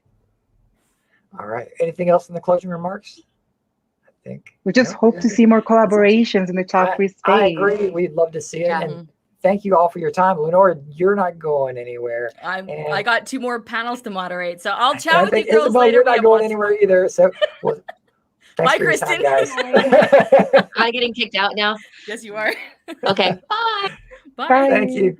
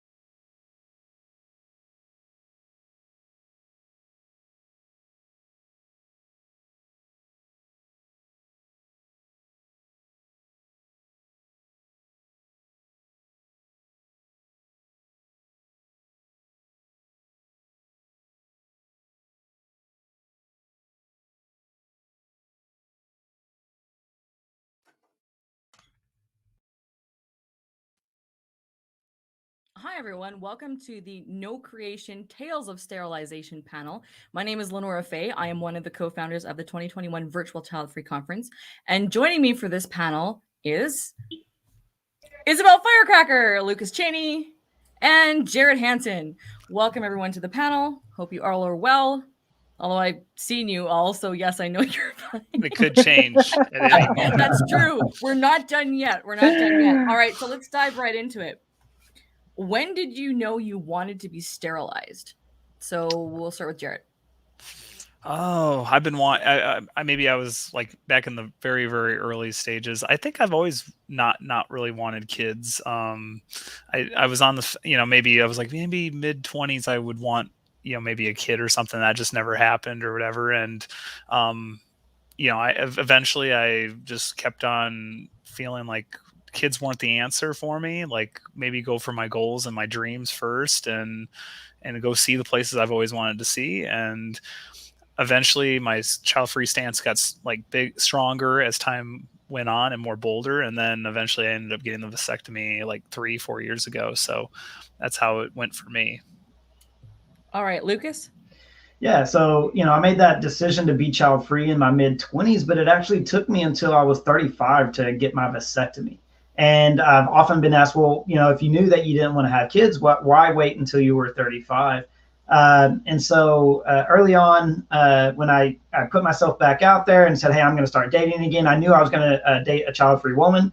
And so I put the burden on birth control on myself for the beginning, right? And so we used condoms until she was, willing to say, hey, all right, I'll go on the birth control pill. And then for a couple of years, we did that. And then I finally decided, hey, I'm ready to have a vasectomy. Let me look into doing that. That seems like that would just be way easier. Why don't we go that route? And so at the age of 35 is when I decided that I was going to go and get the vasectomy. Isabel? Well, in my case, it was a little bit different because I was dating someone. I already had embraced the Childfree lifestyle, and I was dating someone. And a very close relative of mine asked me, when were we going to have babies? So I said to her, well, we're not, I'm not having any kids. And she said, oh, I hope your birth control fails. And when she said that to me, I was like, okay, because we were taking every precaution not to, I was taking every precaution not to get pregnant. I did some research and I realized that we were doing wasn't 100%. There was a slight chance that I could actually get pregnant. So I started looking into sterilization because I knew that I didn't want to have any kids. And that kind of pushed me to go and look into it. Yeah. So what was the process like? And I don't mean the procedure because I'll pass out if you get graphic. So please don't get graphic on me. But the process, any research, doctor's visits, share. Did you have any obstacles, any hurdles that you push back? Jared. Yeah. I just looked online, vasectomy or whatever, and that was a big important thing. And I ended up just doing some appointments, actually did an email and then pursued with a phone call, getting a phone call, and then some appointments, like 1 or 2 appointments, and got it going and got the ball rolling. And I knew in Denver, it's a liberal city, so it'd be a better chance to get one versus go to South Dakota, where it's really pro-life and conservative and might have more of a resistance or problems with it. So that's what I did. Lucas? Okay. Yeah, so my process was, I had a ability to go and find a doctor on a website through our healthcare plan that we had from my company. So I went out and I did a lot of research on the doctors and the different people who could provide a vasectomy, and looked up their backgrounds, their credentials, because I understand going through taking the MCAT and getting a degree done if you pay for it in the Caribbean versus a good doctor, and I wanted to have a good doctor. So then the research came when I found him and started asking questions. Okay, what is the procedure going to be like? Go through those graphic details with me, because I'm going to want to know exactly what it is. I'll spare you on what it's all like. But I did stay and watch the entire procedure just so I could be a part of that and understand it. I thought I was going to be a doctor before I went into computers. So I found it all fascinating. And he was able to give all the answers needed. But the obstacles that came up that I didn't think I would hit is when we went for the first conversation with him, he, I had my wife with me, and he said, okay, well, what happens if if you change your mind, you want to be able to have kids? And we both answered, no, we're living the child-free lifestyle. We don't want to have kids. He said, well, what if your next wife wants you to be able to have kids? And I said, okay, hold up, what? Right? Like, that's hugely disrespectful to my wife. This is a lifelong thing, right? There isn't going to be a next, wife that comes along for that is going to then change my mind, and I'm going to all of a sudden want to be able to have a kid. So I found that very weird in the conversation that went through there, that even as a man, I hit well, what if, the next woman wants to be able to have a kid? Like, you don't have that full autonomy even as a man when you go through getting through this. And I was kind of shocked that would happen, because I know it happens to women all the time. But it wasn't too big of an obstacle. It was just a conversation. I had to tell him, no, we're not having kids. That's not going to happen. And the next person, if there was a next person, is not going to have kids either, right? So let's squash that and move on with it. But then the second obstacle that came up was, okay, well, now you need to go back and take 2 weeks before we do this procedure, which only took maybe 20 minutes, right? And so I was wanting to just get it done. I thought we could do the consultation and then set it up and go, but they make you go wait and think on it for 2 weeks, and then they make you sign the piece of paper, right, letting them know that, hey, this could be reversed, but it's really hard to reverse it. And so, like, you can't come back and sue us if you change your mind later on that you don't want to be able to have kids. And I'm like, that's the whole point of reason why I'm here at a 35-year-old man, is to make sure that I can stay sterilized. Isabel? Well, in my case, I know that many women, especially in the States, have had a lot of trouble finding doctors to get sterilized. I am Colombian and I live in Colombia, and I was sterilized here in Colombia. I was fortunate enough that I had been seeing the same OBGYN for many years. And after I didn't do a lot of research online. I don't like going online to do research about anything that has to do with medical procedures. I just went directly to her in a consultation, and I said, listen, I'm thinking about doing this. I want to know what my options are. And she was very nice. She was surprised at the beginning, but she explained it to me. And then she said, you know what? your health coverage actually covers that surgery, like for free. So you should take advantage of it if you want to do it, right? And she was, this was maybe December, November or something, and she was actually retiring April or May the next year. So she said, if you want me to do the surgery, you kind of need to sort of hurry up.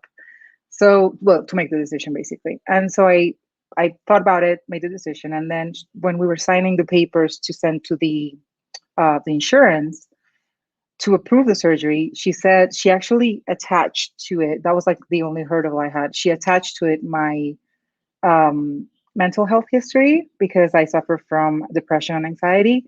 So she said, I'm going to attach this here because this actually helps on the decision to actually get you sterilized, which I found, I don't know, it was a little bit insulting in a way, I guess, that it's easier for women like myself who have struggles with mental issues to actually get sterilized, and not like every woman can access, that freely. So that was maybe the only thing. And then the surgery, I had the surgery done in February 2 years ago. And yeah, here I am now. That's a really interesting point, attaching mental health to the decision, because I mean, I realize this is getting into heavy territory, but when talking about who should be reproducing and who shouldn't be reproducing, and there's like an underlying not threat, but kind of it does feel a little bit icky when you present it like that, like if you were completely healthy by medical standards, they would talk you out of getting sterilized. Maybe that's that's way. What it's implying. Yeah, like maybe that's what we need to do, is just claim mental insanity or mental health and issues, and then we get in, and then we have our options. But I mean, we shouldn't have to do that. No, it's that's not right either, because it's like that conversation, when people ask, so when are you having kids? And then some people want to lie about it because it's like, well, we can't have kids because you just want to get people off your back, right? So it's like just that's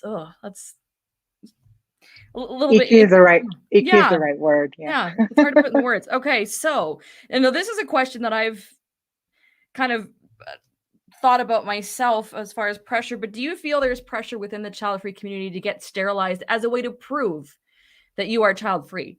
Because I'm not sterilized. I have an IUD. Not all my sexual partners can get me or are male, and I only basically sleep with people that can't get me pregnant is my practice. So I have chosen not to go get sterilized. And sometimes I think, well, does that mean I'm not child-free enough? Like, what are your thoughts on that? Is sterilization it's not mandatory, but what do you feel? Do you think there's pressure for child-free people to be sterilized? I think there's, well, like for my sake, I don't want kids ever. And if I have a oops, it's just gonna, I need to make sure I put a lid on it and freaking get it done. And when I got it done, it was a weight lifted off my shoulders and the pressures were gone. It's, I was already child-free, yes, without the vasectomy, but I felt it was only right to do it and get it completed. I wasn't there to prove anybody. It was just my own doing and ambition to go for it. Lucas, how do you feel? Yeah, I found this as a very interesting question, that was put to the panel, because in the 4 years that I've been part of the online child-free community, right, posting daily on Facebook, Twitter, and being interactive inside of it, I had never really truly come across that perspective of, oh, you're not really child-free unless you're sterilized, right? And I find that an interesting implication, that, was brought up here of, oh, well, I don't see that myself personally as you need to be sterilized to be fully child-free. Like, there's plenty of ways to be able to make sure you're not going to have a kid, right? I want to be a huge advocate for vasectomies, because if you're a child-free man, you know that you're not going to want to have a kid. There's not really a reason to wait. I don't know why I waited until 35 to do it. I could have went and done it earlier, and probably should have done it earlier. So go out and get the vasectomy. It's a very easy procedure. You recover within 3 days, right? It's a good thing to do. But do you have to have it in order to be fully child-free? No, I don't think so. And I think that would be bad gatekeeping. Going back to one of the other panels and talking about gatekeeping in there, that I found that interesting. I haven't seen it yet inside of the community that I've been a part of to see. Isabel? I don't think that there's pressure within the child-free community. Like for women specifically, I haven't, I mean, yes, there are some people who are like militant child-free, maybe in those kind of groups, but those are not the groups that I like to be in. That's not my jam. I don't think there's actually a pressure, but I do see people wearing that as a badge of honor, sort of like, I'm sterilized, so my child-free, decision has been like sealed, right, in a way. And I feel that is, I mean, yes, I understand how you can be proud of having gone through it and said, this is what I want for my life. No kids, therefore I'm going to get sterilized. But that's not the only way to parent. So in the end, I don't see it as a requirement for anyone. I think it's a very personal decision. I think there are a lot of people who haven't actually gone through it because they don't want to go, especially women, because for men, I think it's a lot easier. They don't want to go through a voluntary procedure. Like you have to go under anesthesia and the whole thing. Completely understand. So it's such a personal thing. And I mean, the people who choose to do it, awesome. But if you don't choose to do it, it doesn't make you any less child-free. All right.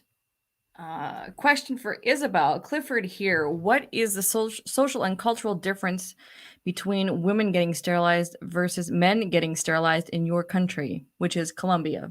In case that's a very interesting question. So basically, culturally and socially speaking, men getting sterilized, so men getting a vasectomy means that they're less of a man.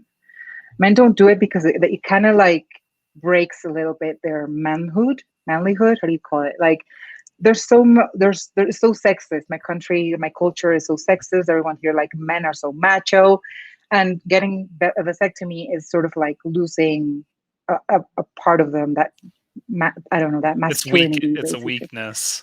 It's a weakness. It's losing their masculinity. It's sort of, even if they have kids, even if they had already have kids, it's like, what do you mean you're not gonna like keep on, putting your seed wherever it is that you're. So you're Superman if you end up having kids. Is that you're like? I mean, you're expected. That's the thing.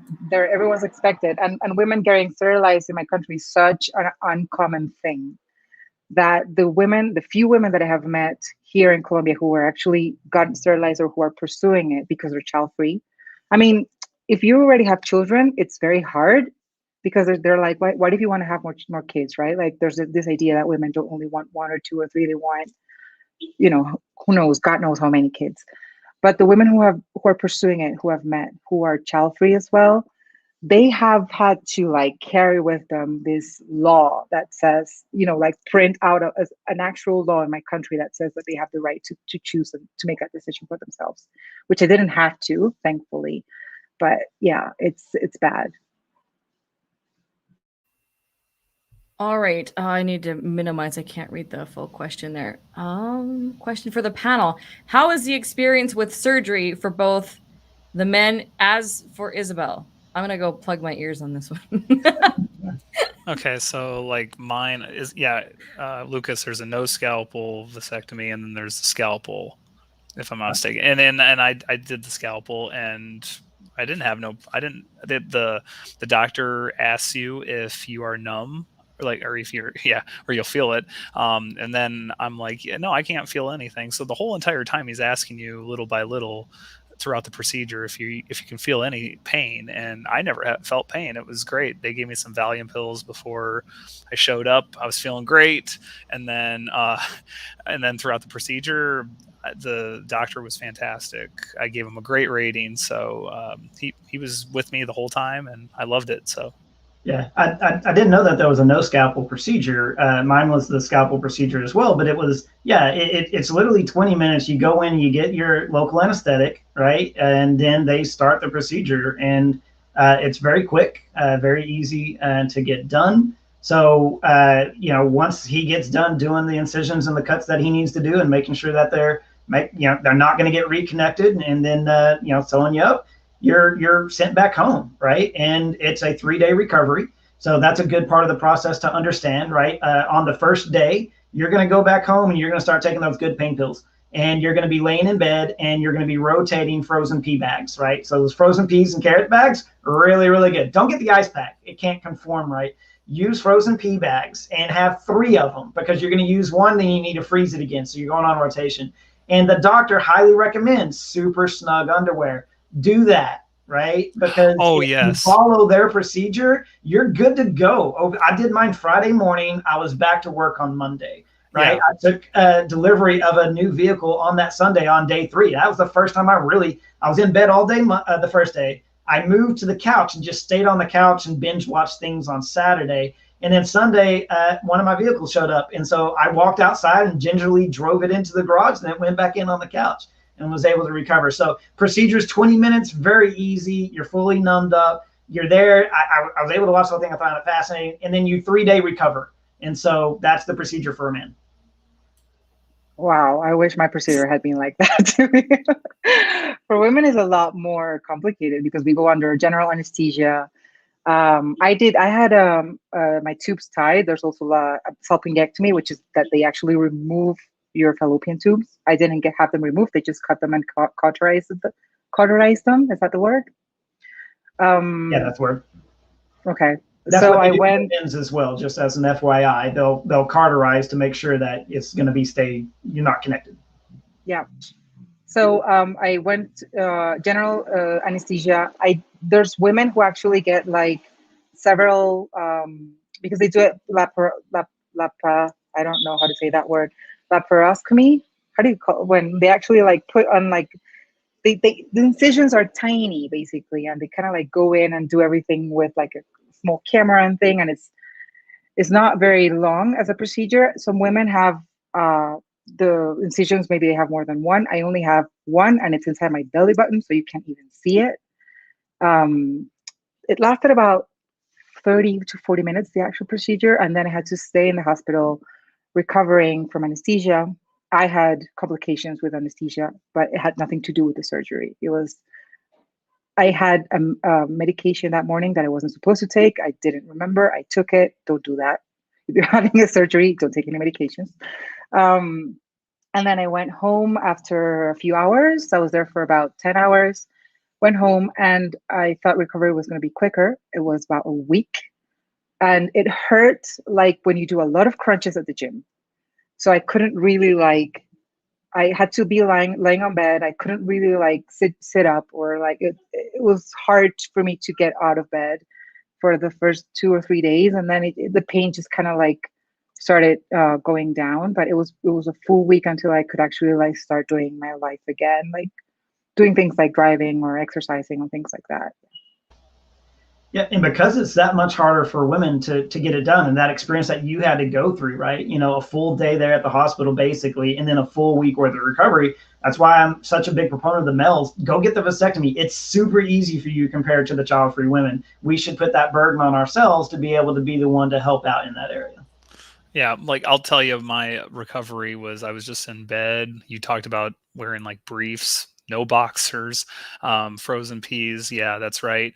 I could have probably went back to work in a few days, but luckily I had doctor's approval to go a little bit much longer. And that was good because I was a city bus driver and I didn't want any sudden movements. I got to put my foot on the accelerator and brake. So, but yeah, it was great. That was a good experience. I loved it. There we go. That's the question I was looking for. Okay, so how much pause, if any, did panelists have about the potential side effects of their procedures? So was that ever a concern for any of you? You do, it was a few months later, you do a semen sample, and then they check to see if you have 0 sperm count, and they will call you and give you the information. You go back in a few months later, then you give them a semen sample, and then you go back, they'll call you a month or something like that later, and then you'll get word if you had 0 sperm count and that sort of thing. So, go ahead. Well, no, the question was, did you have any worries about any potential side effects? Yeah. So besides that, hey, you're not fully, when you go do the test, you find out, do you have any sperm left or not? You want to be at 0, right? That was one concern. And going through the doctor, he told you, okay, right, the only way that could happen is if the tubes accidentally connect back together, and that only happens in X% of the time. And we're going to do the test to make sure. Other than that, Jared brought up, the only other one that I had from him was, okay, well, you get an infection at the incision site, right? But then as you went through and I watched the procedure, I was like, that's such a small incision. And I watched everything to make sure that we're doing it all correct, surgery style. There's not any foreign whatever. I was like, no, there's no way that an infection is going to occur, right, as it went through there. But that was the only second thing besides Jared mentioned of, hey, the tubes could accidentally get reconnected, so you got to go test on that, was just, is it going to get infected? Because that will delay the recovery time that you have. Well, in my case, I remember asking my OBGYN about side effects, and she said, oh, no, like nothing, like, I mean, other than the complications of maybe getting your very small incision infected, you should be fine. There isn't anything that, I mean, cutting your fallopian tubes normally wouldn't affect your hormones. However, there are studies that actually show that they do affect hormones in some cases. And it was my case. I gained a little weight after my surgery that I shed off afterwards with exercise. And my hormones went a little bit berserk. So I was one of the people who actually got affected with just hormonal disorder, like hormonal kind of, how do you call it? They were just like all over the place afterwards for a while. It's not supposed to happen normally, but apparently there are women who actually go through that type of side effects. Yeah. So we did answer this. Everyone did answer this question. You quickly want to recap your downtime? It could have been a little bit. I went longer than I really was willing to do. I was only going to come back at like two more days. I would have been to work, but it ended up being like 4 or 5, which was a great idea. That was for me.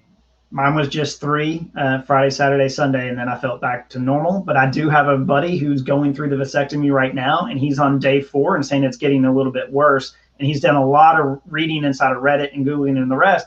And some guys, as they go through a vasectomy, apparently are going to take up to 6 or 7 days to be able to recover from it. So it's not always just a 2.5 day and you feel great and you're fine. Some guys who go through vasectomy, it might take up to a week. It just, I guess, depends. Yeah, it varies, I'm sure, depending on the male. For me, it was a full week, yeah. And nothing after that? Well, I mean, I didn't like just jump back into doing everything I did. I had to like sort of take it slow for a little bit, especially, for example, with exercise. I had to take it slow for a little bit, but it was like a full week of really being downtime. Yeah. All right. Well, how can people reach out to you? Is there anything that we'd like to promote? Just my Instagram's Best Child Free. I got my Facebook group, Best Child Free Life Possible, and I'm running this great Child Free Conference. And you can get us on subscribe if you haven't to our Child Free Conference YouTube, and get on the Facebook page, facebook.com/childfreeconference. Please and thank you. Lucas? All right, yeah. So we have our merchandise available at the shop. It's childfreefamily.com/shop, and that's our by Childfree area to be able to go through and find all the cool designs that we have on a lot of different types of merchandise. You can find us there, and we're also on Facebook and Twitter and Instagram, trying to make a post a day out there to help promote child-free activity. Isabel? And you can find me on Instagram or Facebook, mainly on Instagram at The Uprising Spark. I also host a podcast called The Honest Uproar, which is actually ending very soon, but all the episodes are up there, and you can find me in any platform, iTunes or anywhere else. Yeah. All right. I want to say one last thing. Buy a Child Free Conference T-shirt, since we all have them. We got mug stickers, tote bag. I have a pillow downstairs, a throw. I've got towels. I've got. You have all the merchandise, my house. LeNora. You got everything. Yeah. My house is like covered. So yeah. It's fantastic. Childfreefamily.com/shop. /shop. That's right. Yes. All right. Thank you, everyone. This has been the No Creation Tales of Sterilization panel. Thank you again for participating today. We'll see you later. Thank you. Thank you. Bye. Bye.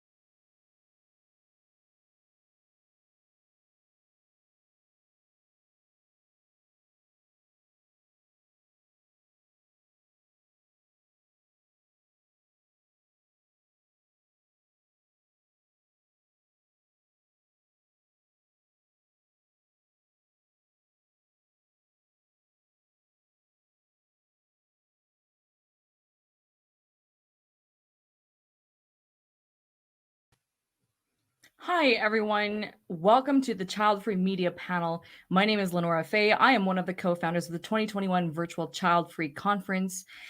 I am going to be joined on this panel by our lovely speakers, Therese Schechter, Tanya Williams, and Dr. Angela L. Harris. Hey, the final panel of the conference. Yay. Welcome. Hello. Welcome. Lovely to see you. So we're going to dive right in to the one question that we have. How do you reach a larger child-free community when many are not even aware that there's a child-free community that exists and not even aware that we need representation? And Therese, take it away. Okay, thank you. This is a fabulous conference, by the way. Congratulations. Thank you. Loving it. 2 hours of sleep in 36 hours. Way to go. We need sleep, overrated. So this is something I think about all the time. I'm a documentary filmmaker. I have a film called My So-Called Selfish Life that's going to start screening soon. And I have been talking to our Facebook group, which has like over 10,000 people in it, and our Instagram group and things like that. But I realize there are a lot of people who aren't on social media. They're not searching for hashtag child free. I just happen to meet them at parties and tell them what I'm doing. And they're like, oh my God, you're making a film about this? This is my life. And I know they would never find us on social media. And maybe they don't even want to find us on social media because they're not joiners to, Facebook pages. So it's just something I think about all the time. I think that when making a documentary, I do have the advantage of being able to share this with larger audiences through film festivals, through screenings, through partnerships with other groups that aren't necessarily child-free groups specifically. So this is something that I'm really trying to focus on to go beyond the established child-free community, because they know where the information is and the support is, and try to find people who are outside of that, but still are dealing with the same issues. Angela. Mm-hmm. So I would say for me, it has not been easy because again, I started off with an N1, which was me, and hoping that other people would appreciate what I was doing, more specifically the audience that I cater to, African American Black women. But in regards to the larger child-free community, especially when women are not necessarily seeing themselves as child-free or think it's a big deal, I really appreciate and have found a lot of success in just kind of one-on-one conversations that happen organically, right? So if we're talking and this person says they don't have kids, I don't say I have kids. I mention I have a podcast. I mention that I am on Instagram. And then from there, it just happens organically. And then I'm inviting people to say, well, why don't you check out my page? Why don't you check out the Instagram? I also realize that I can't be all things to everyone. So I do respect the large umbrella of the child-free community. And like I referenced earlier, that there are different lanes and twists and turns that we all can occupy. So I really try to occupy the space that I identify with. And then if there are conversations or opportunities to branch outside of that, I always say, like, how can I support you? How can we support each other? It also goes back to those collaborations. But it has been difficult because, again, especially in the African American community or the women that I talk to and coach, sometimes it's just like, yeah, I'm Black, I'm a woman, and I don't have kids. What's the big deal? And a lot of times the cultural piece is like, I'm focused on discrimination and stereotypes and everything that they're saying about Black women. And then the child-free piece is just like secondary or third or fourth. And so recognizing they're like, oh, I can occupy this space. So it's been difficult, but it's also been rewarding when it illuminates for women like, oh, this is me. This can be part of my identity. Tanya. Yeah. I agree with everything that Therese and Angela have both said, but I think we can have conversations offline and online. I think in the digital world, we're so caught up on everything social media, and that's just one part or one place to have a conversation. I think it's really important, as Therese said, that we need to be thinking further than the child-free community, and that's something that I'm definitely focused on moving forward, is having these bigger conversations, because yes, the child-free community know that we've got all these great groups and there's podcasts and there's books and there's all these resources. But if you don't even know the communities out there. Like I never knew, like I was, before I wrote my book, I wasn't getting on and searching for, you know, child-free groups or any of that sort of stuff.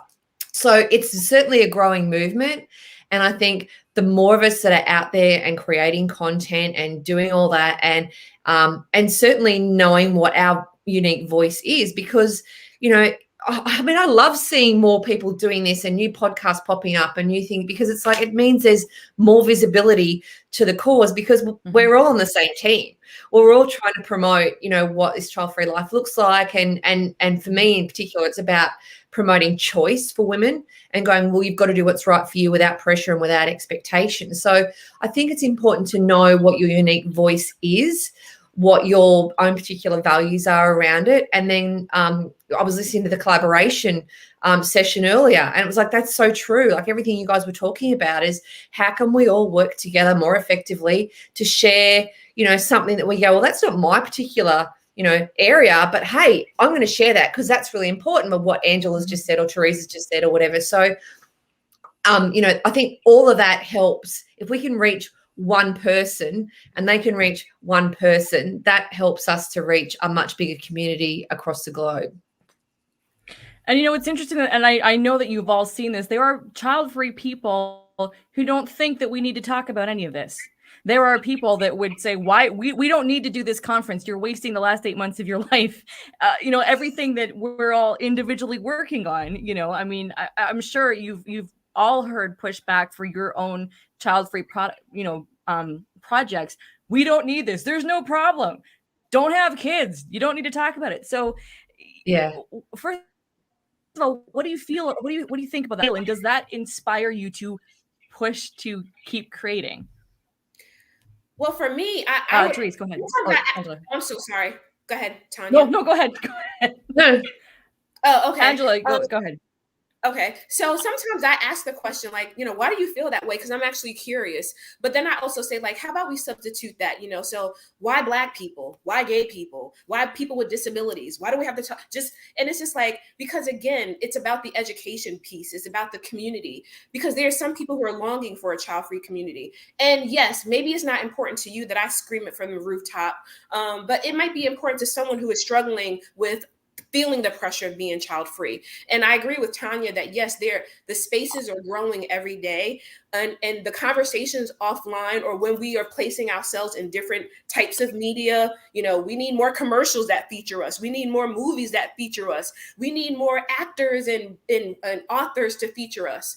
So when a person is just like, why is it so important? It's important to me, right? And it may not be important to you. And if it's not, there are other lanes in which you can find. Yeah. Absolutely.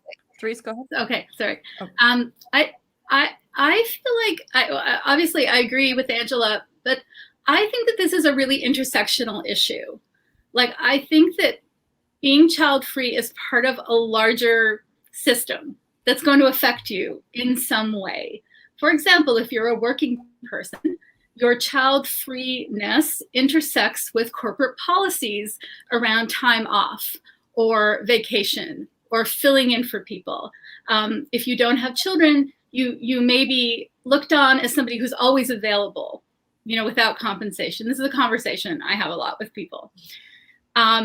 If you are interested in climate change and you are a child-free person, you might be involved from the aspect of population, for example. And so your child-freeness makes you sensitive to issues around climate change and population that are specific to not having children and how you kind of see the world, your framework.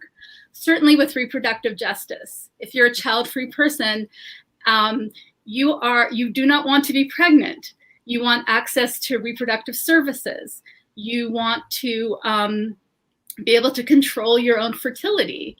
You know, the other side of that is people who want children and are being prevented from having them. So we kind of, we intersect further in the world of reproductive justice because we all want to control our bodies.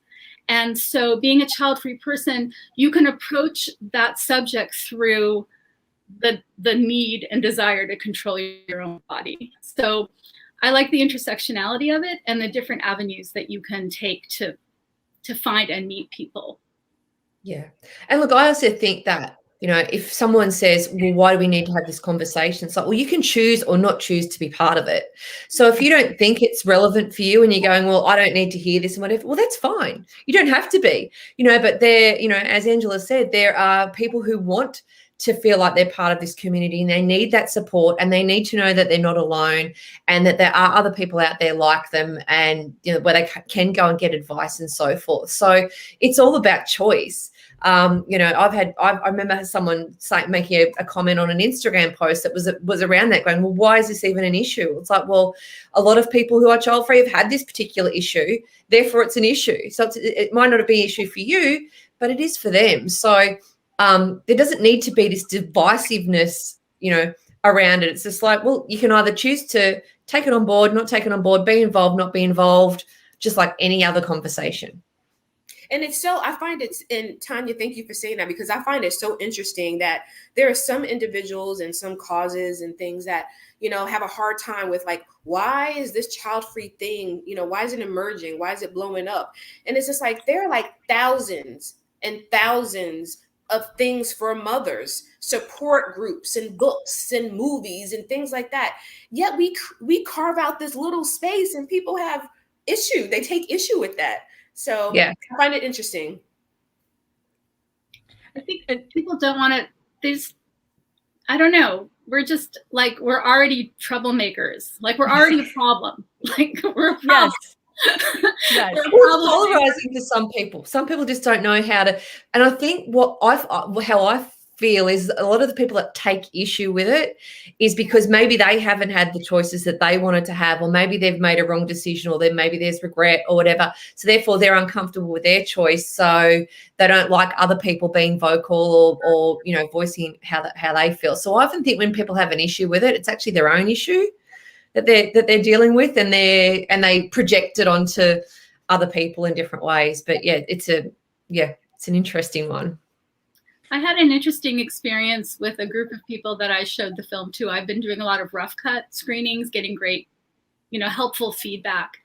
And, you know, some people just sort of say, I don't understand what the problem is. You just should be able to make a choice. That's it. And I'm like, do you understand centuries of systemic reproductive oppression that we are living through? Do you understand how women have been given this one path through life and only very recently have been able to, you know, take actions to maybe not do that? I always feel like I want to expand this, you know, from it's just me, you know, complaining to no, this is a huge fundamental issue. And I'm going to speak as a woman, like around womanhood and the expectations of womanhood.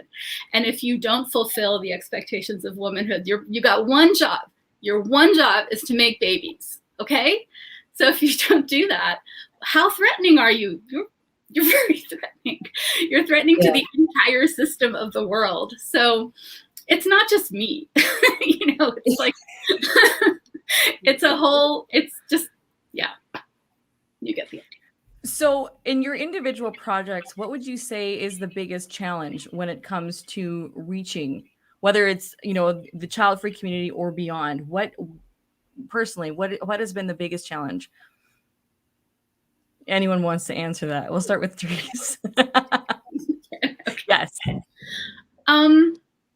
I think one really interesting challenge actually is navigating the many very different people with different focuses in the child-free community. And we've talked about this all day, I think, but people have different ideas of what it means to be child-free, who's allowed to call themselves child-free, who you can let into your Facebook page or not, you know, and I encourage parents to be part of our world because they're raising the next generation to understand that they have these choices and it's fine. But there have been a lot of kind of back and forth, you know, about why are there parents here? We shouldn't have, you know, this kind of stuff. So it's really interesting trying to navigate all the different points of view in the child-free community. And again, as Angela said, there are so many places to hang out that will fit your own needs. So sometimes it just comes down to that, like, maybe this isn't the right place for you, but I know that there are like 20 places that you might just think are a better fit. So that's been an interesting challenge, actually. And you can't be everything to everyone, as you've just said, like but you're not going to find one person in the child-free community that agrees with everything that, you might say or whatever. And that's okay.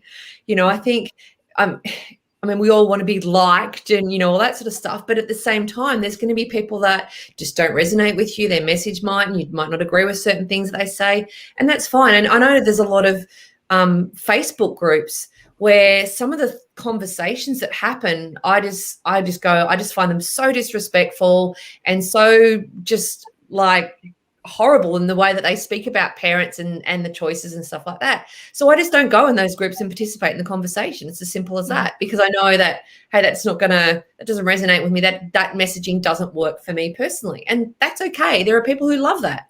So I think it's about finding your niche and your space. And one of my biggest issues, I think, with the child-free community is there's a lot of complaining often. We complain about bingos and we complain about stuff, but we've got to start to do something about it. Mm-hmm. So get involved in conversation and do more practical things and think about how you can change the situation rather than just complaining about the situation. And I think that's our next step as a child-free community is go, okay, well, we know all the issues. As a child-free community, we know what our issues are and our challenges are. Now what can we do about them in a practical, everyday sense to make change? Mm-hmm. Mm-hmm. What I would say, not necessarily huge challenges, but I have been, and I've been vocal about this on my Instagram and just in different other spaces where I think when No Bibs Burps Bottles stepped on the scene, and this is like, who's this Black girl talking about being child-free? And I think some people, and I'm not the only Black girl who's child-free, so I don't know why that's an issue, but it is trying to help people understand that there's just a little part of this child-free community that I'm carving out that makes sense for me. Mm-hmm. And it doesn't make sense to you. Again, I invite you to explore. And I have done that. I'm like, when maybe a person thinks like my Instagram is about being childless or something, and we have a conversation, I'm saying, check out these pages because you're probably not going to get what you need for yourself from No Bibs Burps Bottles. And so I think it's important that we let people know we are open if you want to learn about the content, if you want to learn about what we're doing, but also be able to refer people to other groups that make sense for them. But I think the challenge is, people, you're not being inclusive, or, why is it only Black people? And it goes back to the conversation that we talked about earlier in BPOC in regards to, can I just have this space for my brown girls? I didn't say you can't visit Tanya or Teresa or the bitchy bookkeeper. I didn't say you couldn't go there. What I'm saying is respect this space because I'm going to respect you. Mm-hmm. So I'm curious what drew each of you to your particular mediums that you spread your message in, like how your vehicle. So I'll start with Tanya. What drew you? You have a book, you have the Childfree magazine, and you do a lot of other things. What drew you specifically to those, to putting out your message in those forums? For anyone that might be curious in following, your path. Yeah. So in terms of the book, I just felt like what I was writing about there was a gap. Yes, there were plenty of other child-free books and are some fabulous books out there. But for me, I wanted to show all sides of the conversation. So I didn't just want to share about child-free people and their stories. I wanted to show, women who had kids and that were happily, mums, people who regretted it, people who were child-free by circumstance, not by choice, and share stories of real women around the world. So for me, I think there was a gap in that particular area. And it was the same with the magazine. It happened very organically. And I was like, I look and you go, you Google like parenting magazines and you'll find 50 plus, like they're everywhere. Mm-hmm. And I was like, what? And all of a sudden I said, why don't we have one for us? This is crazy. With all these parenting magazines, there needs to be one for child-free people.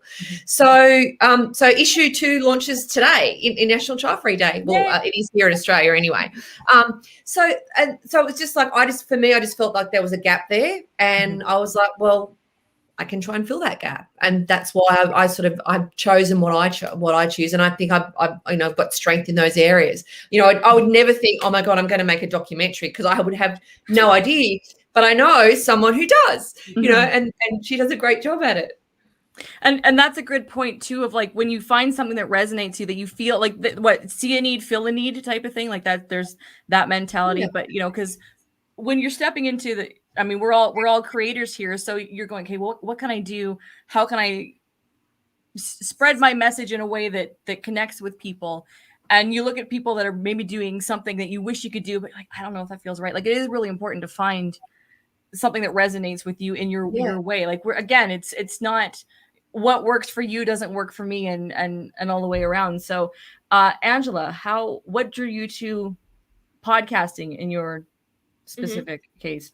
It was just trying to maximize spaces. So I know that Instagram I'm a fan of Instagram, so that was pretty easy. But starting the podcast, it was just like, how can I reach more people without spreading myself too thin, right? Mm-hmm. And so being able to take those podcast interviews and then kind of, take a snippet from there or some information from there to turn it into an Instagram post or something that I can put in my Facebook group. So it really is kind of working smarter, not harder. But I also know not everyone's on Instagram, but they might listen to a podcast. Not everyone's into podcasting, so they might read a blog. Not everyone's interested in reading a blog, so they might meet me tomorrow when I do a pop-up shop, because they want to be up close and personal with me. So I think it's just maximizing the opportunities and maximizing the spaces that, and I'm not trying to occupy every space, because I'm only one Angela, but the ones that I do occupy, a podcast,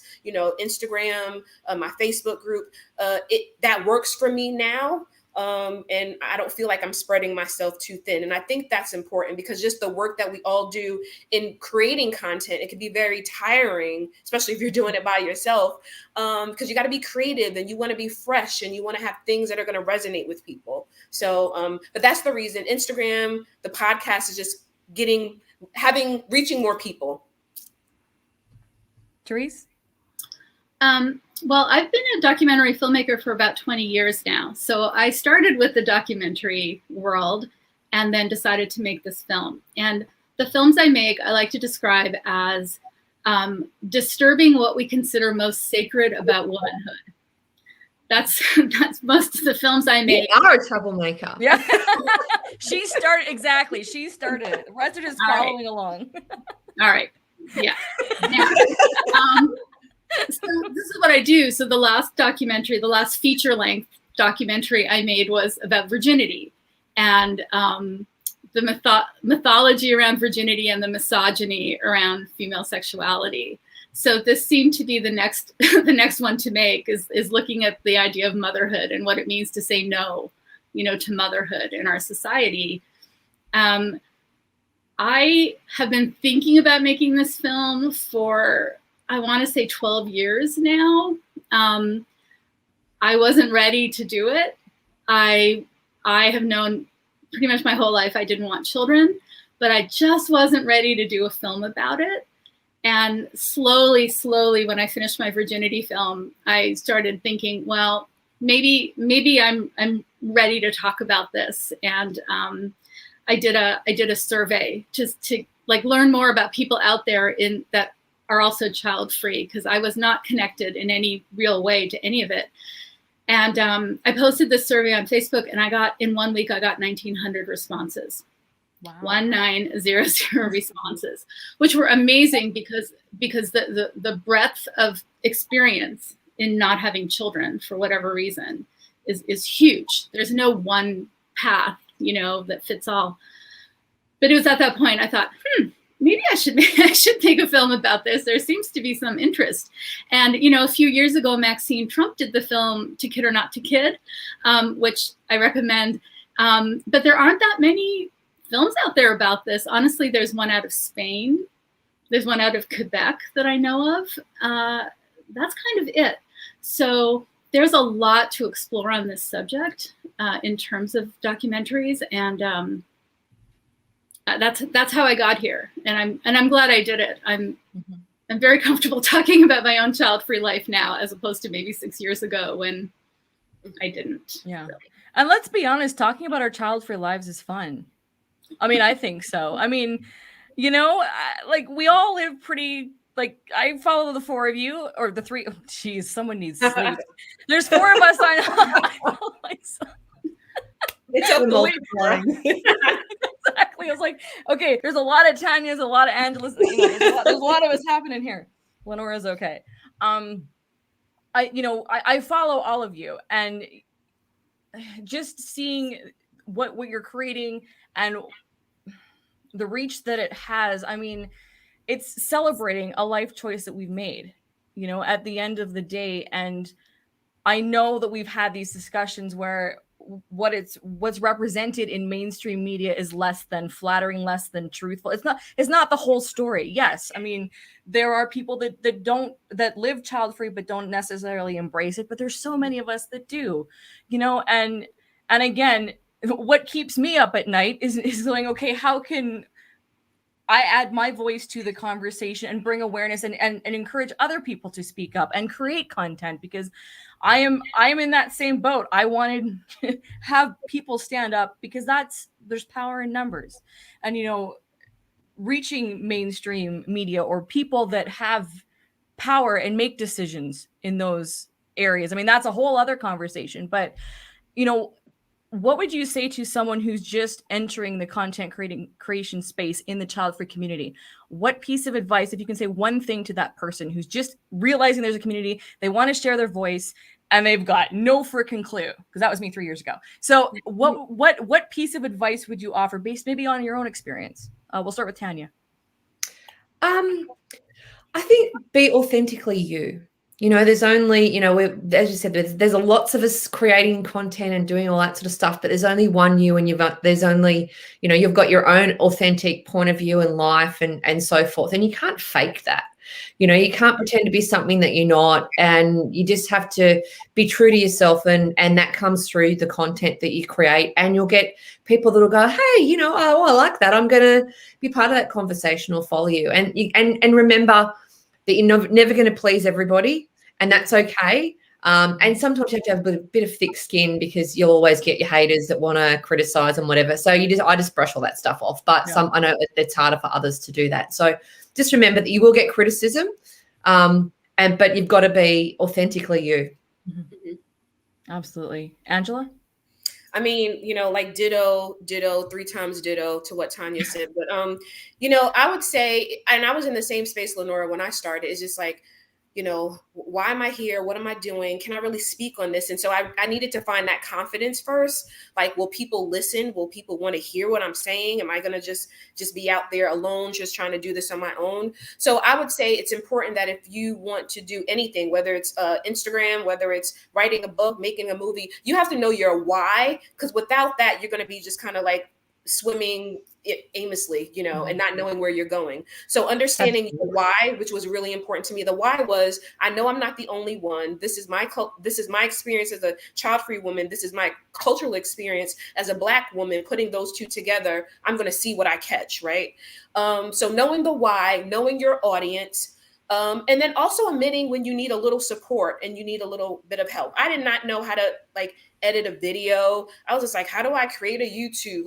And so I needed to reach out to people who I knew had the skill set to do that. So I think those are a couple of things that I would share with the person, is knowing your why, knowing your audience, the tough and thick skin. Yes, you got to have that, because people will come and just say, this is not important. You suck. I mean, I've had someone say, you suck, or this sucks. Yes. So have tough skin. But when it's all said and done, be you. And I always say that unapologetically, be me. And that's all I can do. Therese? Yes, I'll ditto all that. And I will say, recognize how much work it's going to be to have a presence on social media, say, or run a group. Go into it understanding that it's going to be a lot of work. It's going to be rewarding most of the time. And it's really lovely to build a community and have a connection and hear other people's feelings about all of this. That's all great. But You have to post really often. You have to keep up with like whatever Instagram wants you to do now. Like I haven't figured out Reels yet. I'll be honest. I don't know what to do with them, but it's a lot of work. I spend like a ridiculous amount of time getting posts up, and I'm going to post. I'm trying to keep it to 3 times a week because I just don't have time. But the other thing that was incredibly helpful to me was someone approached me who had been following the film and some articles I've written, and she said, I want to help you out in some way because I want to help you get this project done. And I said, well, what do you do? What do you want to do? And she goes, well, I'm a social media manager. I'm like, okay, that's awesome. And she goes, maybe I could volunteer for you for a while. And she did. She actually stayed with us for 1.5 years, which is astonishing. Wow. Mandy Kreischer, if you ever want to hire someone awesome. But in the process of that, she taught me a lot about social media. And she was like my mentor for social media. And I think like the understanding how much work it's going to be, but also understanding just how it all happens and comes together. It's really valuable to have that sort of in your toolbox. Well, ladies, we have to wrap. This has been an incredible panel. Thank you. I want to give you all the opportunity to tell us how we can reach you, how we can support your projects. Thank you for the reminder of closing remarks. Tanya, how can people reach you? Plug everything. Well, they can find me at Childfree Happily Ever After. They can grab themselves a book. They can grab themselves a magazine, which comes out today. But more importantly, I'd really love them to be involved in conversation. So they'll find me on all the socials. So I do a lot on Insta, a little bit on Facebook and so forth. But, you know, it's just about getting people, you know, part of the conversation. Thank you. Angela? Hey guys, you're hearing me for the 3rd time. So you can follow me on Instagram at No Bibs Burps Bottles. You can also, we're trying to grow our little YouTube channel. So you can find us at YouTube, No Bibs Burps Bottles. And of course, everything No Bibs Burps Bottles, you can find on our website with the same name. So thank you very much. And please, if you are on Instagram and scrolling tomorrow here in the US is International Child Free Day, and No Bibs Burps Bottles will be a little bit more active tomorrow in our feed and in our stories. Thank you. Therese? Well, I think that the hub of all of this is the website, and that is myselfishlife.com. So if you go to myselfishlife.com, you'll have on the homepage, there are links to all of our social media. If you want to follow us on Facebook, Instagram, Twitter, LinkedIn, if you're into that kind of thing. And then we have the trailer for the film. We have a Childfree comics that I worked on with this amazing cartoonist. There are videos that people have sent in about their own child-free experiences. And really importantly, there's a list you can sign up on, the First to Know list, and it will answer the most often asked question, when can we see your film? If you hook up with us on that list, we're going to be sending first to know information that way. So myselfishlife.com. And then from there, you can go in a lot of directions. Well, thank you 3 so much for joining us today for this 2021 virtual Child Free Conference. That's a wrap. What a marathon. Thank you so much. And you know, let's motivate the Child Free community to just be as kick-ass as possible. And to quote Tanya Williams, don't let anyone dull your sparkle. All right. Thank you again. This has been the Child Free Media Panel.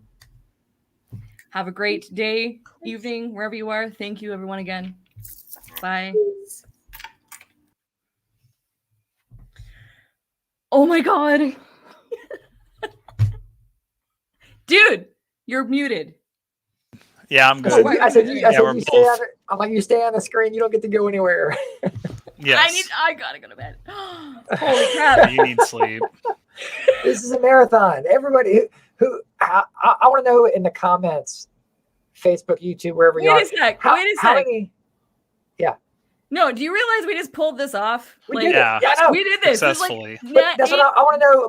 Like everybody hit like a number. Like, how many of these topics and panels did you watch? Yeah. Like 1 or 2? Did you watch like all of them? Like, just hit a number just so we can like kind of see how the day went for you. But I was very impressed with the viewer count today. Was that was great. Real. The numbers, the conversations. We actually like pulled this off. I mean, holy crap! This has been like 8 months of like. It's been fun. No, don't get me wrong. It's been fun. We still like each other at the end of the day. So that's a raging success as it is. But Angela watched all of it, and she even spoke on 3 panels. Hey, okay. No, but seriously, first of all, we'll talk about the numbers in a second. Well, actually, no, that's for Monday's meeting. Right? We have a meeting on Monday. We still have meetings. Yeah. Yes. No, okay. So how are you two feeling? Because we actually pulled this up. Amazing. I mean, just the amount of, I think, positivity that kind of just radiated. We had no trolls. Not only from That was a panels, miracle. Yeah, but for me, I trolled Jared. Yeah, that was about much troll as I had. Everyone in the comments, like, really great, like, conversations, even on the side, Wow. like, just, they're talking to each other, like, it's just. I am so amazed. It's I mean, awesome. Facebook kicked us off for the first half, but everybody showed up. We Jared promoted didn't mess YouTube. up too much, so We went at YouTube, and everyone was able to transition over to YouTube. And if you haven't, subscribe to our YouTube channel, because we don't want this situation with Facebook to happen. If we have this situation again. Holy crap! Yeah, actually, the second half of the Facebook it's still there. Worked. It's the one. There, yeah. I don't get it's so stupid, it's so frivolous. Can we all, yeah, please. I'll take some pizza. Are you kidding? Like I have a bowl of risotto because I haven't slept in a day, and I'm eating. I had just to had eat some something. food. Little fat pass out. But seriously, we pulled this off. This is Yeah. like, oh my gosh, I can't believe it. This is exactly what High I five. hoped would happen. But Yeah. seriously, dudes, you guys did awesome. And Cody, amazing moderating. Jared, thank did you pretty for that. well. You did. You You did pressed all great. the buttons when you were supposed to. So good job. That's right. And thank you to StreamYard for giving us all these Yes, cool thank you. toys. Like, thank you. Thank you, StreamYard. Thank you, StreamYard. Holy cow, I could not. Oh, this is wow. It's great. Hey, This is yeah. awesome. The Facebook page, like us if you haven't. I've already been mentioning it. Oh, email, newsletter. Yes. We Cody, sign you up for wanna that. I plug mean, this yeah, shop, plug everything? yeah, definitely. If you can, go. Well, it's on our Facebook. I don't know if we can post it. In the, My mind is gone. I Dot can't. com yeah, slash .com, Childfree conference hyphen Childfree hyphen conference. It's all over our social media. Hopefully you'll find it, but definitely sign up and get on our email newsletter. If you've been on it, we sparingly send out emails. Like we only send out an email if there's something like big that we want to promote to you guys. So you're not going to get like weekly junk from us. Like it's gonna, Next yeah. year we're going live in Vegas. We're gonna have like a 10-day event. I'm kidding. So if you want information about 2022, especially when we announce when we're looking for volunteers, speakers, like topic ideas, like that's where we're going to be able to do it, as well as social media. But you might be the first ones to know if you're on the email list. Yes. So get on the email list. We are taking a month off. Like this is the Are we? first. I am. I guess. Yeah. Cody, you can get a head start. I mean, you two started without me. Yeah, so we can do back it again. In the day, so you did. I know. Thank you, Jared, for like just sending me that first message saying, "Hey, I want to do a conference." Thank you, LeNora, for getting involved and really kind of being the glue that not only held us together, but like you're also the grease that made it go. Like the marketing, the videos were amazing. It's awesome. Thanks. And I got to be selfish for a moment and thank my wife, you. AJ. Thank you for letting me work hundreds of hours. Yes, on this thank you, conference. AJ. Thank you. We need Cody. We need Cody. So thank you for lending him to us. We're not getting paid for any of this. Exactly. So. No, I mean, I have to say, like, I know I was on the collaboration panel and that was about the podcast, but this has been an ultimate collaboration for me, like working with you two, because we're all strangers and came together. And it's like, okay, Jared had this crazy idea, and I was like, okay, I'll try something. And then Cody's like, I'll do it. And We pulled it off. I mean, We did I'm it. gonna. Yeah. I'm so excited. I'm gonna knock everything over. My computer, my desk is just. I'm just We're gonna gonna flip see everything. the ceiling in a second. It's just gonna. I thought your webcam was gonna like die in that last one because it did stutter. It's my computer, and I'm plugged I right know. in. I'm like, oh man, her webcam. I was about to jump in there because it's. If I'm you like, oh had no, it's to. gonna go. It's I gonna knew go. everything. Oh well. But it stayed with us. So. It's because my brain is like firing all weird and random, and I need some sleep. But Yes. Hey, we have an after party. We have an after party. Who wants to come to the after party? If you were on the email list already before today, then you got a notification with the link. So you got a little bit of a head start on being able to get to it. So LeNora, I don't know if you want to tell people how to get there. Get where? Right. I have to. Sorry, yeah. I see someone talking about me in comments. Yeah, you're gonna come to my Zoom room. How do we get? It's Zoom. It's Zoom, right? So where do we post a link already for that? We haven't posted the link for it yet. Do you want to do it on the Facebook page? Can you do it for me? I could. You guys want a link? I could literally type it into the No. YouTube. But no, we can't. This is secret. This is secret. Go to Facebook. Go to the Childfree Conference Facebook page, and Cody is now going to, because I'm demanding him to. Go to sleep after this. You're gonna crash. No, I got an after party to host. I might change my wig. No, I'm gonna leave it on. It starts in 45 minutes because I need 7 o'clock. 7 o'clock. Yeah, that 5 works. o'clock for me. So give everybody a break. All you viewers that have been awesome, like y'all get to take a little break. And yeah, hopefully we'll get to get. Oh, I thought someone said I was the best, but I'm a beast. Yeah, okay, I'll take that. Yeah, no, She's both. Well, and just as a caveat too, the Zoom room, we're limited to 100 people. Yes. And so you gotta get it's kind of going to be like one of those situations where we get you in. When we get you in, there's going to be a little bit of a queue, but we'll be in there. Hopefully, some of our speakers maybe can get only in 3 there. people are going to show up. We don't. It'll be us and some random person, and we'll have the best time ever. We will have the best time because I'm going to be freaking hysterical. So it'll just be making me laugh, and I'll just But this is oh my gosh, this is like seriously. I mean, this wasn't even my dream, but this is a dream come true. So Jared, this was your idea. How are you feeling? This is a huge accomplishment. There were a couple times I was like I told you, ChildfreeAfrica, that video got me teary-eyed and watering my eyes a little bit because that's who it's for, is the people that don't have a voice in this world, being child free, because it's unfortunately a lot of us are spread out, and it's all throughout the world, many different countries. Every one of us has to make that decision to be child free or not. And it's a global issue, and I feel for Oscar in Africa, and to make this thing possible with your guys' help it's a joyous day today. So it's been the best day of my life. So Jared had a baby conference. Congratulations. Angela's saying congratulations on your I just gotta do this. And hey, let's throw these up here. Exclusive party passes. So if you are a speaker, make sure that your name is in there. So I'll let you in. You can jump the queue if you are a speaker here. But please, all of you who have been in this the whole day.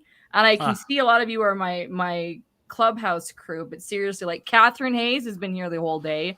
Brianna's been here. Lucas Cheney's been here. I mean, just make sure I know it's your name. Hey, Dan. I'm just going. I haven't been able to see all the comments. Can we see these comments later, Ronnie? Like YouTube live stream, the full length they are included. Yes. Okay. So look, there's 62 people watching. All 62 of you can get into the Zoom thing. So go over to the conference Facebook page. I'm going to post it right now. And then give me 45 minutes. Yes. If you don't see me in 45 minutes, I fell asleep. No, I'm good. If you want to support the conference, get yourself some merchandise on childfreefamily.com/shop. We're looking for volunteers next year.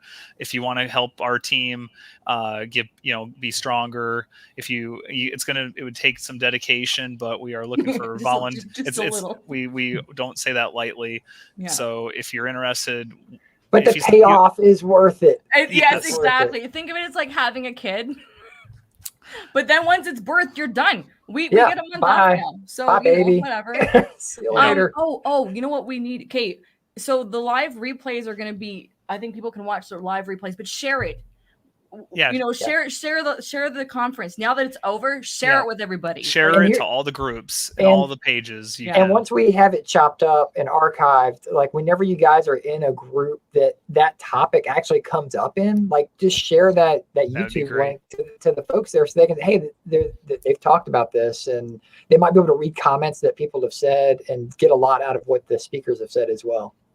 The likes and sharing it will only make this thing go farther and help us in supporting this thing. So sorry, Marie Cases, can we start now? It's past midnight here. I will fall asleep if I'm not entertained. And I'll have to say, I was sweating so much I almost fell off my chair like so many times. It's like really hot here because it's like 77, which is hot for Calgary, and I've been like sweating profusely. Oh, and Dan says, "Stay safe, LeNora." Yeah, I will do my best. I'm not leaving the house. I'm gonna go to bed eventually. She's the only one that waves a fan on YouTube. She's very special. I decorate my house with these. Like I have like a whole bunch of them up here on the third level. Collector. Because Calgary, we don't believe in putting air conditioning in our houses, so I have to, whatever. Oh gosh. Well, is that everything for this? Yeah. For now. Let me go eat something. This has been a wrap. This has been amazing. And seriously, Cody and Jared, you guys have been like super cool. I have loved working with you guys, and this has just been like, I'm so impressed with you guys today. And I mean, I knew that because otherwise I wouldn't have been doing any of this. But it's been fun. It's been a lot of fun doing this, even if I have to yell at you occasionally. Actions speak louder than words. We weren't just saying that we were going to do this. It's been amazing. So had a plan. This has been super cool. Without like Cody and LeNora, you guys put insane amount of time. Your dedication and effort were stupendous, and you guys should have a great award. If I could give you an award, I would give you an award. So it's the thought that counts. Yes. That's right. All right. Well, we will see everybody we'll end the broadcast, and oh my God, it's over. We will see everybody at the party. What? Yeah. Oh, yeah. I'm gonna find my child-free partner at the after party. Yeah. I posted let's get our hopes up. Okay. Good luck with that. Thank you. All right, guys. Thank you. All right. Adios. Bye, everybody. Bye-bye.